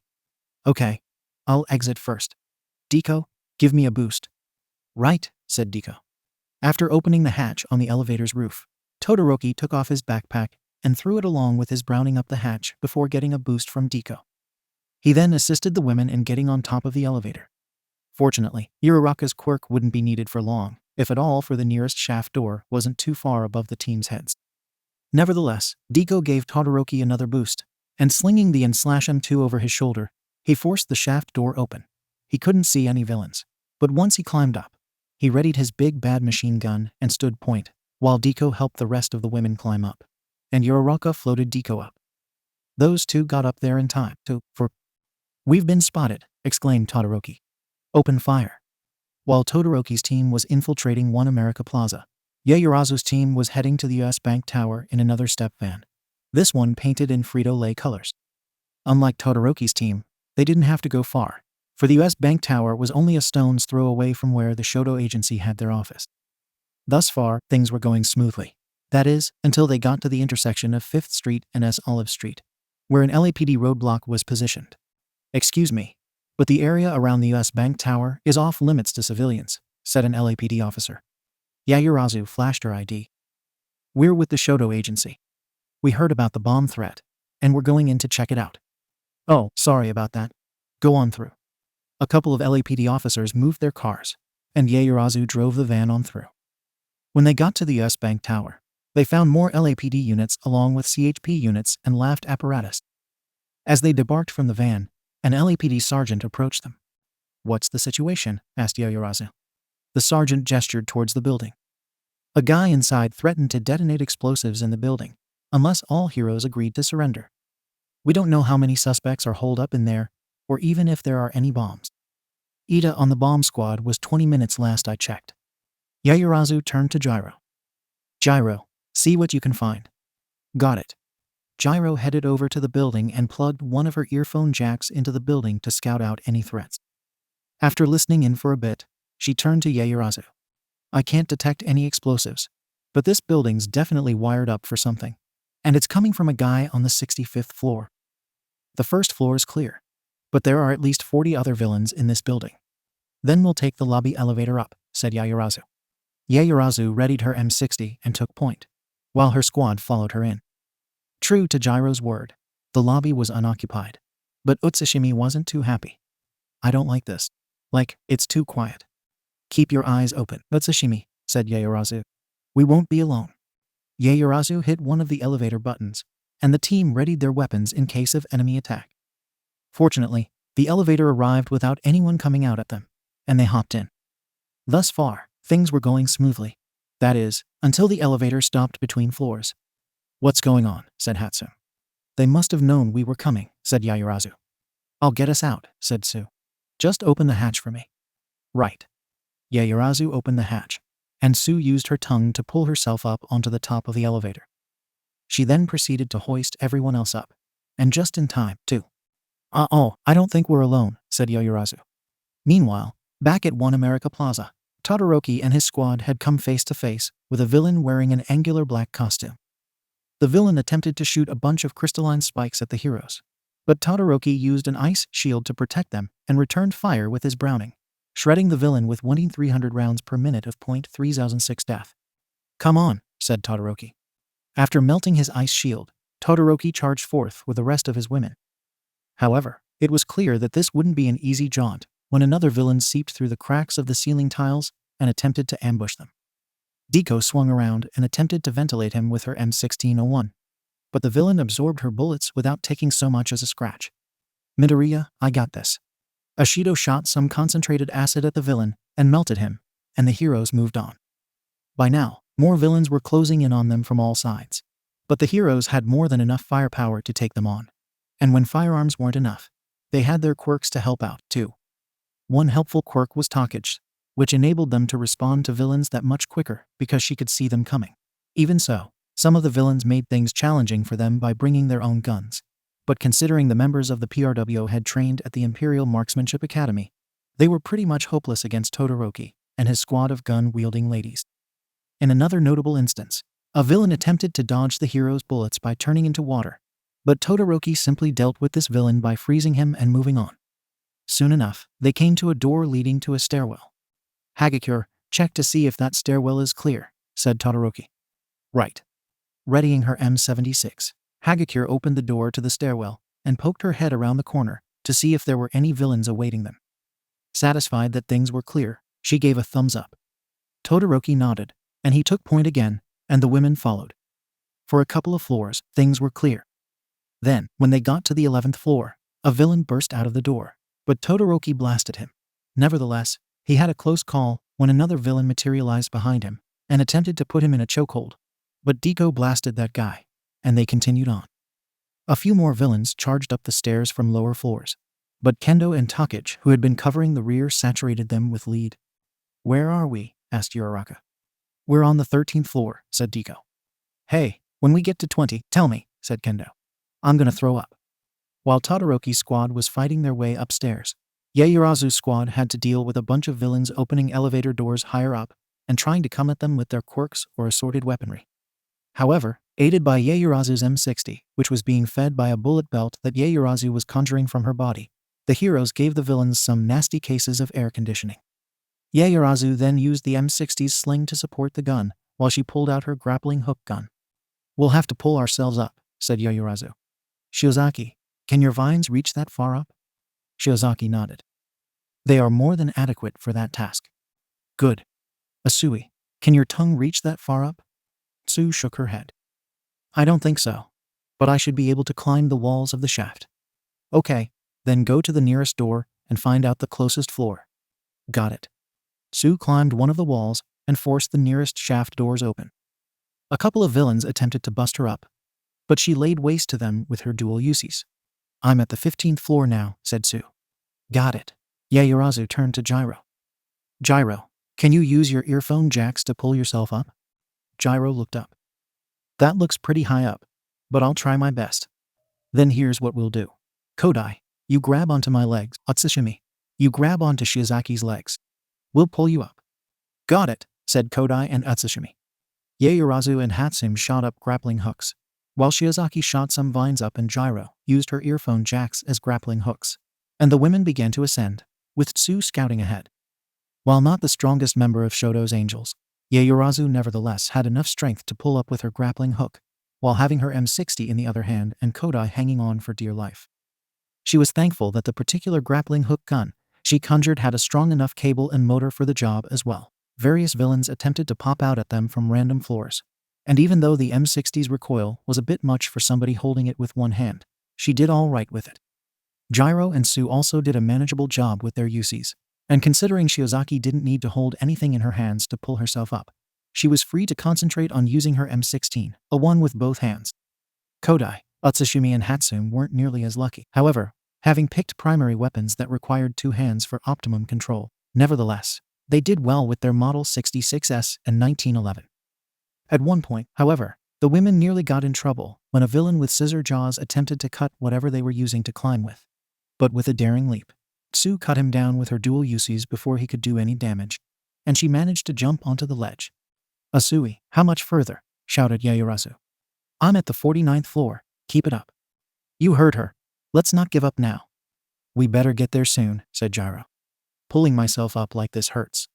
"Well, the sooner we get there, the less time it'll hurt," said Yaoyorozu. Despite the fact that pulling herself up by the ears wasn't the most comfortable thing in the world, Gyro elected not to give up.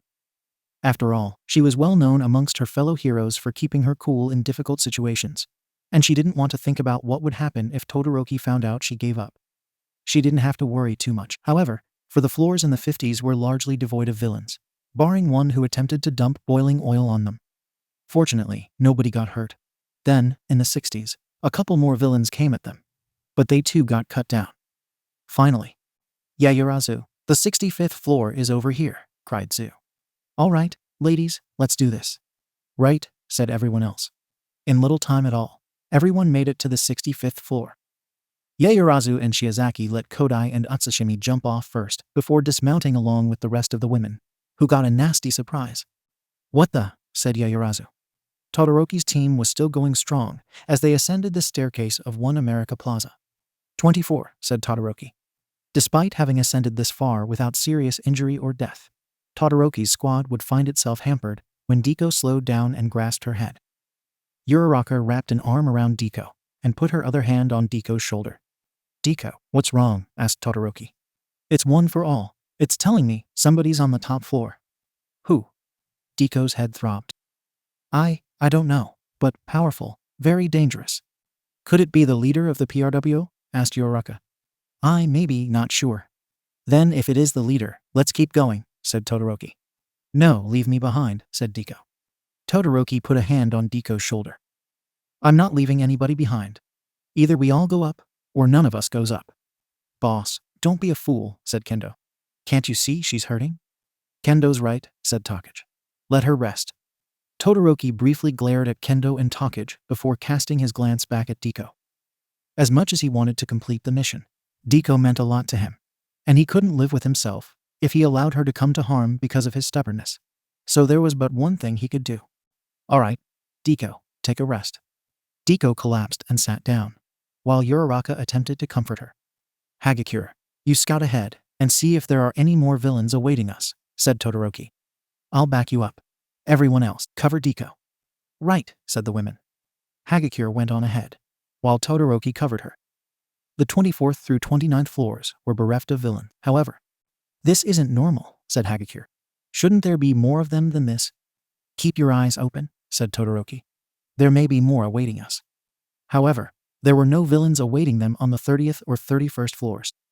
When they got to the 32nd floor, however, a whole slew of villains was awaiting them. So Hagakure headed back down to alert Todoroki. "Bad idea," whispered Hagakure. "We gotta get the rest of the team up here." "Right." Todoroki shot a whole chunk of ice to block the villains from following them down, while him and Hagakure fell back. By the time they got back to Deku and the rest of the women, a CHP SWAT team had arrived, a familiar face leading them. "Todoroki, what are you doing here?" said Stickle. "We got intelligence that this was the headquarters of whoever's pinning attacks on hero agencies. That reminds me. We tested that note against the samples you gave us, and you're cleared of all charges." Todoroki turned to Deku. "Deku, how are you feeling?" "I'm feeling a little better, but my head still hurts. Do you think you can make it the rest of the way?" Deku nodded weakly. "I'll try."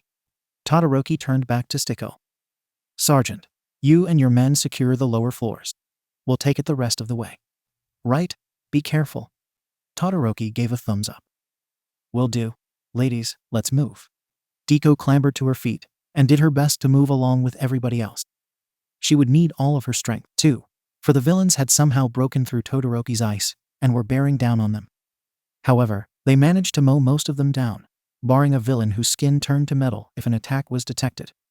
However, Todoroki's flames and Ishido's acid made quick work of him, and the heroes made their way to the top floor, where they found someone.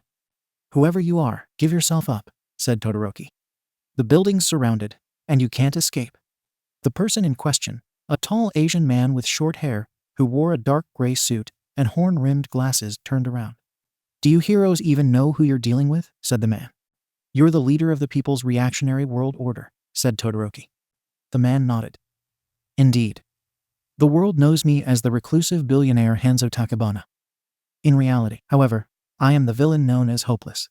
Quite fitting considering that all of you are hopeless to stop me." Suddenly, Todoroki found himself overtaken by a flood of bad memories, involving the abuse he'd suffered at the hands of his father. "See, my meta ability digs deep inside people's minds and brings light to their deepest, darkest, most depressing memories," said Hopeless. "I have no need to fight when I can simply break my opponents into killing themselves." Todoroki wasn't the only one who was caught in the grip of Hopeless' quirk. Deku was trying to contend with memories of her life before she got one for all from All Might. How she was relentlessly bullied and mocked for being quirkless, and how her own mother had failed to comfort her in her darkest hour. Ishido found herself being reminded of very scary villains that she faced down in order to save her friends. Overall, things looked very hopeless for Todoroki's squad.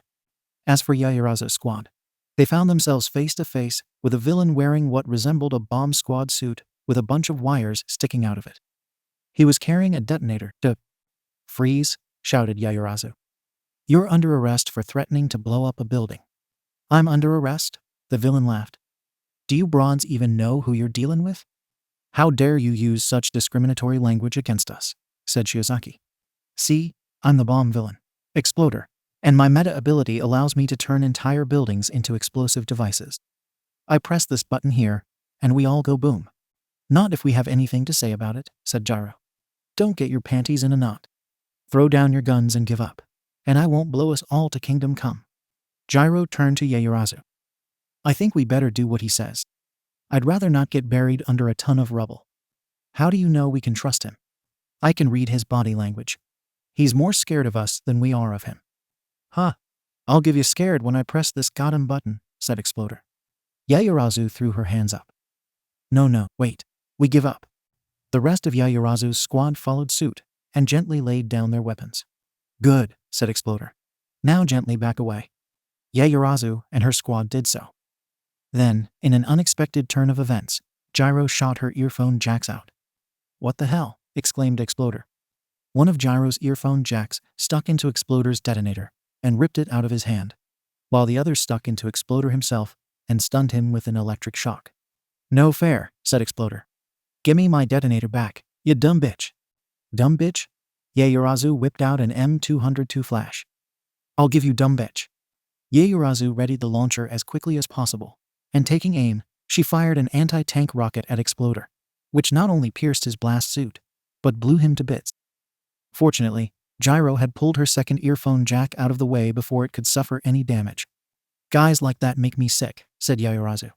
"Definitely," said Gyro. "I second your sentiments," said Shiozaki. "That was a clever move, Gyro," said Sue. Gyro chuckled. "You weren't so bad either, Asui." "We all pitched in," said Yaoyorozu. "If it weren't for our boss inspiring us, then this wouldn't have been possible. Speaking of which, I wonder how Todoroki's doing." Todoroki and his squad were still trembling from Hopeless' quirk, and a bunch of them were fighting the urge to turn their guns on themselves. However, they weren't out quite yet, and Todoroki was trying so desperately not to be out. "Ladies, don't listen to him. It's an illusion." "Give up, Shoto Todoroki," said Hopeless. "How can you possibly escape the sins of your past? No amount of firepower can overcome my will." That's why you think." "Todoroki, I can't do this anymore," said Hagakure. Please, just let us die," said Kendo. "I'm not letting any of you die," said Todoroki. "See, can't stop and now." "Why do you persist?" asked Hopeless. "The result is inevitable." "That's what you think." "Help," said Uraraka. "Deku, Uraraka, everyone. Just because you're women, that doesn't mean why you're powerless. Got to use your minds. All of you, strong. Don't give. While Todoroki was doing his damnedest to rally his women, something unexpected happened. Deko's dark energy that was part of One for All shot out of her body in random directions. But a really strong tendril shot out at Hopeless himself, wrapping itself around him and throwing him out the window. All Hopeless could do at this point was scream and flail about, until he met his end by landing on a San Diego PD cruiser below. What the hell? The officer who drove that cruiser, who had been writing a speeding ticket, spun around, and was shocked to see Hopeless' bodies sunk into the large dent on top of the car. As for Todoroki and his squad, they all took deep breaths to steady themselves after the living nightmares they'd been through. How are all of you feeling? Said Todoroki. Deko gasped in horror. I killed him. Ashido fell to her knees. You guys, that was super mega scary, cried Ashido. I need a huggle. Todoroki gasped when confronted with his women, getting so emotional over the ordeal. Deko, Ashido, it's okay. It's gonna be okay. Here, have a huggle. Have all the huggles. Todoroki rushed to comfort Deko and Ashido, and all of his women crowded around him in one big group huggle. Even if he was overwhelmed by their collective sadness, he nevertheless felt extremely grateful, not only for defeating the villains, but also for helping his women to get where they were today, and also to be someone to lean on. Back at the office, Todoroki just had to congratulate all of his women. I'd like to give a big thanks to all of you for your hard work and dedication. Because of your outstanding efforts, not only have you made the world safer for heroes everywhere, but you've also proven that women can do whatever they put their minds to. I couldn't have asked for a better group of heroes. We couldn't have asked for a better leader, said Deko. Or a cuter one, said Ashido. The women all had a good laugh, while Todoroki blushed. Also, if anyone is still troubled by this ordeal and needs someone to talk to, I'm always here, said Todoroki. All of you mean a lot to me. Allah, said the women. Hey, why don't we get a picture of all of us together, said Uraraka. Yeah, said the women. Yaoyorozu conjured a tripod, and Uraraka set her phone up, while Todoroki and the women all got together. Thanks to the timer feature on her phone, she was able to get a picture of her, Todoroki, and the rest of the women. Hey Todoroki, guess what time it is? Said Hagakure. Todoroki looked at his Timex. It's 1:37. It's tickle time. Oh. Just barely escaping the women's grasp, Todoroki fled the building and ran down the street with his women in hot pursuit, while a street band played Cleveland Rocks. Even if Todoroki's dream of opening his own hero agency hadn't unfurled in the way he expected it to, if he were given a chance to do it all over again, he would have done everything exactly the same way. Tsu strode down a sidewalk in the Women's Rights National Historical Park in Seneca Falls, New York. Hi there, everybody, it's Tsuyu Usui, aka Frappi, and I'm here to give you a few facts about women in the workplace. In 2018, women made up 48% of entry-level employees, but only 38% of managers, 34% of senior managers or directors, 29% of vice presidents, 23% of senior vice presidents, and just 22% of C-suite executives. This means that for every 100 men promoted to manager-level roles, only 79 women were promoted to similar roles.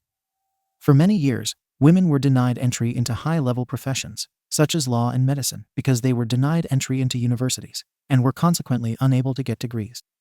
Also, almost 60% of women would earn more if they were paid the same as men with equivalent levels of education and work hours. Furthermore, many women face a tax penalty when they get married, which reduces their participation in the workforce. Since 1972, the National Women's Law Center has been fighting not only for women's rights in the workplace, but also health care and reproductive rights, LGBTQ rights, economic security, racial justice, and child care, among other women's rights initiatives.